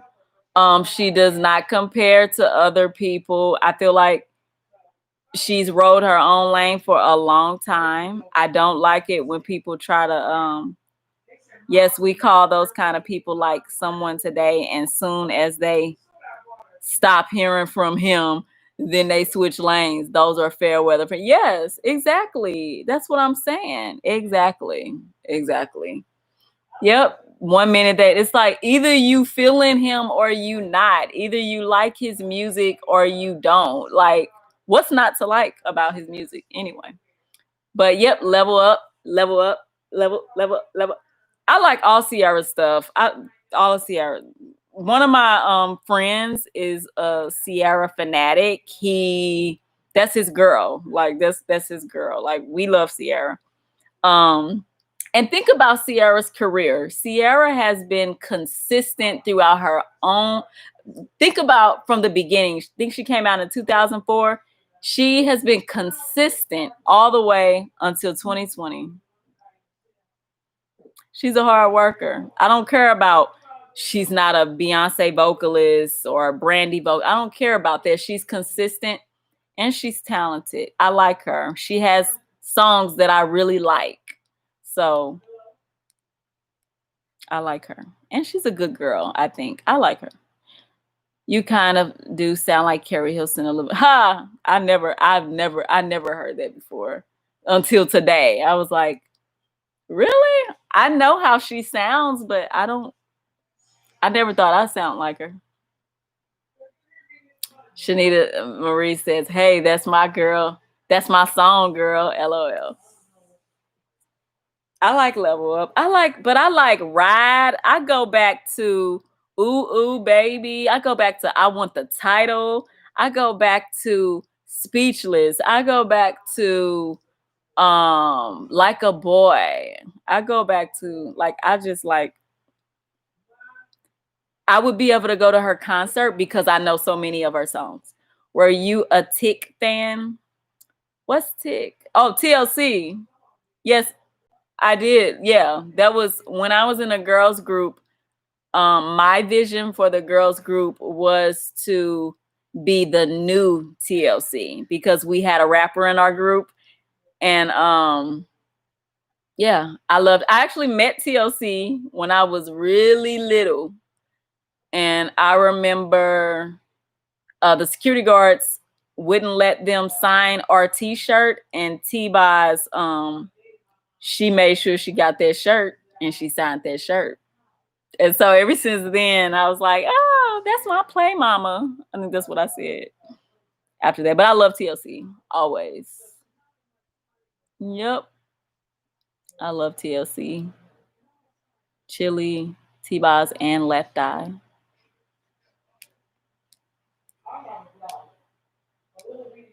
I'm trying to see. I skipped some stuff. Yeah, but they be sleeping on it. I'm like, y'all can't compare Ciara to. She's been doing her own thing for a long time in her own lane, in my opinion. But it's been some new people to come out and try the dance thing, like Tinashe. I like her too, but she's different to me. I don't compare her to I wouldn't compare her to a Ciara. First of all, two different generations. But and don't even get me started. Chris Brown is the only he would be the next MJ in my book. Brandy or Monica, I grew up liking both of them. I liked both of them, but I'm so amazed with Brandy's vocal arrangements that if I had to choose, I would probably choose Brandy. I just love Brandy. I love Brandy. I just really liked her. I still do love her. I love Monica too, but I'm going with Brandy. Consistency is a very important ingredient when it comes to this business or any business you're in. It really is. You want to be consistent. He in the bushes. Don is in the bushes. You do want to be consistent in any industry. The hardest thing when I was doing music, when I broke off into a solo artist, was finding my voice. They was always, she got to find her voice. Finding what's my type of stuff, what I want to do. The group helped, and being in a group first, but finding my sound and all of that stuff, that was very interesting. And then I think when I signed the record label, to the record label, the song they chose was a song that I was basically whispering on. And I'm just like, why would y'all choose that? But that's the song that the DJs gravitated to. Most sleep on Bright. Oh, yes. Don't get me started on Bryson Tiller. The sequence. You know what I like about Bryson Tiller? Is I be catching them samples and them melodies that he pulls from late 90s R&B. I be catching them. And it's so funny because my friends and other people, they don't be catching them like I be catching them. But I be right here with him. Him and Eric Bellinger. I be right there with them. I know what they be doing. I love that song. Just Another Interlude. Which one is that one? I'm trying to think. I know I be bumping the one about I can't get through. I'm texting, I'm calling you. What is the name of that? I'm about to look it up on my phone. Brandy has grown in her vocals over the years, but Monica.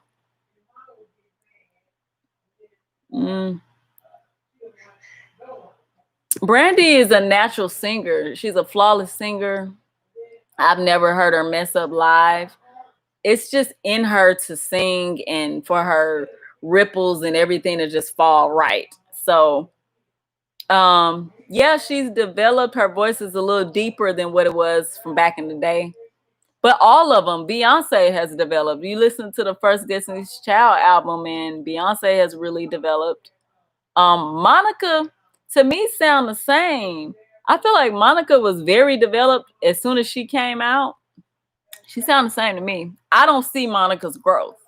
And that's why I be getting on people's head. With Beyonce, I see her growth from back then to now. She challenges herself and she challenges her vocals. That's why I like Beyonce.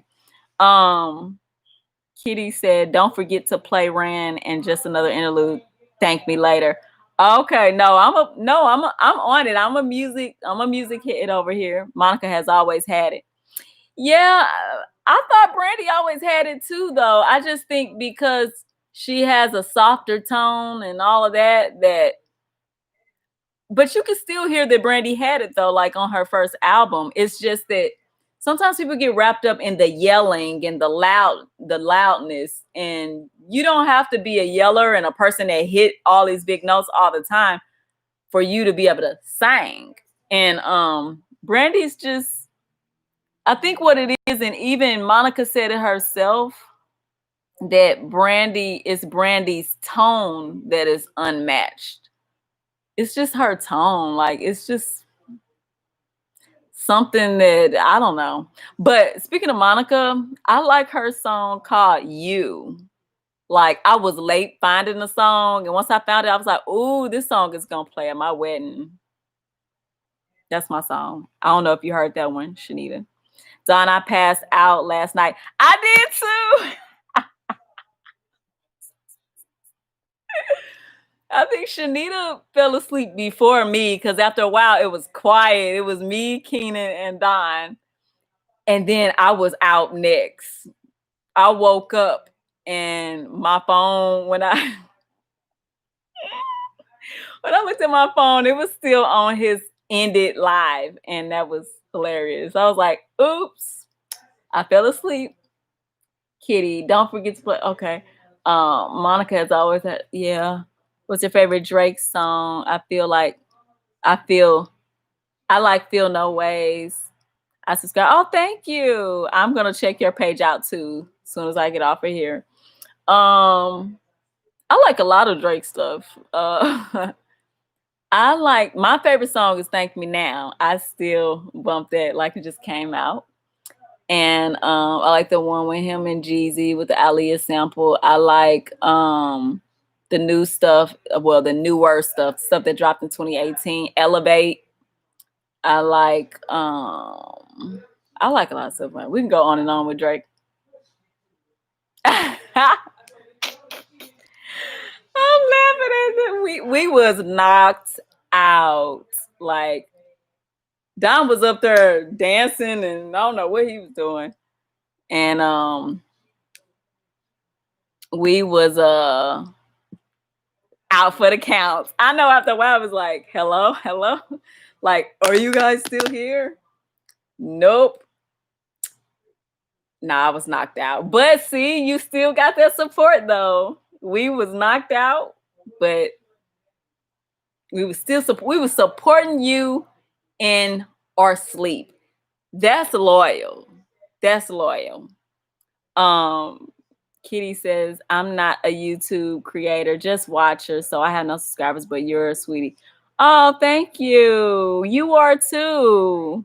So you don't want to be a creator. What's your goals? What do you want to do? What did he say? It's actually, that was funny, the way we fell asleep on that man live. I can't. Oh, Kitty, that's awesome. Shanita says, that's all, Kitty. That's awesome. I'm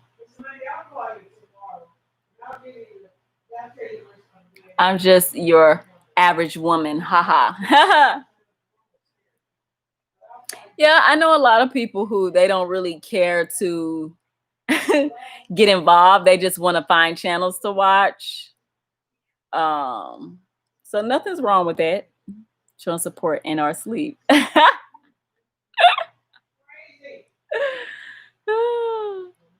We was just helping a brother out. Yesterday was slow. We knew that we had to hang on. We knew that we had to hang on for you. We didn't want to leave you hanging.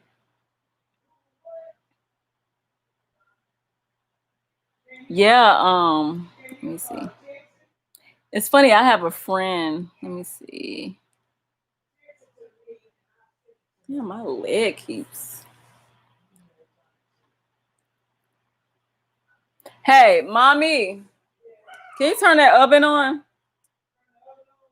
Yes. Why is Chanel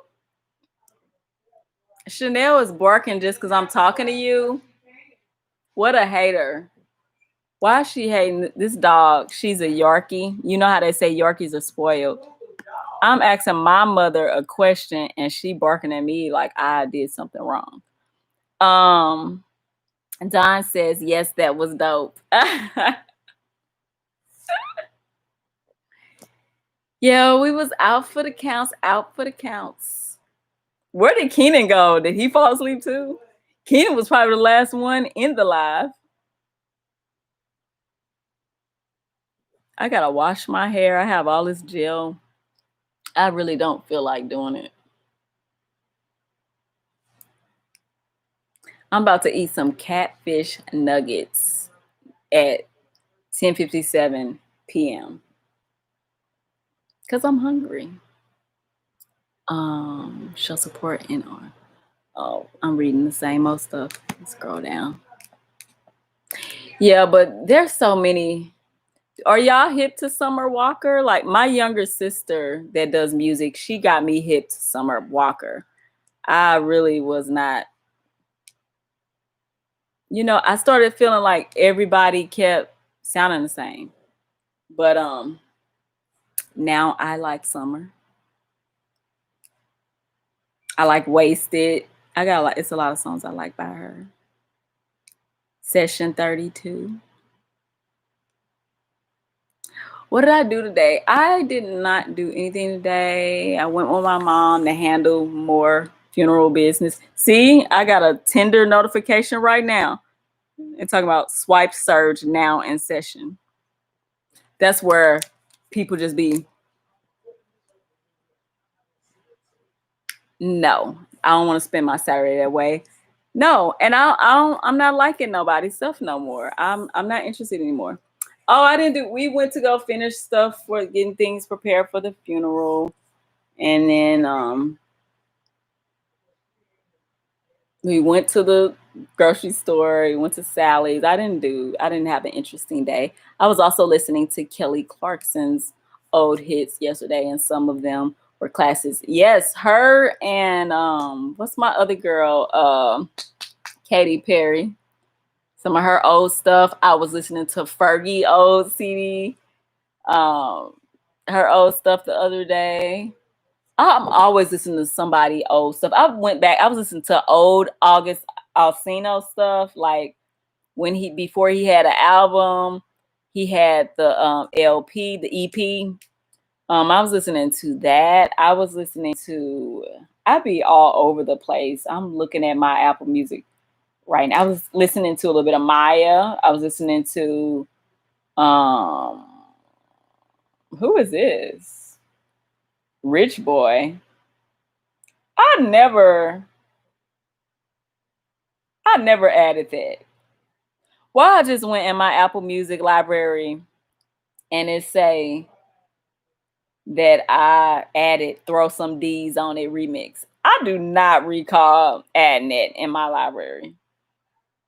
Somebody lying. I think somebody, I'm gonna have to change my account. Someone would have to have my account. Even though that was my song back in the day, I did not add Throw Some D's on it. Unless that happened by accident. I didn't do that. What you say, before the entanglement? Ah, that's funny. Yes, it was. It was the Downtown and the I Love It. And yeah, before he was trapped up in an entanglement. That August. Yes. Keisha Cole, I went back, I was listening to some of her stuff. From all 3 albums. Well, she got more than 3 albums, but Glitter, Mariah Carey, Mary J. Blige had a few classics that, yeah, I like all of Mary J. Blige stuff. Even though I was super young, I liked Mary. So BT, they was casting for that Uptown movie that Andre Harrell was working on before he passed away. And they was trying to find a Mary J. Blige. And they showed a clip of some of the auditions, and it was hilarious. That seemed like that would be fun. Now, that's one of my dreams. I would love to play somebody in a movie, somebody that's a performer, so that I could perform. Have you ever had your heart broken before? If so, explain. Really? For your heart to be broken, it would have to mean that you were super deep in love. I would say I was disappointed, upset, annoyed, but heart broken. I don't think I've ever experienced that. No. Nope. No, and I hope to never experience it. But disappointed, that was a million times. But I don't know if you all find this to be true, but sometimes you date people and you get super excited about that person. You like that person. Something happens and it goes left in a different direction. And then when you look back at that situation, you start to feel like, oh, that was what I thought I wanted. Isn't that weird? They be making me feel like I'm wishy-washy or something. Because when I look back at the guys that I've dated, like I could think of people, I'm like, oh yeah, he was a good guy, but I don't think I would have wanted to be with him though. I could say that now.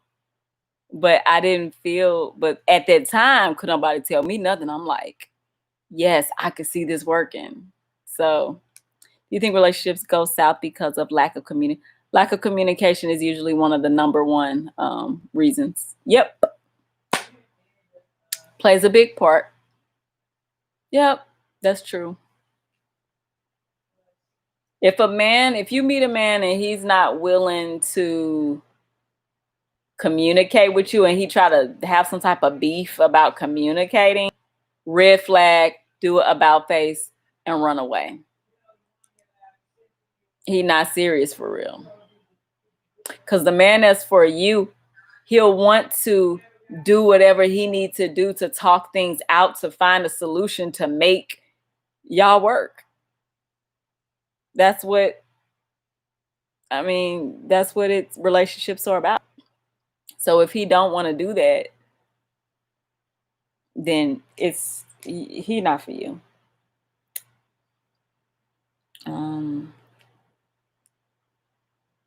Someone that can't. Another red flag is someone who can't make time for you. Someone that always have an excuse. Someone that blame and use their job as a cover up. Like, you know, like, oh, I'm working. It's like, yeah, but how old are you? And you say you want what? Oh, you gonna make it work.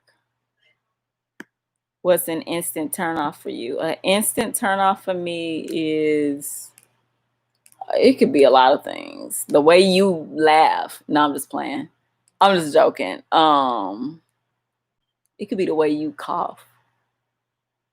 No, a turn off for me is not giving me enough time.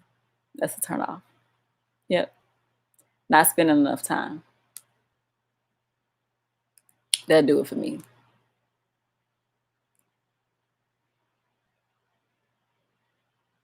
Oh my God. I think when they left here, they let a mosquito in. I call it mosquito, like I told y'all earlier. I don't call it mosquito. They let a mosquito up in here. What's the first physical body part you see on person? For me, I like straight teeth. I like straight teeth. Yeah. It's something about when a dude smile and they got some straight teeth, you just be like, and his teeth are straight. I went through a big phase of that. Yeah, I like straight teeth. It's very attractive. Athletic build. And I like, excuse me, taller guys is what I've always been attracted to. But yeah, first physical body part, I would say teeth. Teeth and height, I guess.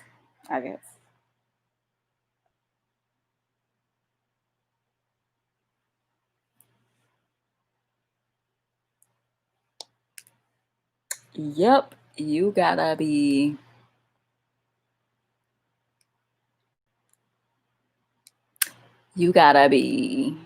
6'7". No, I'm just playing. I'm just joking. It's a red flag if you notice he doesn't have many friends. I could see how you can be like, why you ain't got no friends? I could see that. I knew somebody who was always complaining about friends. And I was like, loosen up, like, boy, make you some friends. But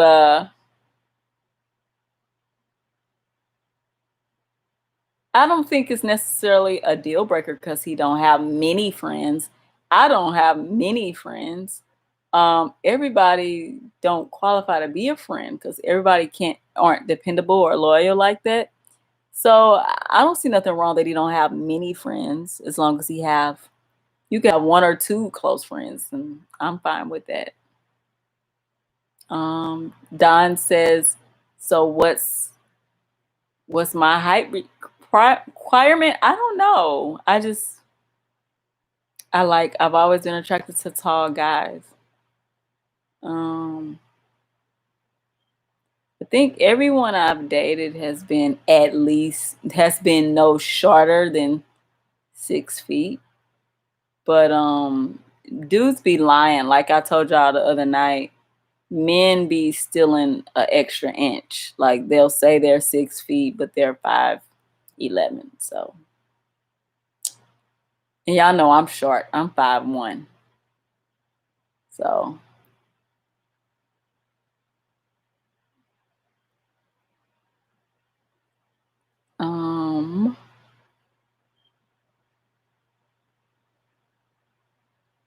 that's funny though. Yep, that smile. The smile says a lot. It's a red flag if you notice he doesn't. I'm only 5'8". Only 5'8"? That's funny. You say that like I'm only like you say that like he 5'3" or something. Okay. 5'8". I mean, I don't think I've ever I don't like I would have to see 5'8". I don't even know what 5'8" is. Like I don't remember how 5'8", what it looks like. Guess I'm too short, huh? Don, you silly. I don't think I've ever dated anyone 5'8". I don't know. I think the shortest has been 6 feet. They're always 6 feet. I don't know what the number, I don't know what's with that number. I don't know what's going on. What's your advice that you want to quit? I don't know. That I want to quit? When it comes to what? That's very broad.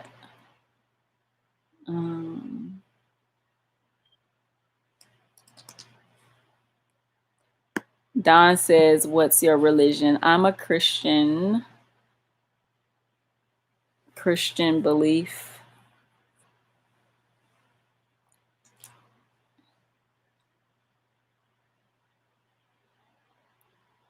I am a Christian. What's your religion? I don't like it when people say religion because I'm not religious, but I believe in God. I believe in Jesus. I believe Jesus died for our sins. I believe nobody is perfect. That's why we're able to our sins are able to be forgiven because Jesus died for them. I love traveling. I'm praying to travel more. I have a passport. It's just with all this virus stuff, I don't know when that's going to start back up. But yeah, I have my passport, so where is your favorite place you've ever been? Favorite place I've ever been? I don't know if I have a favorite yet. I feel like I haven't I've had a passport since 2013 and I haven't used it yet. But I've been everywhere from Atlanta to Cali to you name it, New Orleans, Chicago, New York. I've been everywhere. Places I would consider living, Georgia and Cali. Places I want to travel to, of course, Paris, Jamaica. My old manager just sent me a rundown of places to visit in Punta Cana. So I wouldn't mind doing that. First, I was a little iffy because I was like, wait a minute, did they say Black people was coming up missing? And I thought that was what was going on. I didn't remember what happened, but what happened was people were dropping dead because they went to a certain hotel that was serving bad liquor. So that was why they were passing away. Jamaica apparently has the highest murder rate in the world. Wow. I've heard that. Yeah. Yeah. I've heard that. Have you traveled out of the country or where are you even located now? Where are you living now?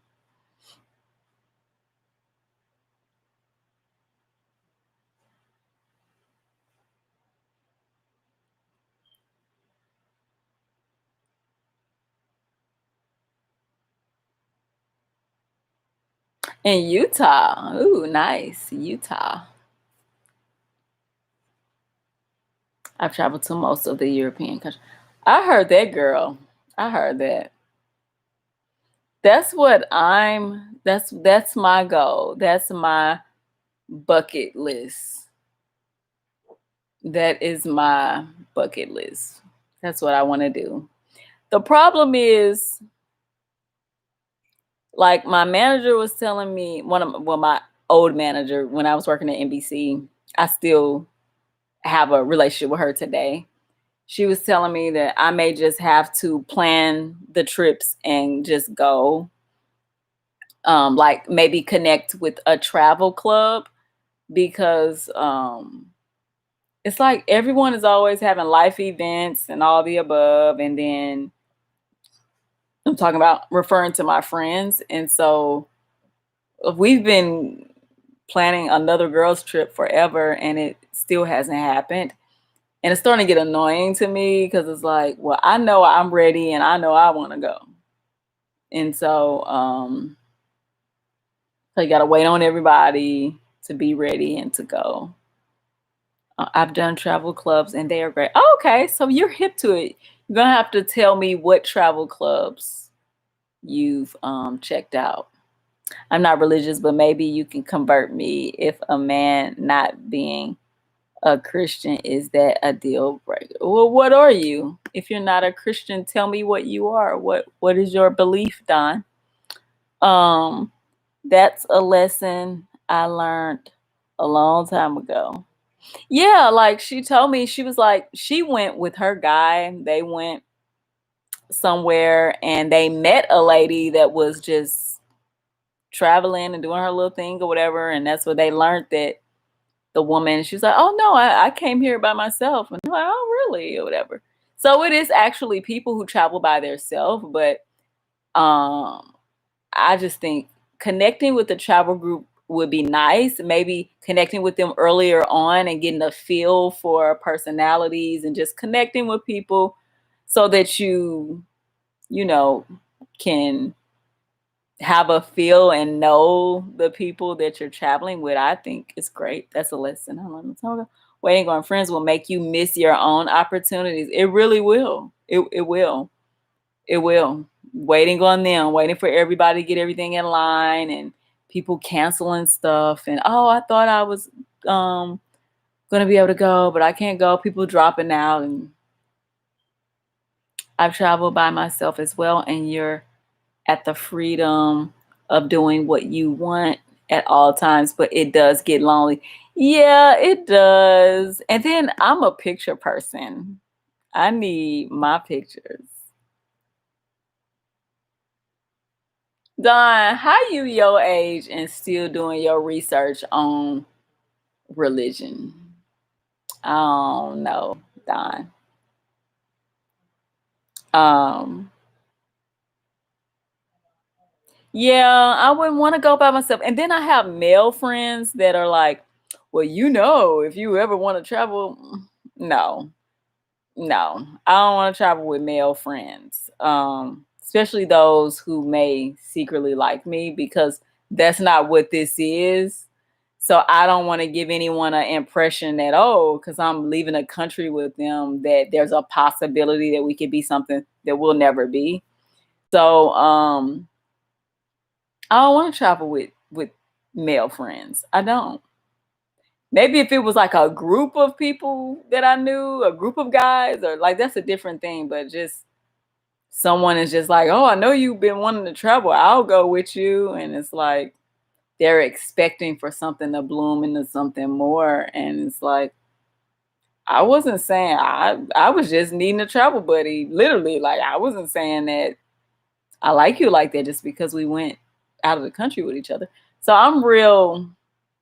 Certain things make me uncomfortable. Certain things make me,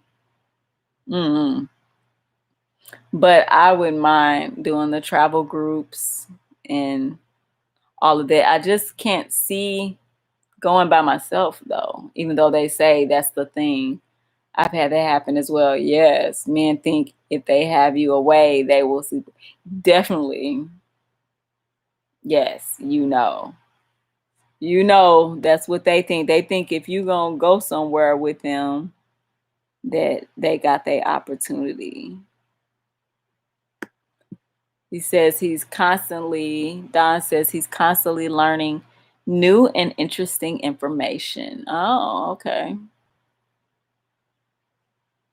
But you still researching. How old are you, Don? I thought Nia said yesterday in that live that you were 43. That's what she said. But I don't know. Yeah, they just be trying to get. I could tell y'all this. I had a male friend who he would send me roses to my job on Valentine's Day. There was no name. I thought it was the viewer, like some of the viewers sending me stuff. And would send me Christmas gifts, birthday gifts, all the above. And I thought it was awkward, but I also knew that he had other female friends, and he said he would be sending them stuff too or whatever. So I'm like, oh well, I guess this is just his thing. This is what he does. And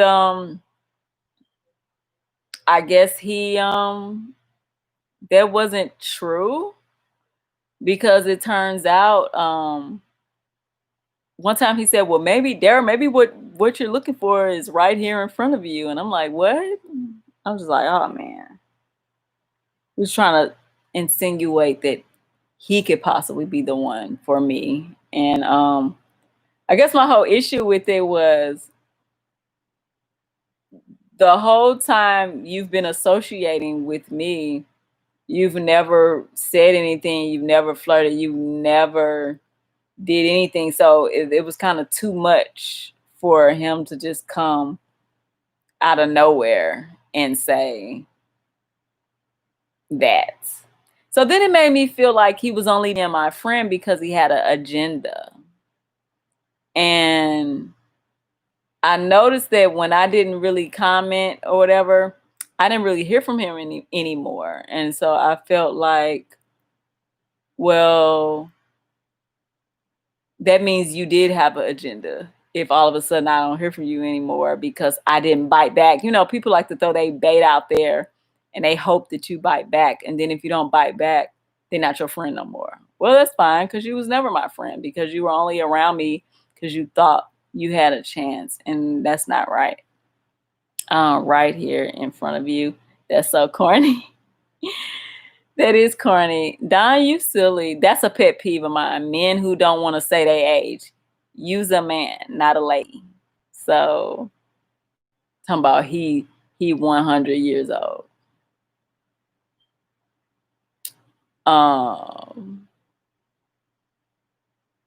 He's silly.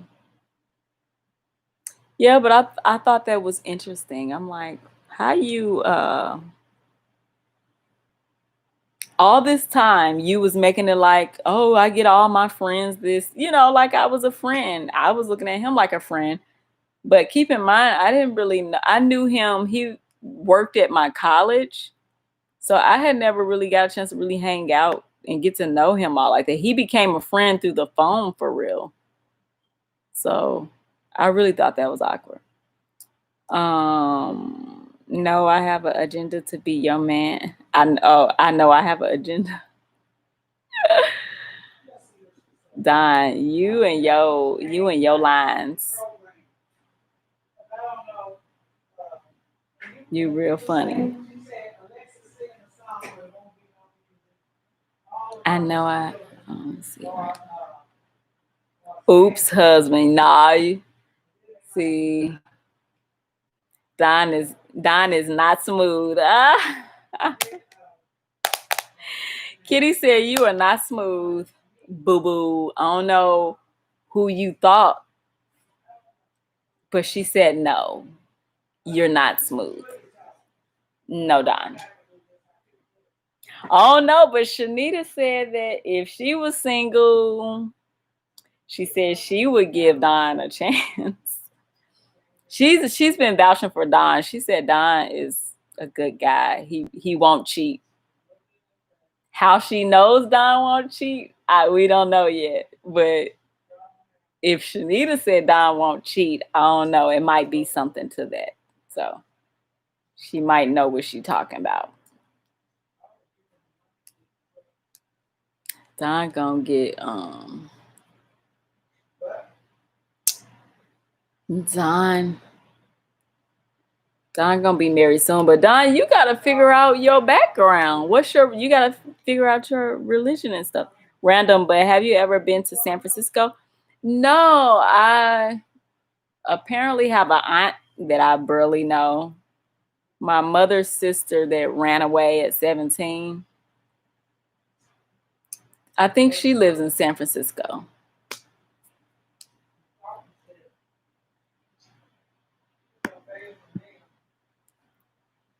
Don, you silly.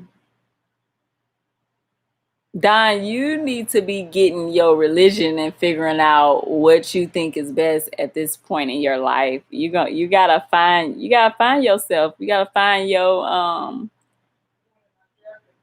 what do you believe in? You asking me my religion, but you told me you don't even know. You don't even know what you believe. So what does that mean?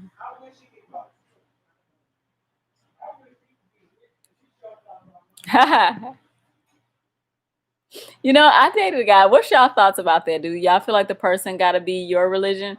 I dated a guy that was, I don't know what he was, but it instantly was a turn off for me. I remember thinking to myself, I'm just being honest, because he was like, at that time, he was 33. And I felt like, I'm like, how you don't know whatever.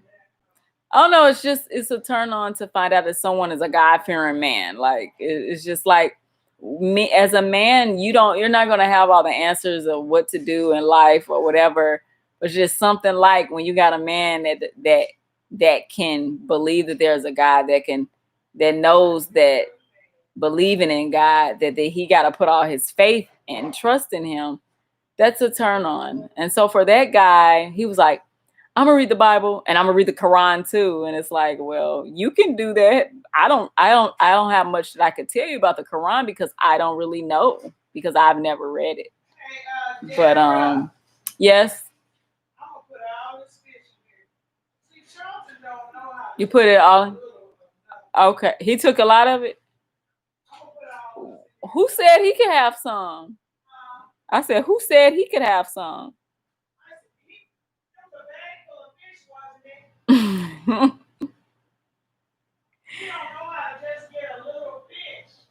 Yeah, because I didn't have a lot earlier. You probably wouldn't date a Mormon then. It's a complicated religion. I don't know much about it. I know a little bit about it, but I don't really. I'm comfortable in what I know for a fact, and my experiences with believing in God and believing in Jesus is from personal experiences that I've had with, you probably wouldn't date a Mormon. Yes, okay. So is that a deal breaker? Your religion probably is a deal breaker. With my experiences, what I've experienced, I would say yes. I had a friend, like my friend is married, and she met her guy in church or whatever. Just because someone go to church don't mean that the church is in them necessarily.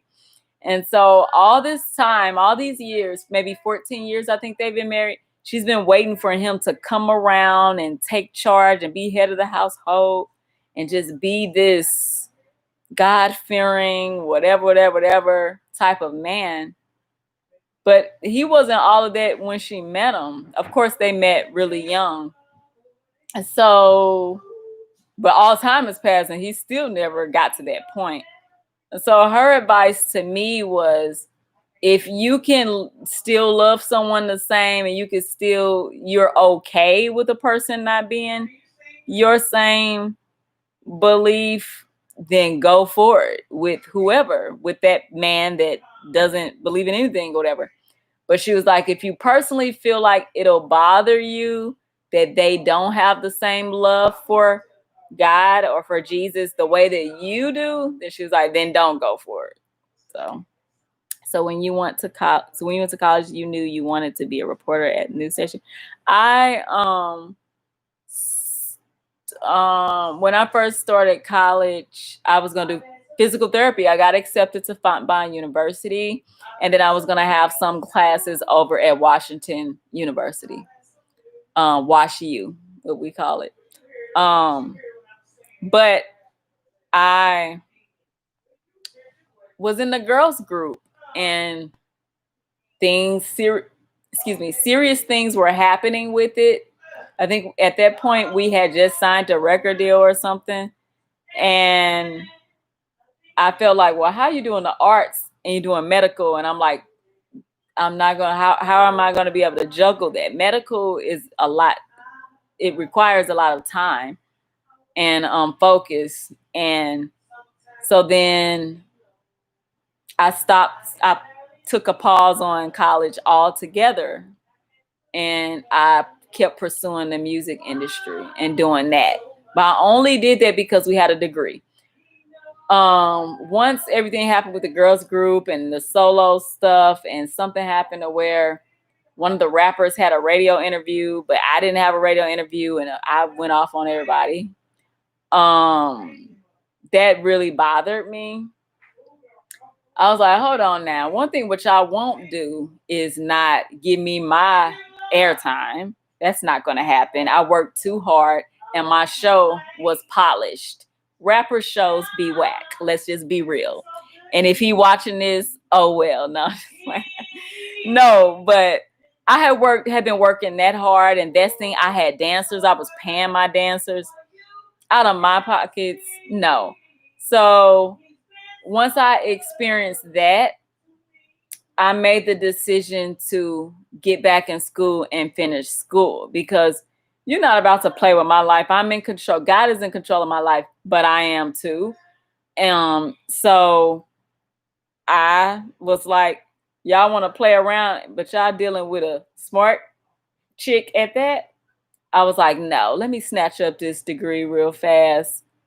And so I left, and I just focused on school 100%. And I promised myself that if I get back in school, there's no more breaks. I'm not stopping for nothing. I don't care what opportunity is out there. I'm not going to stop. And I stayed true to my word. I got back in school, and I stayed. I never left until I snatched up the bachelor's degree.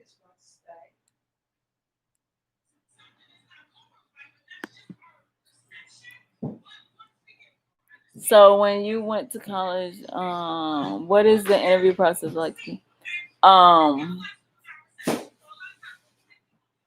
Yeah. So how I switched over to okay. So I got out of medical, and I did the broadcasting because I knew I wanted to do TV, and I felt like the closest thing to entertainment was to do broadcast journalism.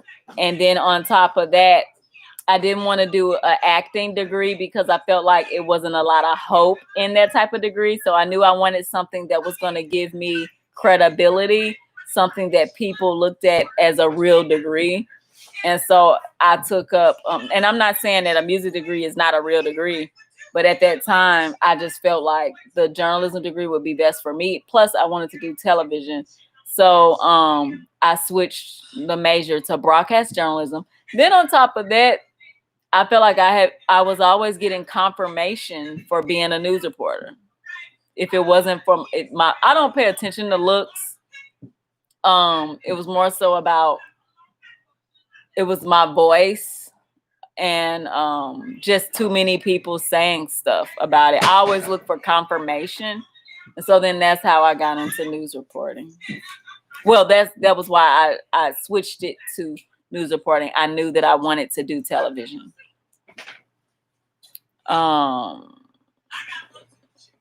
It is competitive to get a spot. What's the interview process? What was the interview process? Mine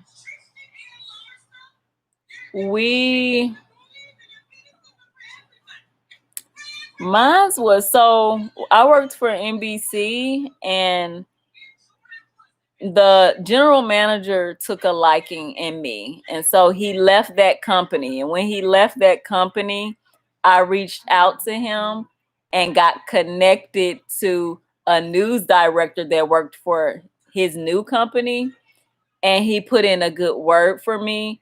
And so I had a Skype interview process. But the process could be different. I also had a very, I would say, mean process where the news director wanted to talk to me and she didn't care about the job I was working at the time. And she was like, okay, I need you to take this writing test and this, and I'm just ignorant.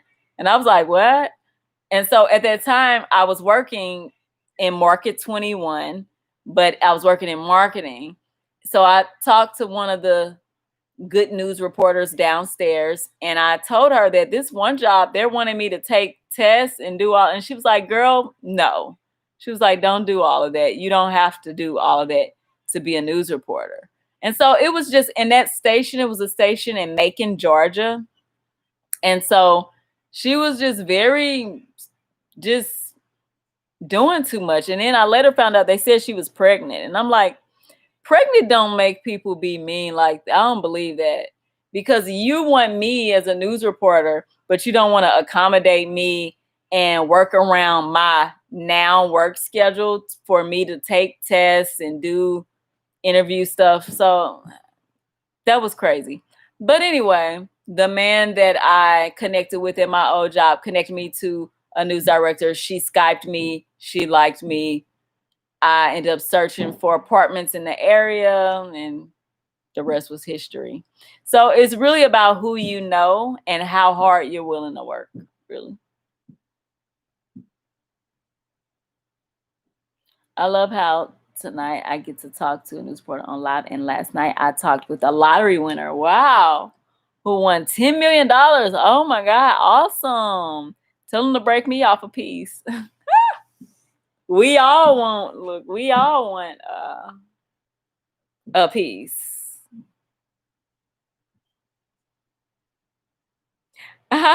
Toilet brush salesman, welcome. Says, how come I don't meet millionaires on live? LOL. Me either. Do I meet millionaires on lives? I don't think so. I remember I got excited because Russell Simmons followed me on Twitter. Y'all would have thought I was like, my first celebrity follower. That was so funny. And how he followed me was because I commented on something, and then he just followed me back. Oh, hey Shanita, welcome back. How? Yeah, I don't know. Do you all play the lottery? I don't really play the lottery. The only time I play the lottery is when I had a news story, because the lottery kept climbing. It kept getting bigger and bigger and bigger. And so that was the news of the day on a Tuesday. That's another thing. As a news reporter, you always hustling for a story, and then they got to approve the story for the day. So that can be annoying. But so I want to do the lottery stuff. And so, of course, when I did that story, I went in and I bought a lottery ticket. Because it was like, it just kept growing. I think it was like, was it at 500 million? I don't know. It just kept climbing. And I was like, I don't want to be left out of the fun. So I got me a ticket too. It was interesting asking a lotto winner all those questions about what he did and how he felt right when he saw that he won. I bet it's kind of like you probably got to take a double take, a third take, a fourth look to make sure it's right. And wow. What you should have asked him was, does he always play, or did he just wake up one day and play? Because people always tell me that you have to be a player, and you have to always, like, if you've been playing the lottery for 10 years, you should be still playing the same numbers, because one day with those same old numbers, you're going to hit. That's what I heard, but I don't know if that's true. I don't know. But I know people that have won like 10,000, but not in the millions. And believe it or not, family be coming out of the woodworks just when people win 200,000. $200,000 ain't no money. I could think of some things right now that I could do with $200,000. That money will be gone. He said he took a lump sum and somehow after taxes and other fees, he got 3.2 million. I always thought that if you won 10 million, that you would get paid a little over half, like 6.5 million, I thought. Because I thought they look like, I wonder, was it other winners? Maybe that's why he only got 3.2 million. Maybe it was other players and they got money too. Did you see that reporter found her cancer tumor when a viewer phoned the studio to tell her that she saw the symptoms on TV? Oh, you mean like, I don't know about cancer, but I did. It was one where the woman was like slurring her words or something. And then they found out she had something that was called something, but I don't think it was cancer though. So I don't think I saw that one. I'm gonna have to Google that one. He said he took, okay, I saw that. He actually had a YouTube channel based off gambling. Wow. And playing the lotto, but they terminated his channel for some reason. Wow. I wonder why. I was surprised too. He won 10 million, but after everything got, I don't see how that happened though, because he had, I'm sorry, y'all, I gotta check on this food. I don't see how that was able to happen, because usually you're left with like 6 point something, like a little bit more than half, but I don't know. It's probably a bunch of things that played a factor in that. Ooh. Sorry, y'all. My mom disappeared, so I feel like I gotta make sure everything is okay with this food. But because it smells like it's done. And we don't want to burn it. What does it say? Have you ever seen that news clip on YouTube of, I think, North Dakota anchors where the male reporter was cussing because he didn't know the camera? Yeah, he's actually a reporter in Houston where I live. Isaiah Curry is his name. I saw that clip many times. Where is the oven glove? Sorry. Trying to get the, yeah, Isaiah Curry is his name. And he has a show that comes on in Houston at 10 o'clock at night, Monday through Friday, where they let him use profanity too. So I thought that was interesting because, is this warm enough? I think it's warm enough. I thought that was interesting because as a news reporter, we can't, of course, depending on what city you're in, you can't use profanity. But because he has his own show, they let him do what he want to do. So I was like, that's when you've been reporting for a long time, and it's just kind of like, okay, we'll let them do what they want to do, because he probably negotiated that.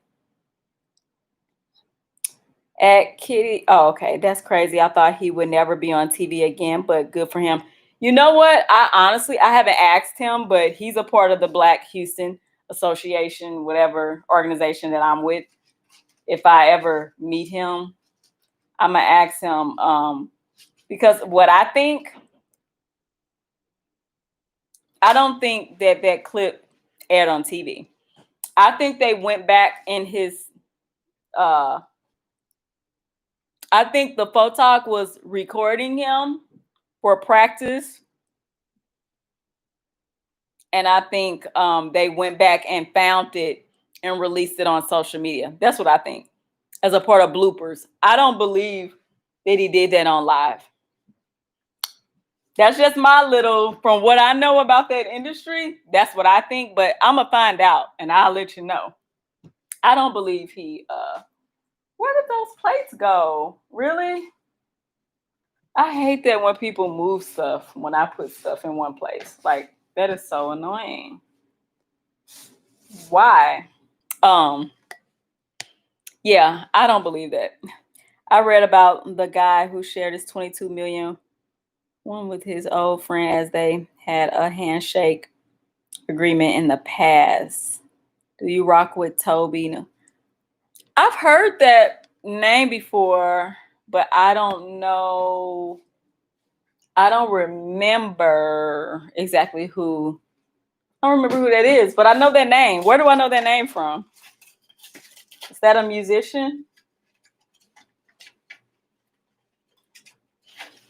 You all connect with Mr. Act Now or Never. He is actually a recording artist and he has some good music, very motivational music, but it sounds good. If it didn't sound good, I wouldn't say nothing, trust me.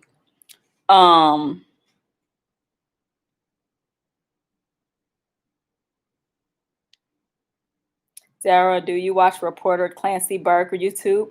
I know who she is. I enjoy her. I haven't watched her in a while, but I think is she still in Ohio or something? But she's good though. She's one of the cases of someone who they had a YouTube presence, and I think it probably actually helped her get probably land a job in because I think she probably started out in market 66. In this industry, a lot of stuff happened by market, and I think she was able to start in a bigger market, which 66 is not big, but it's bigger than the size markets that they try to make you start out at. And yeah, she's an exception. Like I think she was like a born natural. And she's really, really, really good. Really good. But yeah, I spotted her YouTube. And I remember the anchor because I was talking about her she was a morning reporter. And I was talking about how good she was for her lives. And one of my anchors was saying how some people, it might take you 3 months to get the hang of doing a live shot, and other people, it might take you 8 months. It just depends on you. So she was one that was really, really, really good, in my opinion. He's from, where do I know that name? Toby from the SWATs. I'm sorry, y'all. I'm eating some catfish nuggets. I wanted buffalo, but they were sold out of buffalo fish. I appreciate the plug. Oh, anytime. If music is good, I'm gonna say it's good.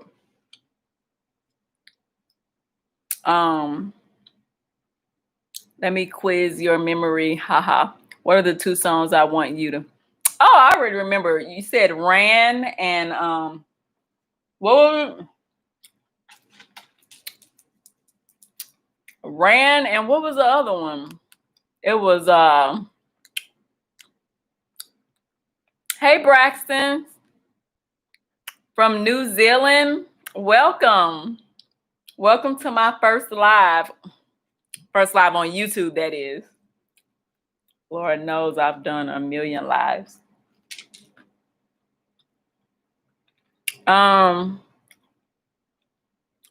Buffalo wings come from City Buffalo. Yeah, I didn't know that, but I grew up eating buffalo fish. It has the little skinny bones in it, and you gotta pick them out and eat them. But I've been eating it since I was a baby, so it's not a big deal to me. But when I tell people about it, I'm sorry, I'm talking too fast because I'm eating. When I tell people about it, They're like, ain't nobody got time to be picking through. Oh yeah, just another interlude. And I probably already downloaded that too. Bryson Tiller. Okay. And Ran. Wait a minute. Who was Ran by? It wasn't by Drake. Was it? I forgot. I just learned the other day. Okay, I read that. He's down with Eric Thomas. Why does Eric Thomas sound familiar too? You know, see, I'm not from Houston. I'm from St. Louis. But I live in Houston.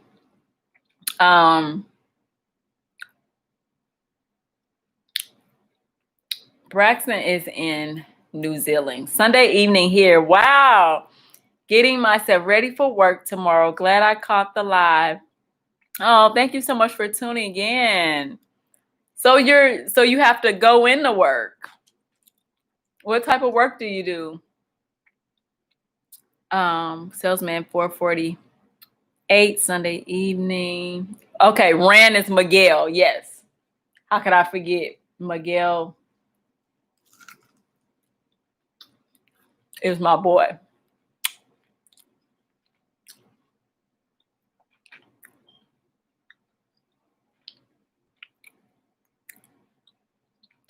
Miguel and Bryson. I'm listening to it tonight, actually.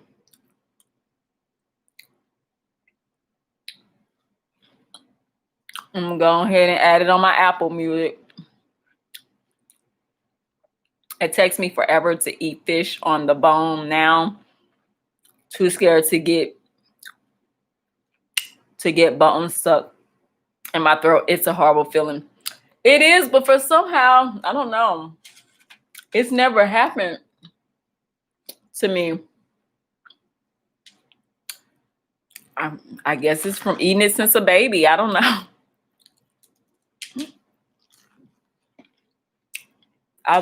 Yes. I was so mad when we got to the grocery store. They were like, oh, we don't have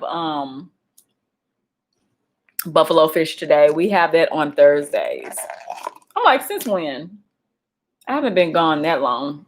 And eat it with some pickles.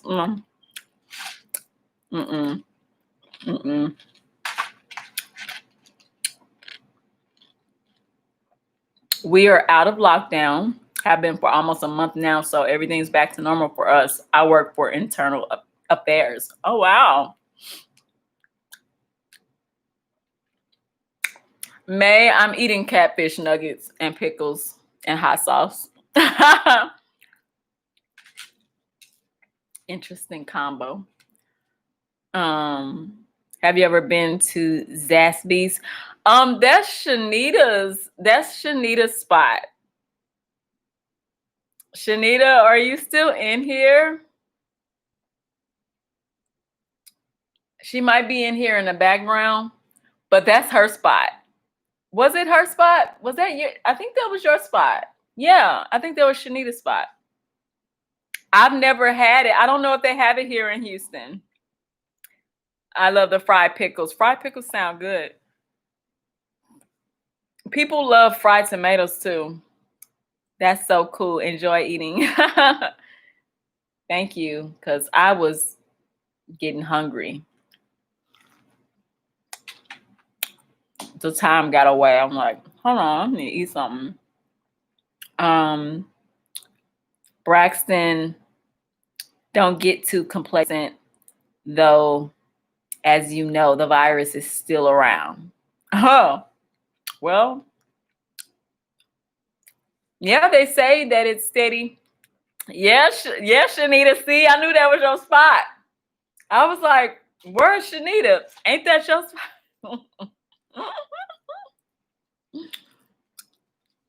I'm not monetized yet. No, not yet. Every Friday night, So what type of food is at Zaxby's? Like, I don't know like what. I've never seen it.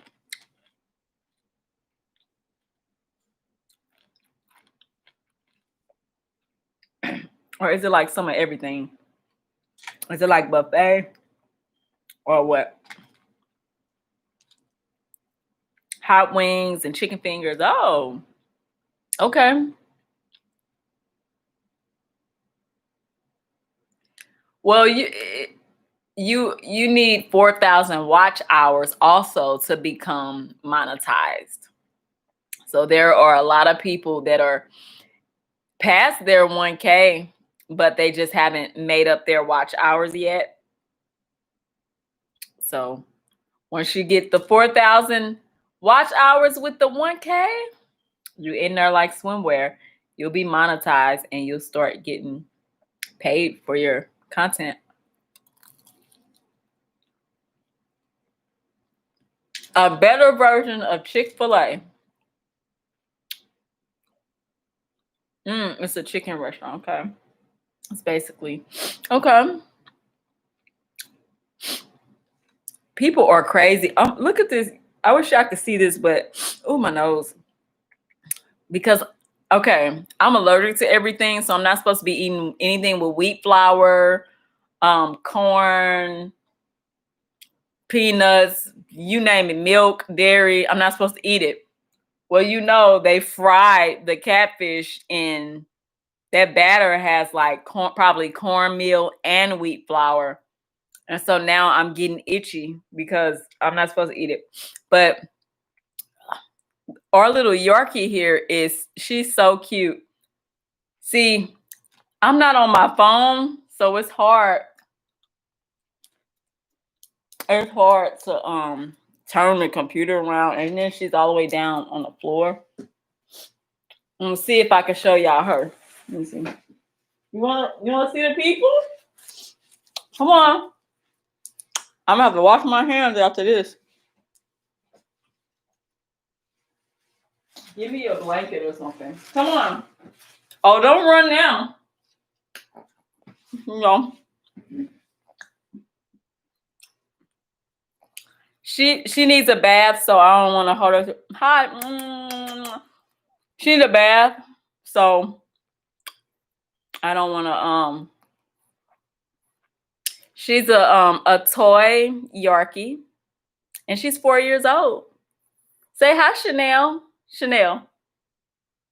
And she's a silver. Look at her hair. When her hair grow out, her hair is silver, and she's really little.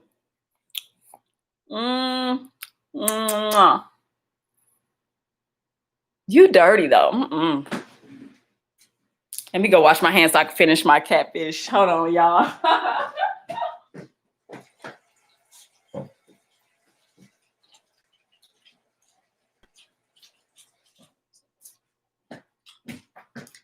So the funny part is it's actually my sister's dog, but my sister be abandoning her dog.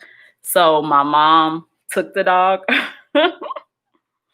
And so now it's this ongoing battle because my mother's like, this is my dog. And my sister's like, no, you're the grandmother. But it's like, girl, you don't take care of your dog. So technically it's not your dog because you haven't brought doggy pads, doggy food, clothes, or anything for the puppy. But you're steady claiming it as your dog. It's hilarious. Oh, a puppy. Say when I eat ramen noodles, it goes through me. When I eat ramen noodles, I used to add American cheese. Kitty says, ooh, a puppy. I really wanna, what does it say? A corgi. What a cutie, wet dog smell. Yeah, like she's they're supposed to bathe her. I'm just real. I wish they would bathe her, because if they would bathe her, I would take her out. I wouldn't leave her in the house. Like, we have I talk to my mother, and I don't live here, so I don't get to see her that often. She's my niece, technically. I guess she's my niece, but my mom keeps saying it's her dog, so I guess she's my sister. I don't know. But there's I talk my mom into getting, you know how for the real babies, how they got the chest things, what they call that? The baby carrier that you put on the chest. I talked my mom into ordering one off of Amazon for Chanel. So I would wear it. I would go to the mall with her and everything. I would, or to the grocery store, because I'm not really trying to stay out like that. But I think a dog like her should be out of the house. I don't think that she should be in the house. So once we bathe her, you going out with me, okay? Why do you beg so much? She just sits down there and just watches you like this, like she's hoping for me to drop something on the floor. I don't drop something on the floor. I knew a gut. I put ice cubes in his ramen noodles to cool it down. Though that was disgusting for some reason. Why don't you just wait for it to cool down? Like, why would you put the ice? Like, some people put ice in their cereal because they need their milk to be ice cold. And I'm like that. I don't eat cereal now because I'm not supposed to be drinking milk, because I'm not supposed to be eating dairy. But I'm a person, when if I do drink milk, it has to be super cold. But I just get it freshly out of the refrigerator. But there are some people who have to put ice cubes in their milk to make it that cold. Like, it has to be icy cold. I think that's a little different. At Kitty, they actually eat cold noodles just like that in some Southeast Asian countries. Oh, wow. I never knew that. So cook the ramen noodles. They're hot. You add your seasoning, and then you pour ice cubes in it. I've never heard of that.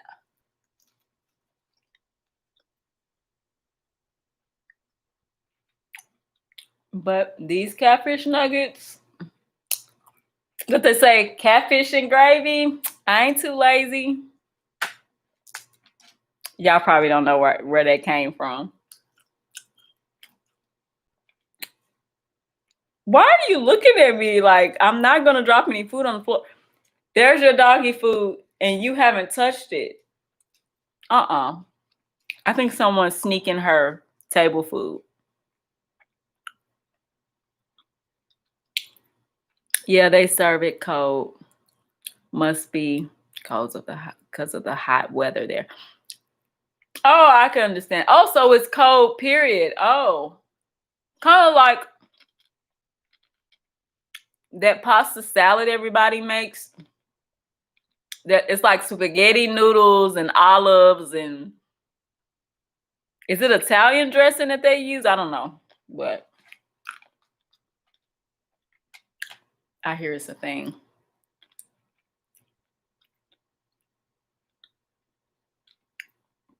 I like cats, and I've had cats. It's funny because technically I don't have any animals now, because like I said, I moved to Houston to help with my nieces, my brother-in-law with my nieces. And so they have a puppy. What is their puppy? Maltese. It's small too. And it's cute, but it's their dog. So I don't really claim it as having a dog, but I do like cats. But I'm a Yorkie lover. Like, I will take this dog.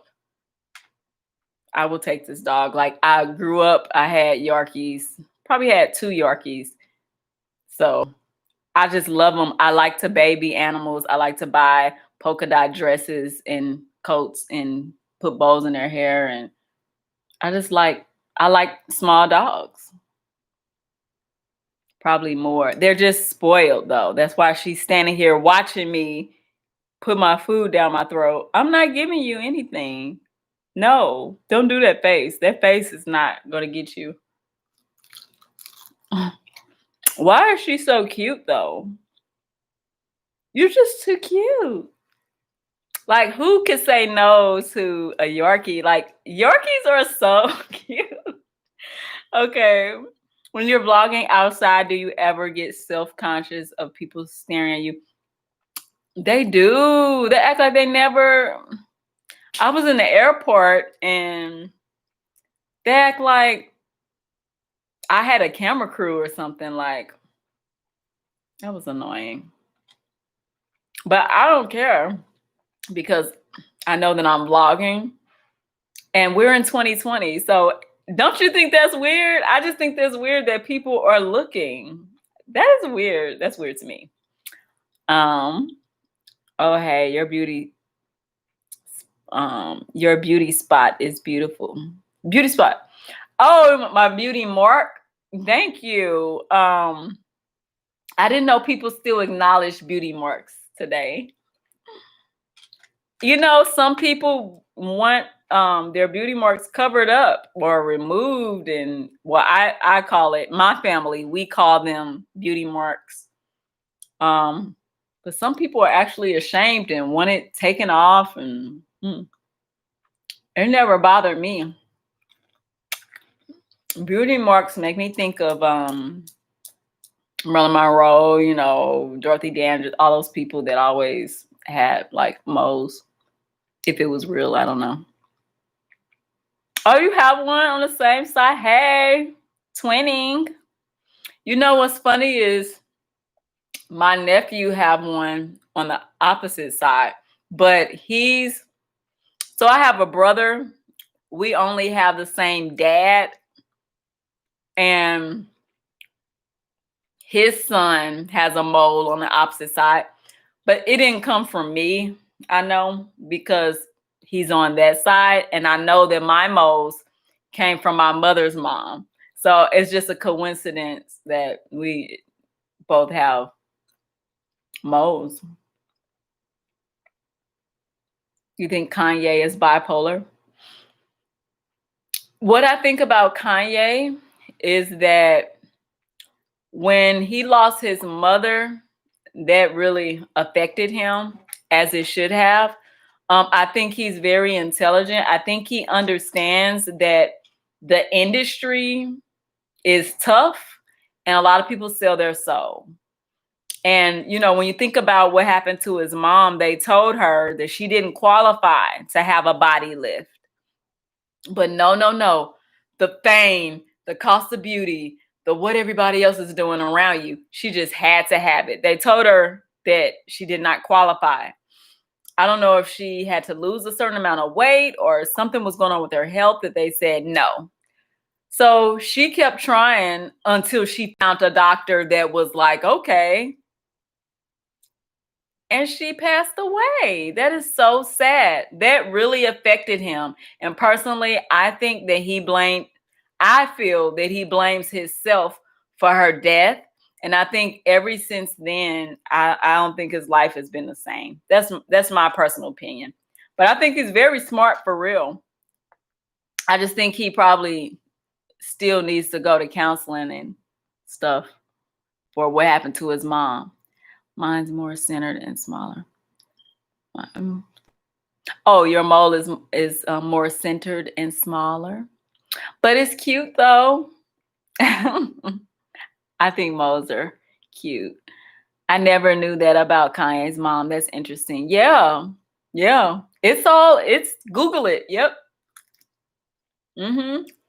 Yep. So he felt like, wow, the price of fame. My own mom, she turns vain and wants her body done so she can match and look like everybody else in Hollywood, who some of them, their bodies aren't even real or whatever. But they told her that she did not qualify. She went around them, found a doctor that was money hungry, that wanted to do it anyway. And now she's gone. Like that shook up his world. So I don't really be thinking too bad about Kanye. I know that he needs to get counseling and stuff. He's had a rough time, in my opinion. Kitty, Karina, there's definitely some mental health issues he has, but has not been resolved or in therapy, I think. Yeah, I believe that. That's what I believe. But I feel like it all started coming out after his mom passed away. Do you remember when Mariah had a body mark, but hers kept moving? A body mark, a beauty mark, you mean? And it kept moving. Was hers on her face? I think was hers like right here? By the way, Mariah's birthday is March 27th, and my birthday is March 29th. So I feel like we're connected just because of that. So she can't possibly be a diva because I'm not a diva. And I'm saying that like I really believe in signs like that. But I like Mariah.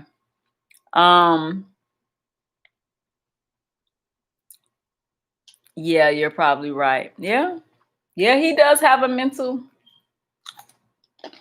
but he's very smart. I'm sorry, y'all. I know y'all some Kim K fans, but it is kind of iffy if you're watching. But my thing is, you knew who she was before you married her, but that is kind of iffy if she's putting makeup on your daughter and dressing her in sexy clothes, and if that's not your vision for your children.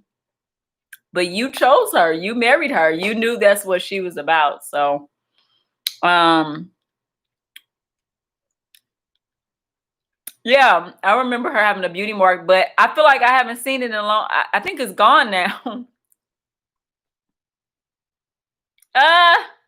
Said ain't nobody here a Kim K fan. That's funny. Well, it just seemed like everybody be like they watched the show, and I haven't seen that show since back in the day when I remember one time I went to New York and they had that Dash store. So I went to that store. That was probably like the last time I watched the Kardashians, and that was a while. It was like 2013. So I don't keep up with the Kardashians. I don't know. Like I was just surprised to see that Kim had that many kids. Where have I been?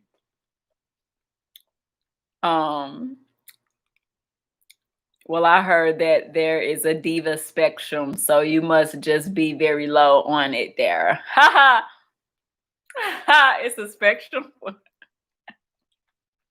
I didn't know it was a spectrum. I ain't a part of that clan. But they always say Mariah is. But doesn't she have the right to be? No, let me stop. I just like Mariah Carey. I've always liked her. I don't know what, and it's funny because my friends, they were never, I think one of my friends, they liked her songs, but most of my friends, they're like, oh yeah. I don't think they were like into her the way me and my sister were into her. We liked her. I did a Prodigy on my channel of the time she messed up her song and concert, All I Want for Christmas. Oh, I'm gonna have to look it up. No, you ain't over there making fun of Mariah. No, you ain't, Shanita. I can't. I'm gonna have to see that. Were you a Whitney Houston fan? Yes, I was. My household was. How can you not be? And I still say to this day, Whitney Houston has the best Star Spangled Banner ever. Let's fight. Let's fight. Nobody, not even my girl Beyonce, nobody can touch Whitney Houston's Star Spangled Banner. It's like the fullness, her voice was just filling up the stadium. I don't know what the heck was happening, but I haven't seen her defeated. And we in 2020. How we in 2020 and ain't nobody topped her Star Spangled Banner? That's crazy. Diana Ross. I respect her. I like her. I just watched that Britney and Diana Ross movie the other night. Oh my God. I think when that originally aired, it was probably a TV movie, but that was hilarious to me how mean Brandy was being. And it had Alan Payne. Y'all think he could act? Rumor on the streets is that he's an overactor. And especially in New Jack City, he was an overactor. I listen to Mariah when I'm putting on my makeup. Yeah, I love her. Hey, San Antonio. Welcome.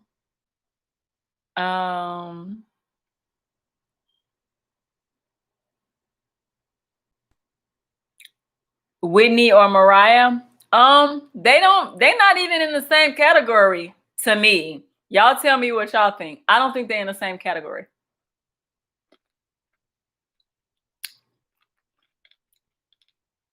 I don't think they are.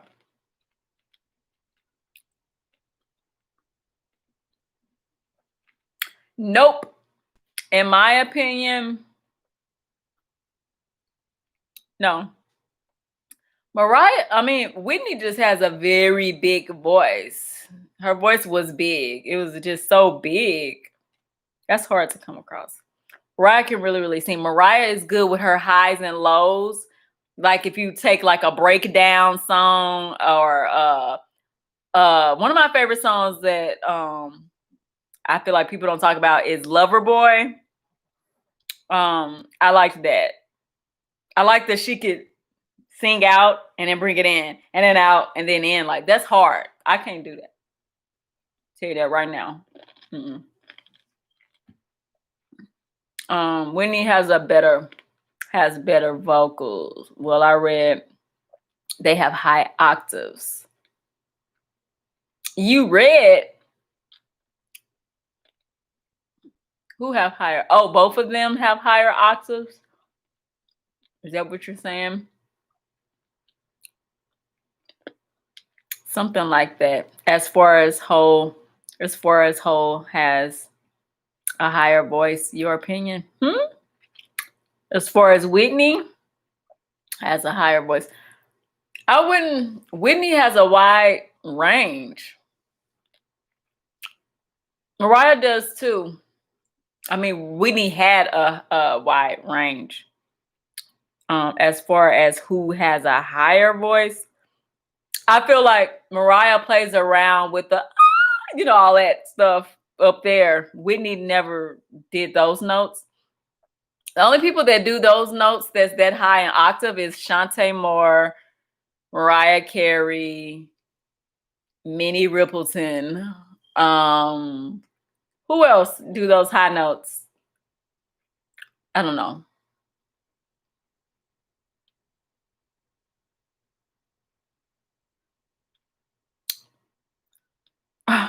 What?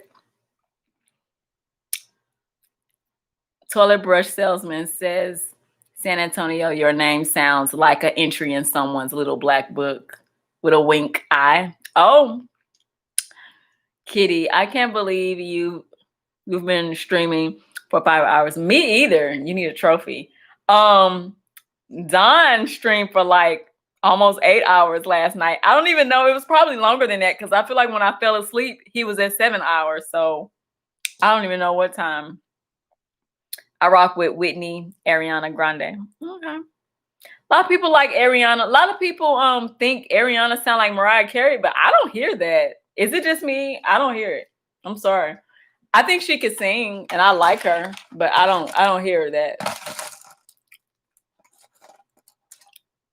Oh. The little black book.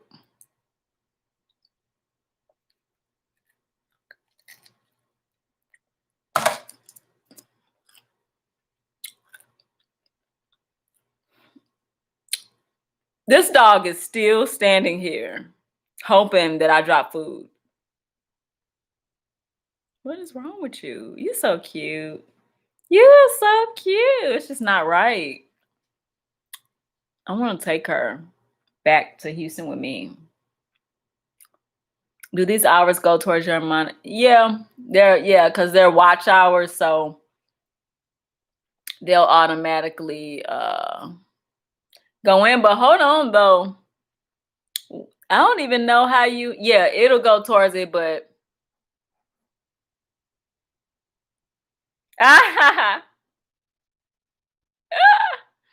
it wasn't that I wasn't gonna go live. It's just that things have to be in order. I got to know what I'm talking about. But as you can see in this live, we started out talking about relationships and then we went off into a million and one things. So I probably have to change the title because, I'm just if you all look at my page, I try to plan things out. I try to keep things uniform. I try to. So to just have a live where at the beginning you're like, okay, I'm waiting for people to come in. I'm waiting to ask questions. I'm waiting. It's just like, who's gonna go back and watch that? Like they're gonna have to scan through to listen to the live. So 7 hours, that was good. I couldn't believe it. The time flew though. I was like, wow. That was a long time. Yes, do watch my Tinder videos. Yes, it still makes my blood boil. To think about that man still makes my blood boil. And I wonder, has he got his karma back yet? I'm sorry. That's just how I feel. Sometimes I just think about it and I'll be like, I wonder, has he received his karma yet? He was dirty. He was dirty for what he did. That was to lie like that. So relationships. Who's the expert? Let's see. I'm gonna watch. No, you don't have to change the title. Just leave it as is. It's what raw and real that people love and want to watch. Okay, you heard it from Shanita. She said, leave it alone. Okay, I might now, look, okay, I may not change the title and all of that, but I have to probably do another thumbnail because it's just random and it has no text. Plus, I'm addicted to making thumbnails, so I don't know. It's just fun for me. I just like to play around with thumbnails. I'm always trying to find new things. But she say, Don, you feel me? Don back there with old girl.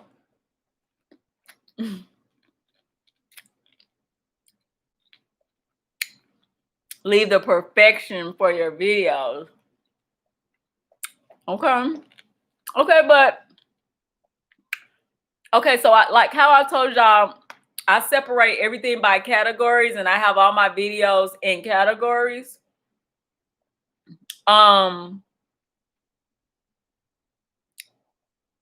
Okay, I guess I could just make a category for my lives too.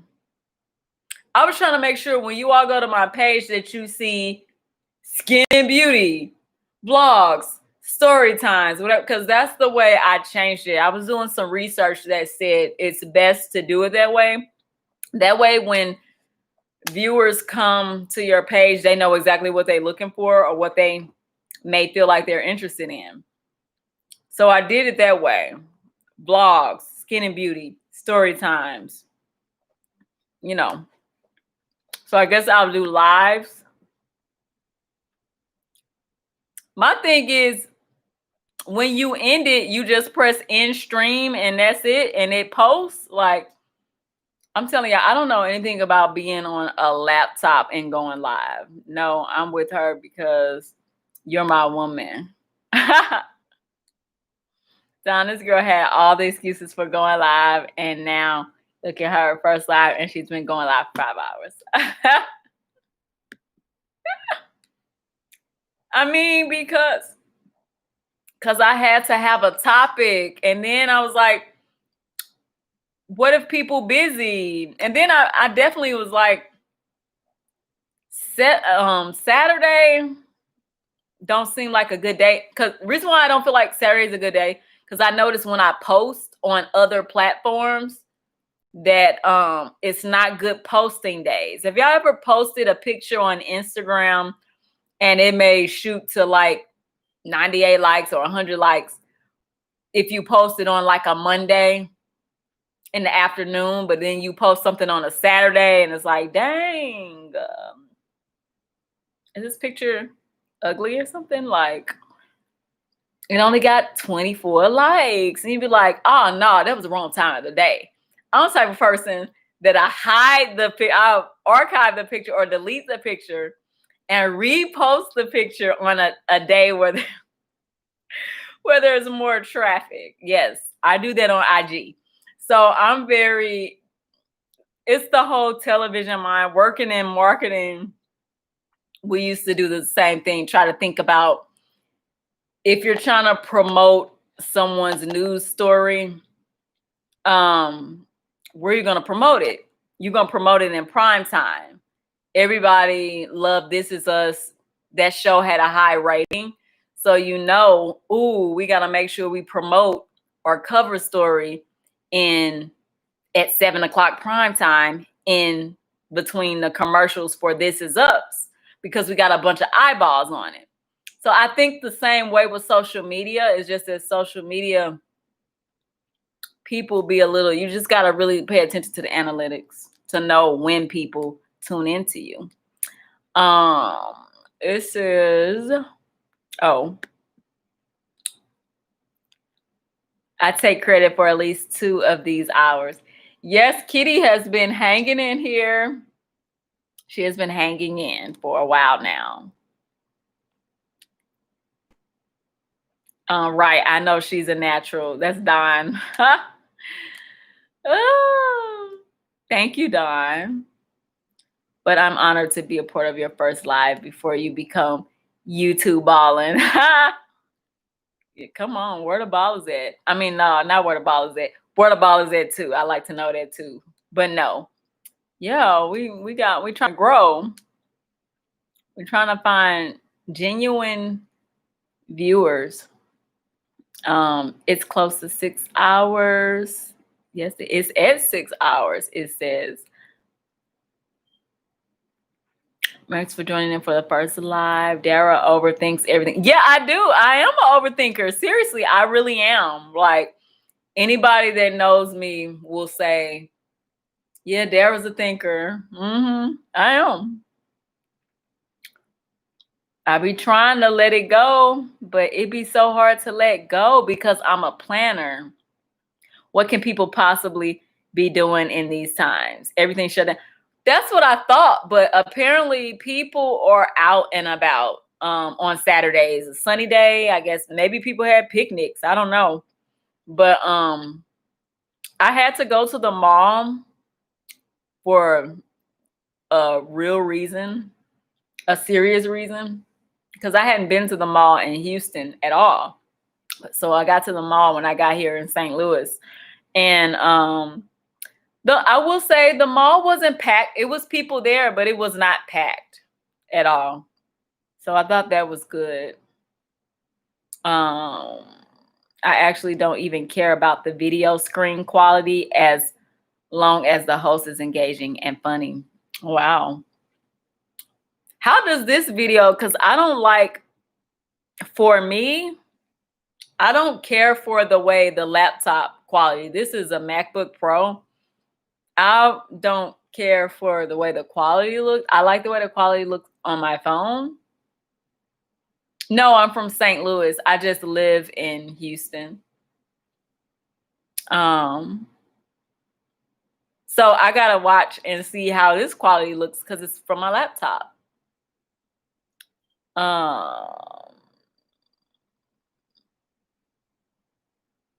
Okay, it looks decent. Okay. I think it looks good, but not great. Okay, good, but not great. Okay.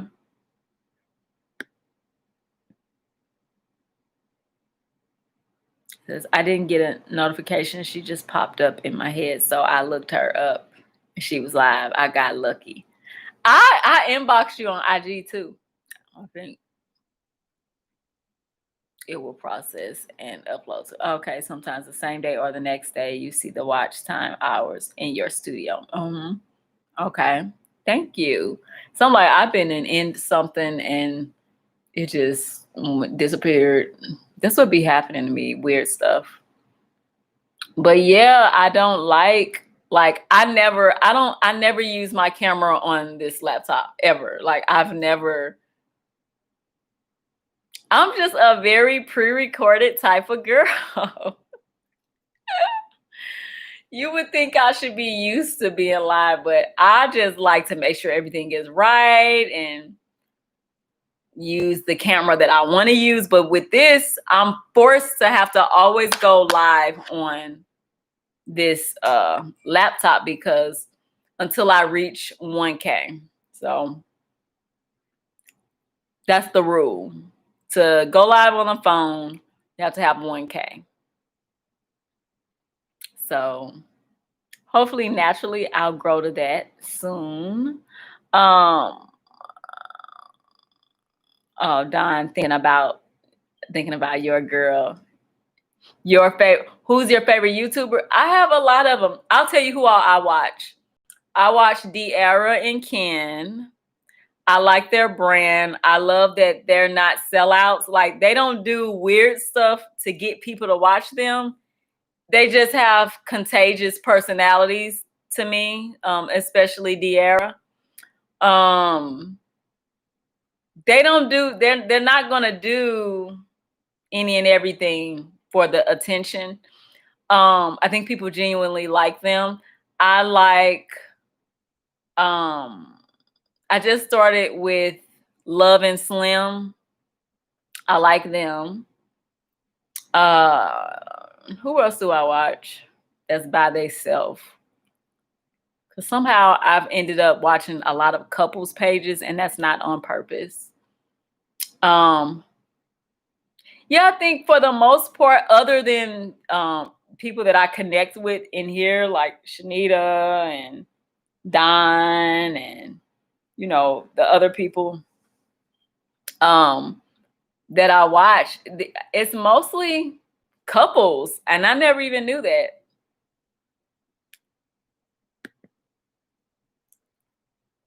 I guess when I think about it, because I even started watching the Beam Squad sometimes, not all the time, but every now and again. Is it Ashley Donahue? I watch her stuff.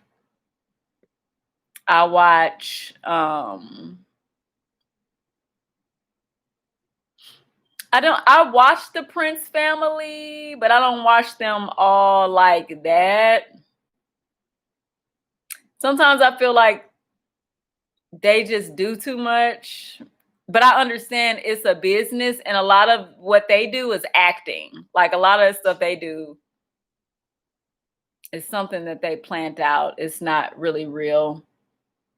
I used to watch them. Oh, I watched CJ So Cool. I just got hip to him. He's my birthday twin.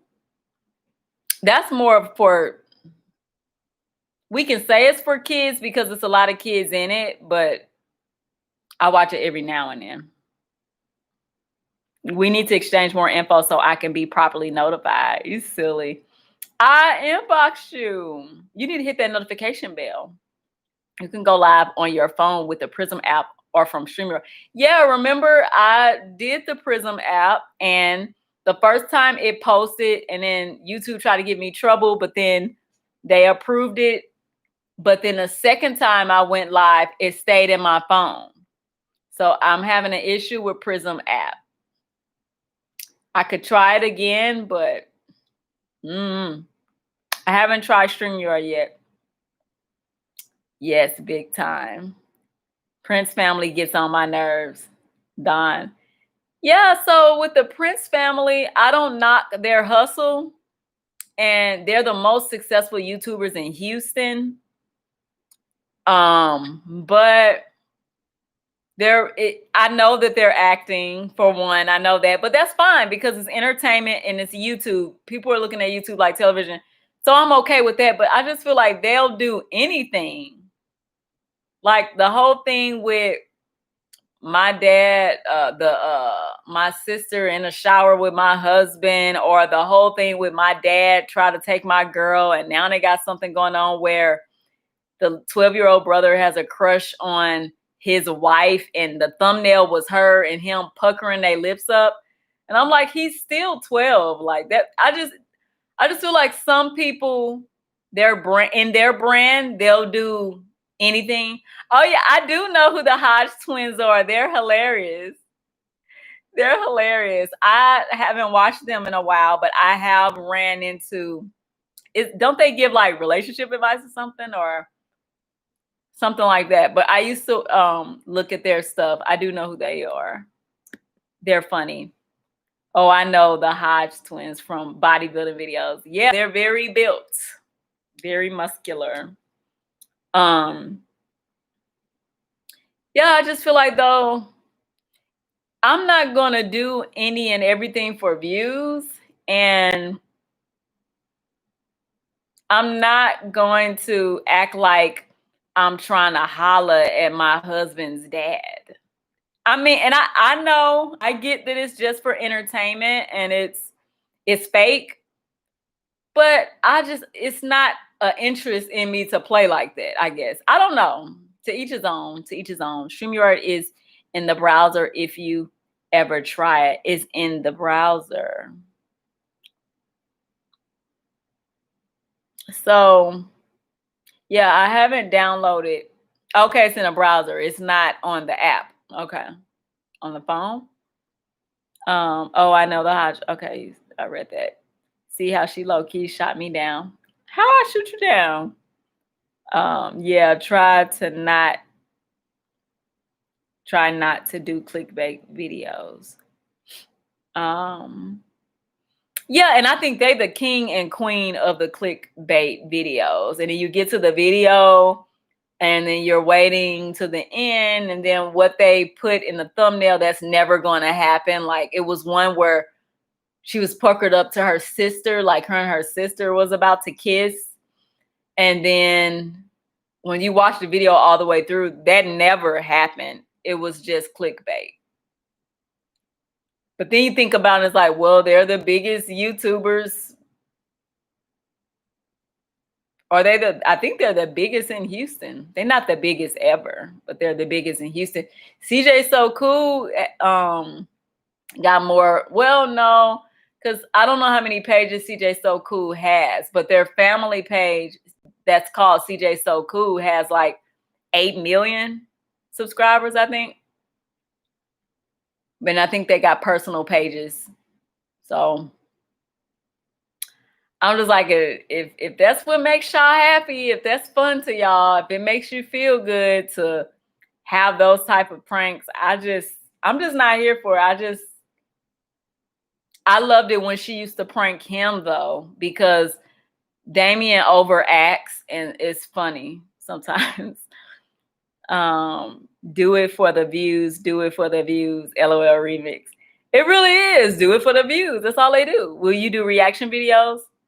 I want to, but I don't know what to give a reaction on. I'm trying to figure that out. Like I know how to do the editing for it, with the screens and all that stuff, but I don't know what I want to react to. Like, what do I want to react to?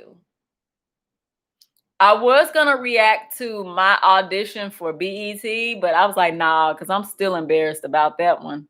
That was a long time ago. Tried to low-key get your number, but you shot me down. When? I didn't even see when. At what point did you try to low-key get my number?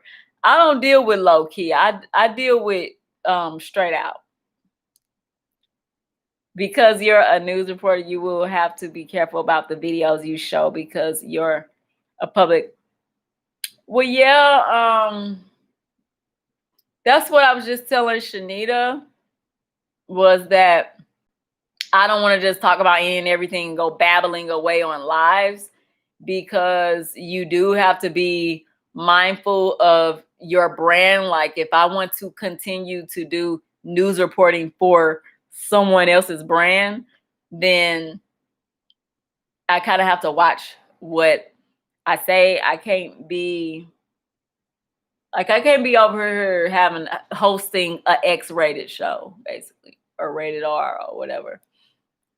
So that's what I'm always concerned about is what am I gonna say? Like I don't want to say too much. I don't want them to go look at my reel and then the next video come up as one of Darra's lives, and then they want to skim through and what she said, this, and that on her live. So I try to be careful. But a reaction, I don't know what I would be like I said, I could do a reaction to me, my own stuff. Like I said, my BET audition tape that I had to send in to a show that they never did. I was so green in that video. I'm embarrassed. How in the world did the van chick Janelle get so many? I think because it was interesting that a woman was going to just live in her van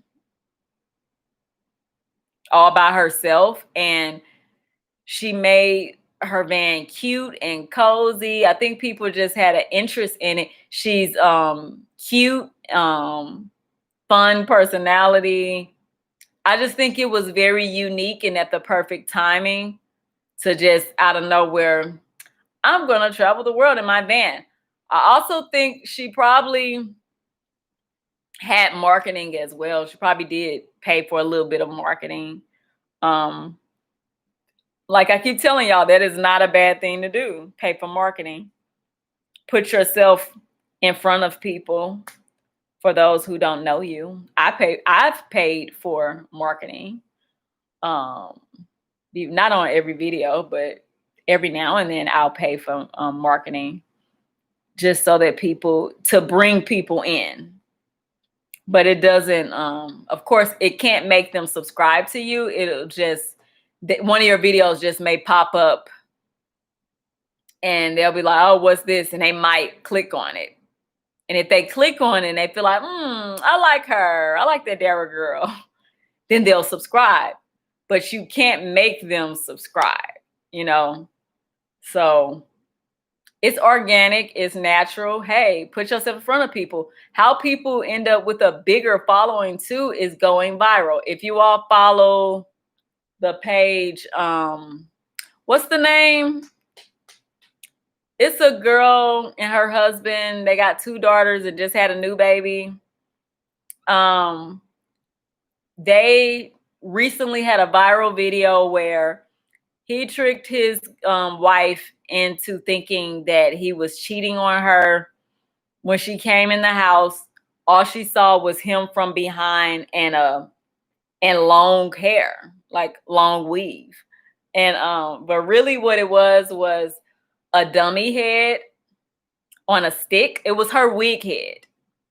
And so he was all up on a wig head like he was cheating on her, and she came in the house and she was like this, and she just ran up and kick stomped him basically. And they played it back in slow motion. That video went viral for them.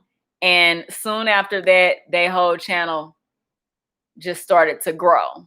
So like I said, if you don't have a viral video, it doesn't hurt to invest in a little bit of marketing. Yeah, Janelle and Lena. Yep. I follow her actually. I just haven't seen her, watched her videos in a while. Darra Cunningham said we need to exchange. Oh, I said we need to exchange more info, and you was like, just check my IG. No, I'm just telling you that I had messaged you on IG about the live or whatever. But I hate these videos. They're so corny. Those. Okay. Oh, you hate those videos? I think they do so well because it's good for a quick laugh. Excuse me, this pickle, the skin from the pickle is like, I can't chew it away. It's just stuck. It's good for a quick laugh and it caters to everybody. It's like, oh, did you see? Look at what this woman did to her when she thought her husband was cheating. And so it caters to all age groups. The video, I don't even think it was a super long video either. So it worked for what it was supposed to work for, because now they've built a bigger audience, and people kept coming in and following them ever since that. So it works. It's just, I guess you just have to figure out what side of the game you want to be on. Like, you want to be on, that's why I did that prank video the other day, but I'm not a prankster. I mean, I got the brain to be one, but it's just not my thing because it's just me. I'm a single woman for real. I'm living, helping my nieces and them right now, but that's not going to always be the situation. My mother is an easy target, so it's easy to prank her, but I don't live here with my mom. But I have younger sisters, and I always tell them, y'all got a gold mine sitting right under y'all, because my mom is so easy. She gets mad quick. I would have some fun with her if I was them. But to me, that's more in their age group. I may say the pranks for maybe when I get married, I'll prank my husband, get on his nerves or something. So you just marketed the food concept. You got me here eating beef jerky now. Yes, like when you watch people eating, don't it just make you want to go get something to eat? That's how I am. Who is it? The YouTubers that do Taco Tuesday, and they always eat Taco Tuesday. Like, it makes me, like, if I see that they upload a video, I'm just like, I don't know if I'm gonna watch that video. Because if I watch it, I may have to go grab me some tacos to watch the video, because I know I'm gonna get hungry. It always happens that way. It must be almost 1 a.m. where you are. Yes, it is almost. So your goal is to just do YouTube full time. I wouldn't say that's not my only goal, but if it happens that way, I mean, I guess that would be a blessing, because working for yourself is the best thing ever, I feel. Who want to work for somebody? Especially look at what's going on right now. All these companies are cutting jobs, cutting salaries, cutting, just everything's getting cut just because we didn't experience the pandemic, and a lot of money has been taken out of these major companies' pockets. And let's be real here. Our online boutiques are doing way better than our Macy's, Dillard's, Neiman Marcus, Saks Fifth Avenues that have been around for all these years. The boutique industry is booming. So my goal is more so entrepreneurship. I'll always do YouTube because I love to create content that's just in me, and I think it's fun. But I'm working on creating a brand at the same time, outside of, like, a business on the outside of this, basically. And then everything will go together. I'll market and brand everything together. I think you should always have a plan versus just, I'm just doing YouTube. But I love creating content. I think it just gets even better when your life changes and you get a family and all of the above. Things just get better and better. I think that's probably why our couple YouTubers, they do so well. I think people are in love with relationships. They're in love with relationships. They don't care about us single people that have accounts. Oh, okay. Well, I have a good feeling you're going to be big on here because of your bubbly personality. Oh, that's sweet. Yeah. you know, I guess if I go live more, I don't know how much, I don't know what you all can see in my videos. I try to be myself, and just like for the first Psycho Tender Day video, I was being very, what is the word? I was trying to make it very comedic a little bit. Like I was trying to crack jokes and be silly and all that at the same time. So you'll see some of that.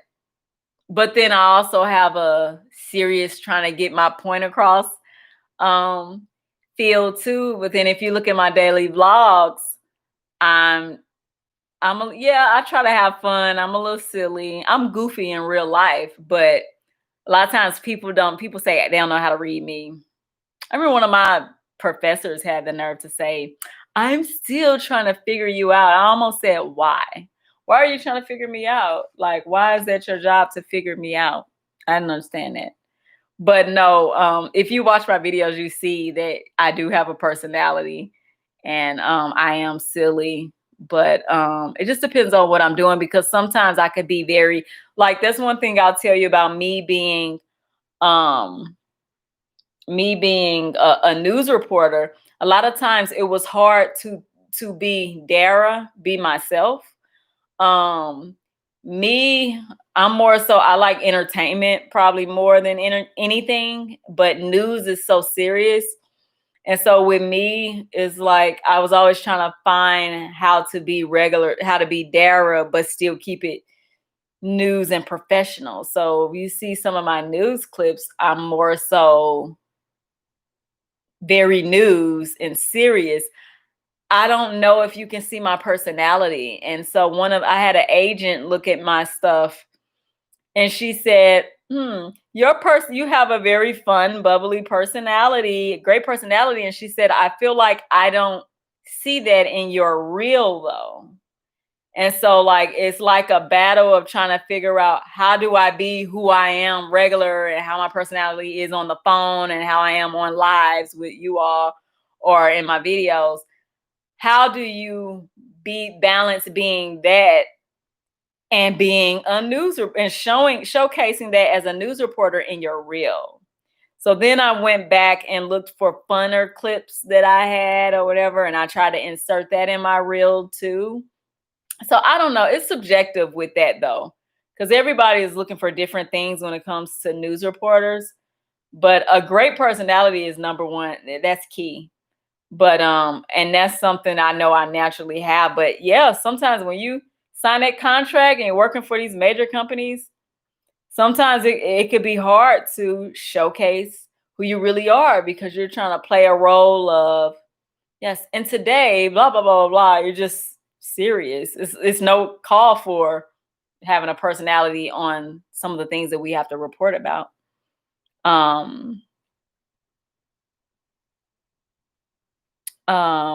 They're closing down a lot of stores in NYC. Yes, and here in St. Louis and in Texas, all across. I think I'm single in a relationship. You think you're single in a relationship, so you're single, but you're in a relationship, but you think you're single?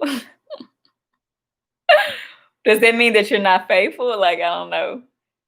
Explain, elaborate. I want to know. Yeah, they are closing things down, and I don't know. I just feel like the government, they should do something. I just think it's very unfortunate. A lot of these people that have worked really hard have to receive pay cuts. I just don't like it. I think I might go to sleep now, Darra, but it was great getting to know you, and thanks for answering all my silly questions. Oh, you're so sweet. Thank you for connecting with me, and I will be connecting with you, even though you said that you're not a creator. I'm still gonna connect with you anyway. But thank you. You've been so sweet, and you have a good night, and I will see you next time, I guess, when I do another live. And I'm gonna make sure I listen to those songs for sure. I'm gonna make sure I listen. Miguel and Bryson Tiller. I got it. Just have to learn to wear the right hat at the right time. Yes, But it's hard. I don't know why it's so hard. LOL. I have to entertain myself, love myself, laugh by myself. The other half is so self-centered. I subscribe and don't forget to listen to those. So yes, I won't. Did you see that Australian news reporter lady was assaulted while reporting in London? I've seen so many of those. Nine News, Australia, Sophia Walsh. No, I'm gonna look it up. Sophie Walsh. I'm gonna look it up. I've seen a lot of those though. Sis, you still yes, Keenan. Keenan, I know you're not talking because Keenan, you be up super late. Keenan be up so late. He be up super late. I knew you were going to kill this lie. Oh, it's so sweet, Don. Thank you. We've been talking about everything under the sun in this live. Like, I was supposed to talk about one thing and it led to another, and it just kept leading to more things and more things. And one thing that I find amazing about lives, which I don't understand, and you all could tell me why, is I notice that people will go live and they may not have that many people watching, but then you'll go back to their page and you'll see their live and it'll be like, now it's at 83 views, and you'd be like, really? Do people really go back and watch lives? But it seems like they do because you have like 83 views on a live. I'm like, I would think it would be the opposite. It says, Keenan, I was talking about how me and Shanita, we fell asleep on Don's live. We were supporting him in our sleep. I don't know where you went. I think you were the last one hanging on. San Antonio says, I'm definitely faithful, loving, and careful and caring. I've done more than anyone has ever done for this person. Oh, wow. I do things without expecting anything back, but I never once seen her appreciate it. Oh, no, that's not good. That's not good at all. And how long have you been with her? How long have you been with her? That's one thing in a relationship, you have to show your appreciation. You have to. That's key. That's number two after communication, appreciation. Big up yourself, Don. Drop in and drop out on those lives. Yeah, y'all be dropping in and dropping out because y'all don't be caring about what we be talking about. I sometimes rewatch walking live streams. Walking live streams. LOL, I knew y'all dropped asleep. Yeah, y'all was probably like, oh, where they at? Where they at? We was knocked out. That's where we were. We was knocked the heck out. I know I was asleep. I done had some catfish nuggets, some pickles.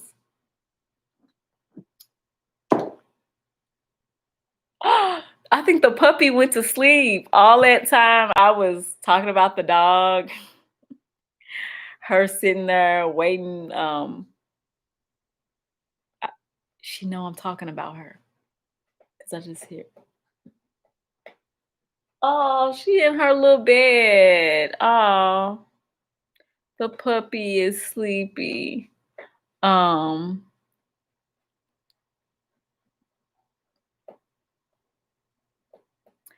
Yeah. Cause how it was, I mean, I'm just listening. All I know is Don was up there with his West Side Connection and dancing, all that Cali mess. And yeah. I'm heading off to thanks for the laughs there. Oh, thank you so much for tuning in. It was very nice to meet you. Nice to meet you. Thanks for connecting with me tonight. Well, call it fur years even, but fur years. Even but known each other over forever years. You've known who? Oh, Keenan for years. Everybody, toilet brush salesman is saying bye. Bye. See you next time. Thank you again.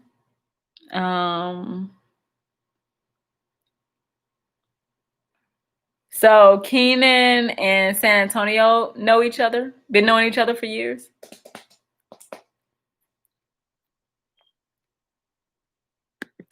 Yeah, you was turned.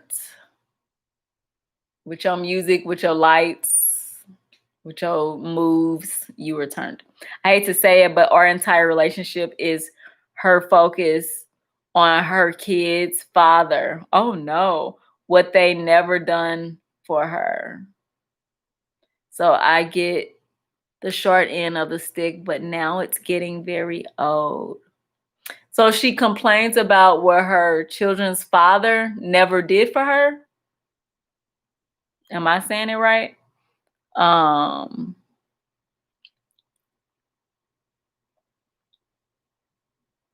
focus on her kids' fathers and what they never done for her. Yeah. Why is she so stuck in the past though? If she got her a good man that appreciates her, I'm not understanding why she's stuck in the past. I don't like she don't know a good thing or something. I don't. That's unfortunate. One thing I will say, if you're gonna be in a relationship, you gotta be happy in a relationship, or you don't need to be in a relationship. Says the single lady. That's why I'm single. Until I meet what's right, I'd rather be by myself. I told God that. I was like, no. If he don't want to be, I follow you, bro. Some sisters are like that because get hurt and can't recover. Oh. I could see, yeah, some people hold on to it. But you know what? As a woman, I used to want to be the type that was like the guys. I used to, because guys act like things just don't faze them at all. And I'm just like, ooh, I want to be on that side. And in my lifetime, I've met girls that they know how to play that game. I watched one girl, she was supposed to meet up with her boo thing or something, and he wasn't available. So she pulled up and picked her up. She picked up some protection or something and went off some other dude. And I'm like, what? I was like, that was I never wanted to be like that, but I'm just saying, I'm using her as an example because I still remember that like it was yesterday. And I remember thinking like, that seemed like something a guy would do. But my thing is, like guys just don't be seeming phased. They just don't seem phased about anything. So I want to not be so annoyed. Just like how y'all know I'm annoyed. Y'all bring up the psycho Tinder date and my skin crawl. I'm annoyed by him. But he ain't sitting over there annoyed by me. I'm not annoyed by him. I'm annoyed about what he did. So, but oh well.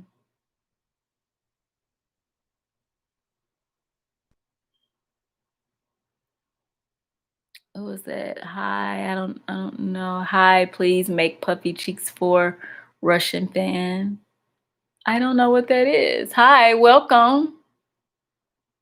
San Antonio. Yes, that is correct. I've been with her for 4 years, but I have known her forever. Family secrets told me a lot, and it's just hard for me to let her get hurt by someone else.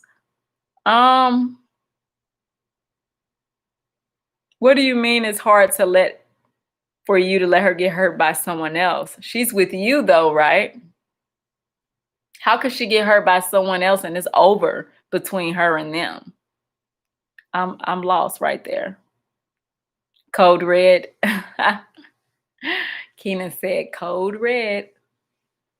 Yeah, I'm trying to understand how she can get hurt by someone else, but she's with you. Her children's father. How can she get hurt by them? She's not with them. I guess you're saying she's holding on to the past of what they did.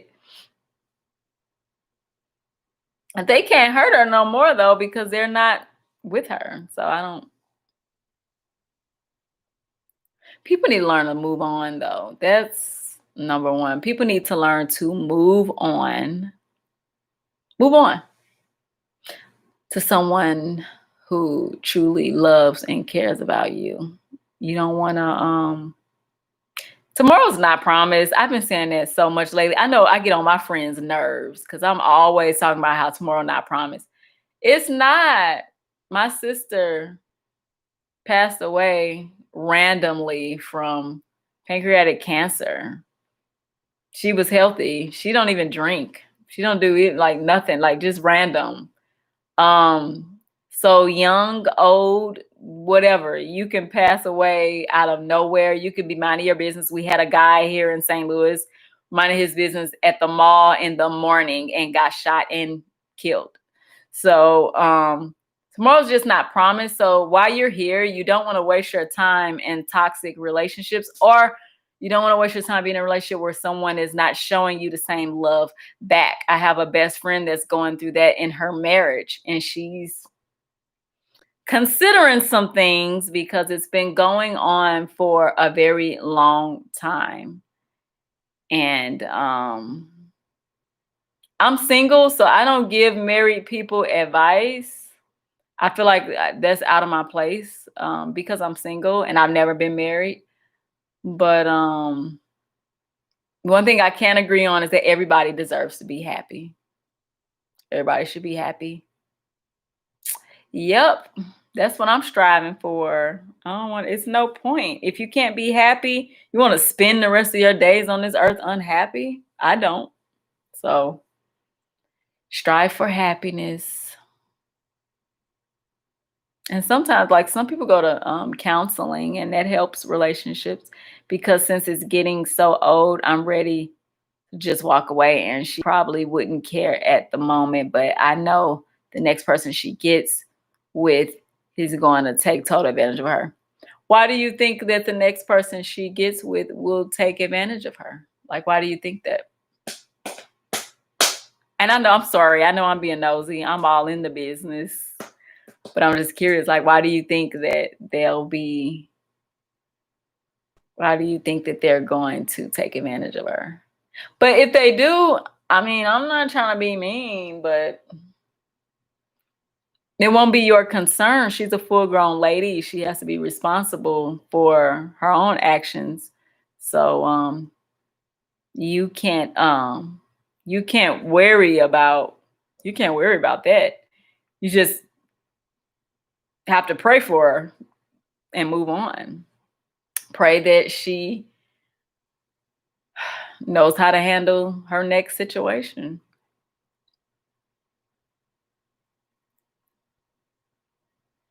Let's see, it's so I'm ready. Keenan says, San Antonio, do you love her?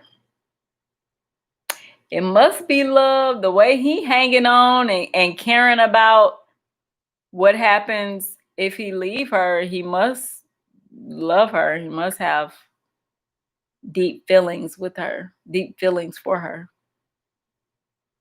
Understand it's not easy, but when you think about time wasted and the happiness that you could have had, then a lot of times you're not going to meet the woman that is for you if you're hanging on to something that you're not happy in. You think about that? The puppy has a bedtime. The puppy straight over there asleep. She went and climbed in her bed. Or is he just trying to save her? But you can't save anyone. You can't be Captain Saver. You can't save anybody. People have to save their self. And that's what I'm trying to say to you. This is Shanita from my other account. I got you running in the background to you, Laga. Oh, thank you. Thank you, Shanita. I'm the Captain Saver chick type. I used to be. Keenan, you was saving them?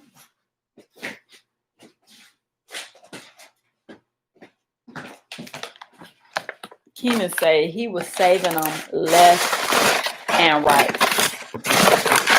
I want to be saved. He was saving them.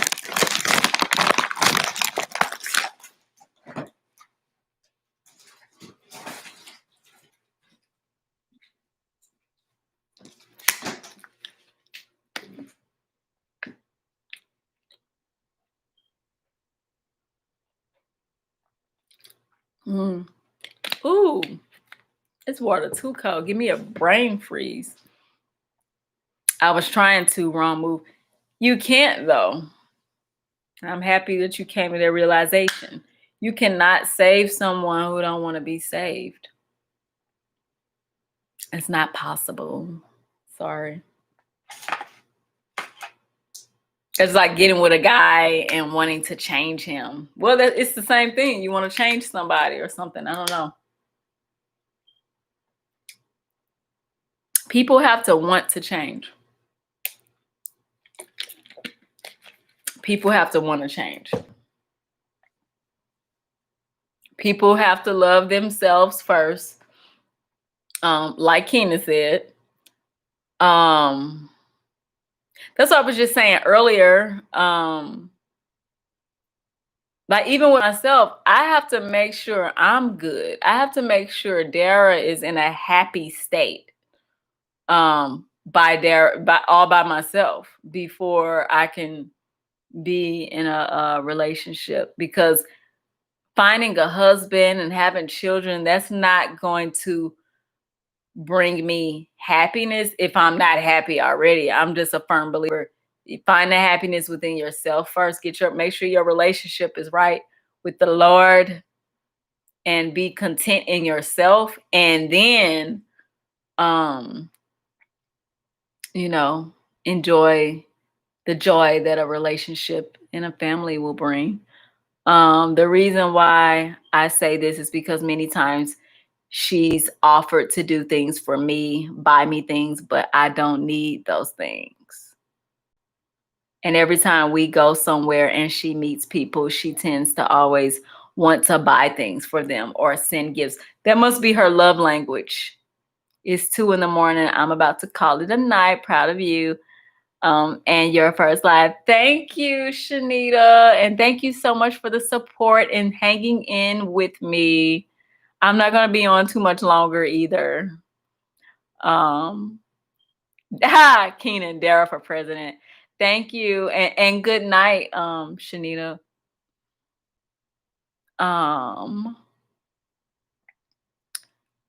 So her love language must be gifts. Like I noticed some people get crazy, like they're crazy about what you can buy for them and all of that. But for me, I like gifts, but my love language would be probably time spent. It's probably my love language. Seemed like that was always what I was complaining about when I was dating people. So probably time for me, but yeah, that's probably her love language. She she likes to buy people things. She probably wants you to buy her things too. That's her way of expressing her love to you, is buying you things.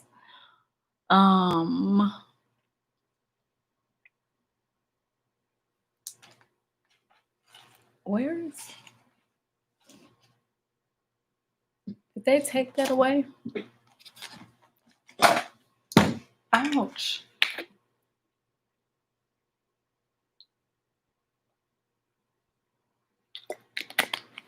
This water, this is brain freeze water. Like, really? This is so funny. This dog has a bedtime. This is hilarious to me. She is so cute. It's hard to not love her. Oh, I love her. Ooh. Wait a minute, y'all.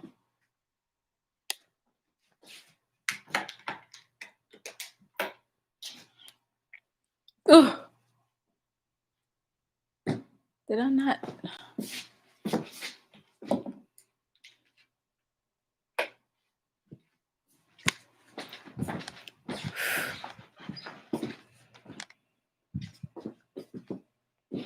Okay, y'all. If y'all done, if I'm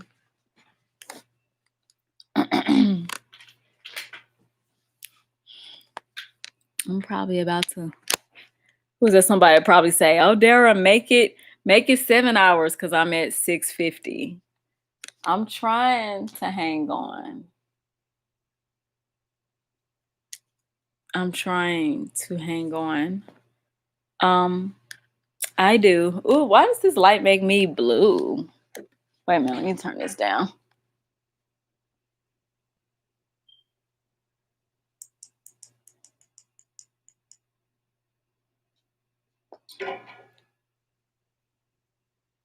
Is the fan on?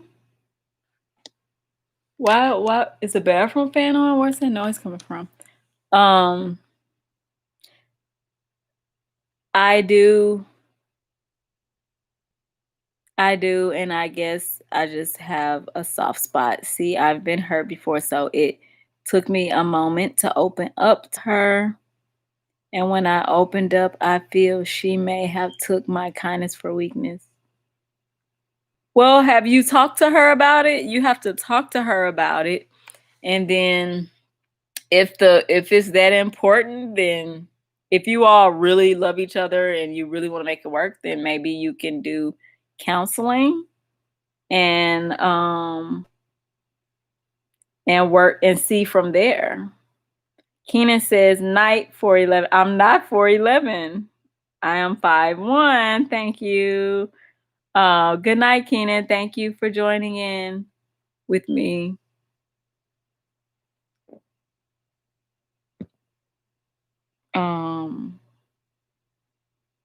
Yeah, if it's worth it to you, then go to counseling, do relationship counseling. But I don't know if you've talked to her about it yet. Talk to her about it first, about how you feel. Communication is number one, like I always say. Communication. Communication is key.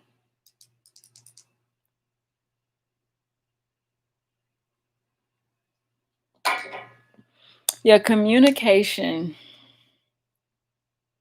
is the way.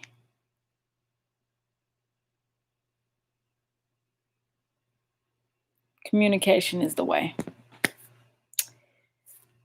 So, let's scroll down.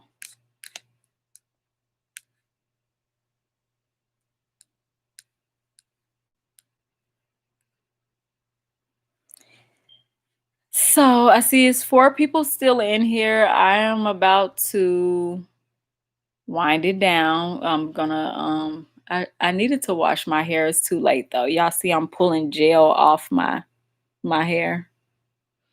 Yeah, I'm gonna get some shut eye. I'm starting to feel sleepy and I gotta use the bathroom. I've been on here for almost 7 hours straight and I haven't used the restroom. I was trying to see if I can hold myself until 7 o'clock. It's 6:53.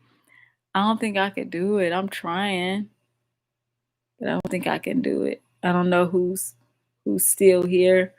Good night, Don. I know, see, in your world, it's 11, so it's not super, super like, Don, what you think I should tough it to 7 or what?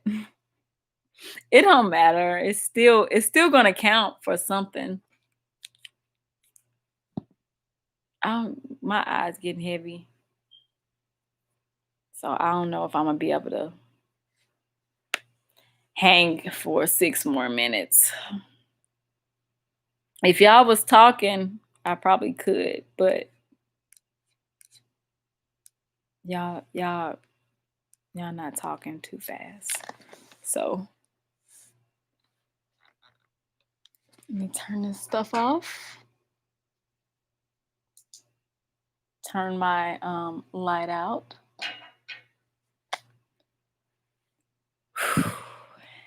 And my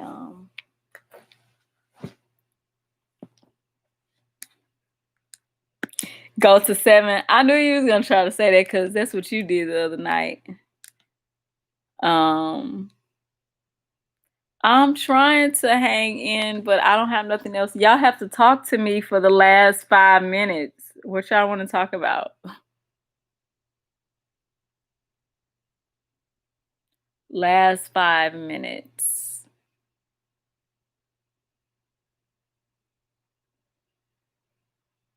Like San Antonio, if you're here, yeah, like I said, you should talk to her and express to her the way that you feel. And that may help some things. Being honest and saying that that's how you feel. See what she say. If she says she disagrees and doesn't want to change things, then that might be a red flag that you should just move on and make yourself available to find somebody who can appreciate you. Don talking about go to 7, but he seemed like he's asleep in the background. 4 more minutes.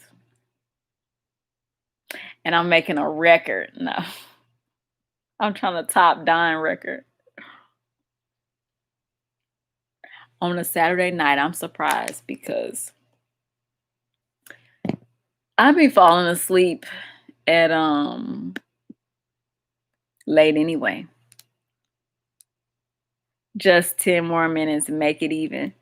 Well, now it's only 4 more minutes, but I know this live is on delay. All-time favorite love songs. That's funny. I have a lot of. That's hard to name. It's so many. What's considered a love song?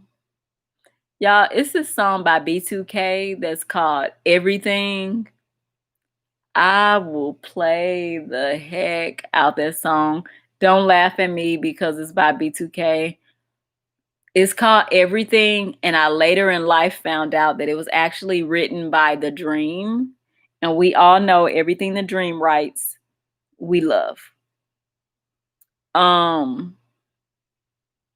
play this song back to back to back to back to back to back to back to back to back.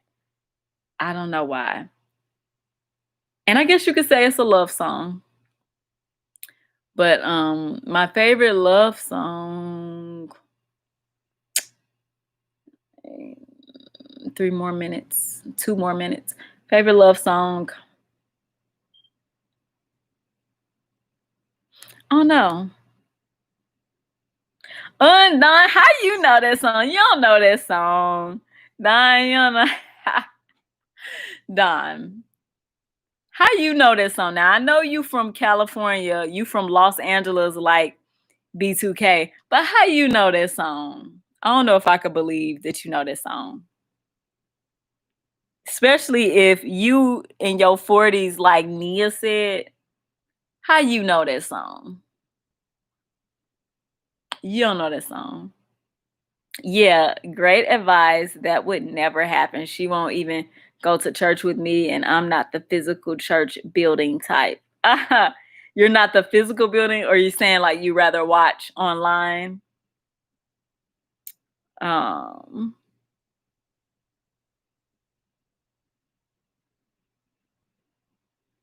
Ain't nobody the physical church building type right now. I know I ain't. Don, I don't believe you don't know that song. What you do? You just pull the song up? You don't know that song.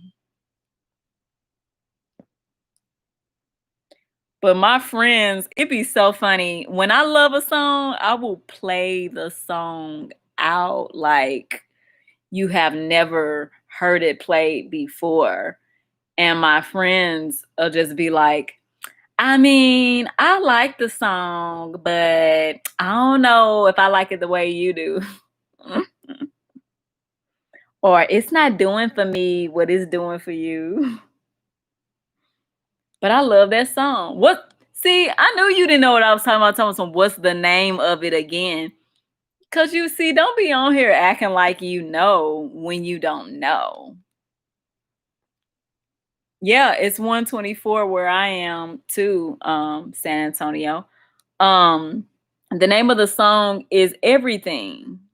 That's the name of the song. Everything by B2K. And I'm not ashamed because I've been playing it back to back for forever.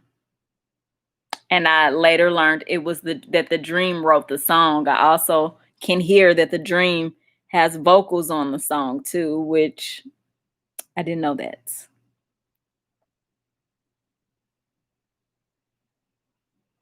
What's the name again? Well, it's 7 o'clock on the dot. I'm in a drop top, cruising the streets. It's 7 hours and 58 seconds, technically 7:01. So I made my goal, and it wasn't even a goal. It just became a goal right now. Oh, Don, so you just pulled the song up. Okay. You just pulled the song up. So I'm going to say goodnight to you guys. Go ahead and listen to B2K. Listen to Everything. That's the name of the song by B2K, written by The Dream. Thank you, Don. San Antonio, yes, I will be keeping you in my prayers. I hope if you don't feel like she's going to make any changes, then you need to, I don't know, but you never know. You won't know until you ask. The worst thing a person can say is no. So just go ahead and try it if you really love her and want the relationship to last. And if she doesn't do anything about it, then you know it's time to move on. Yes, and for anybody else, it says 5 people are in here. I'm not sure who's all in here, but I just want to say thank you all so much for tuning in to my first live. I appreciate you guys, and this was fun. I love all the mini conversations. We started out thinking we were talking about relationships, and it ended up we've just been rocking in here talking about everything. So we've been talking about everything literally. But let me see. Hold on. I'm trying to type. I'm not about to do how Don does and he tries to add everybody. I'm not about to do that like Don. Don be tripping. Don be trying to add, I ain't doing it. And thanks for tuning into my first live. Okay, where the emojis at? Why they don't give me the emojis that I want? All they have is that clinic emoji. Is that all it have? I can't find the emoji that I want to use for you all, but oh well. I guess I gotta use what's here. And why is this thing stalling? Okay, I'll just give y'all this clinic thing.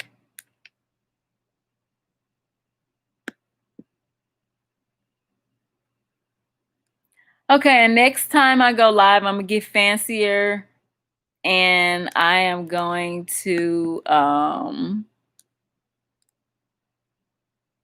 well, somebody jumped in and said they girl left them because my wag is small, but what do I do? Ha, that sounds like a personal problem.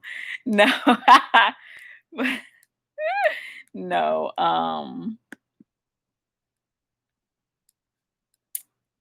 why?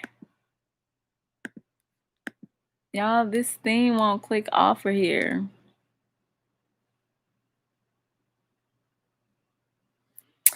Oh, thank you so much, San Antonio. Thanks for joining in with me tonight. Connect. I'm gonna go back and try to connect with people after this. That's what the plan is, to just go back and connect. So I usually take a screenshot so I can do it on my phone or whatever. Like I go back through and make sure. So that this is just for me to make sure I'm spelling names right when I try to find people. So that's actually what I'm doing right now before I log off. Because I ain't gonna remember everybody. And then sometimes you think you got the name and it doesn't show up. But those who have subscribed to me, of course, I'll easily find you and connect with you.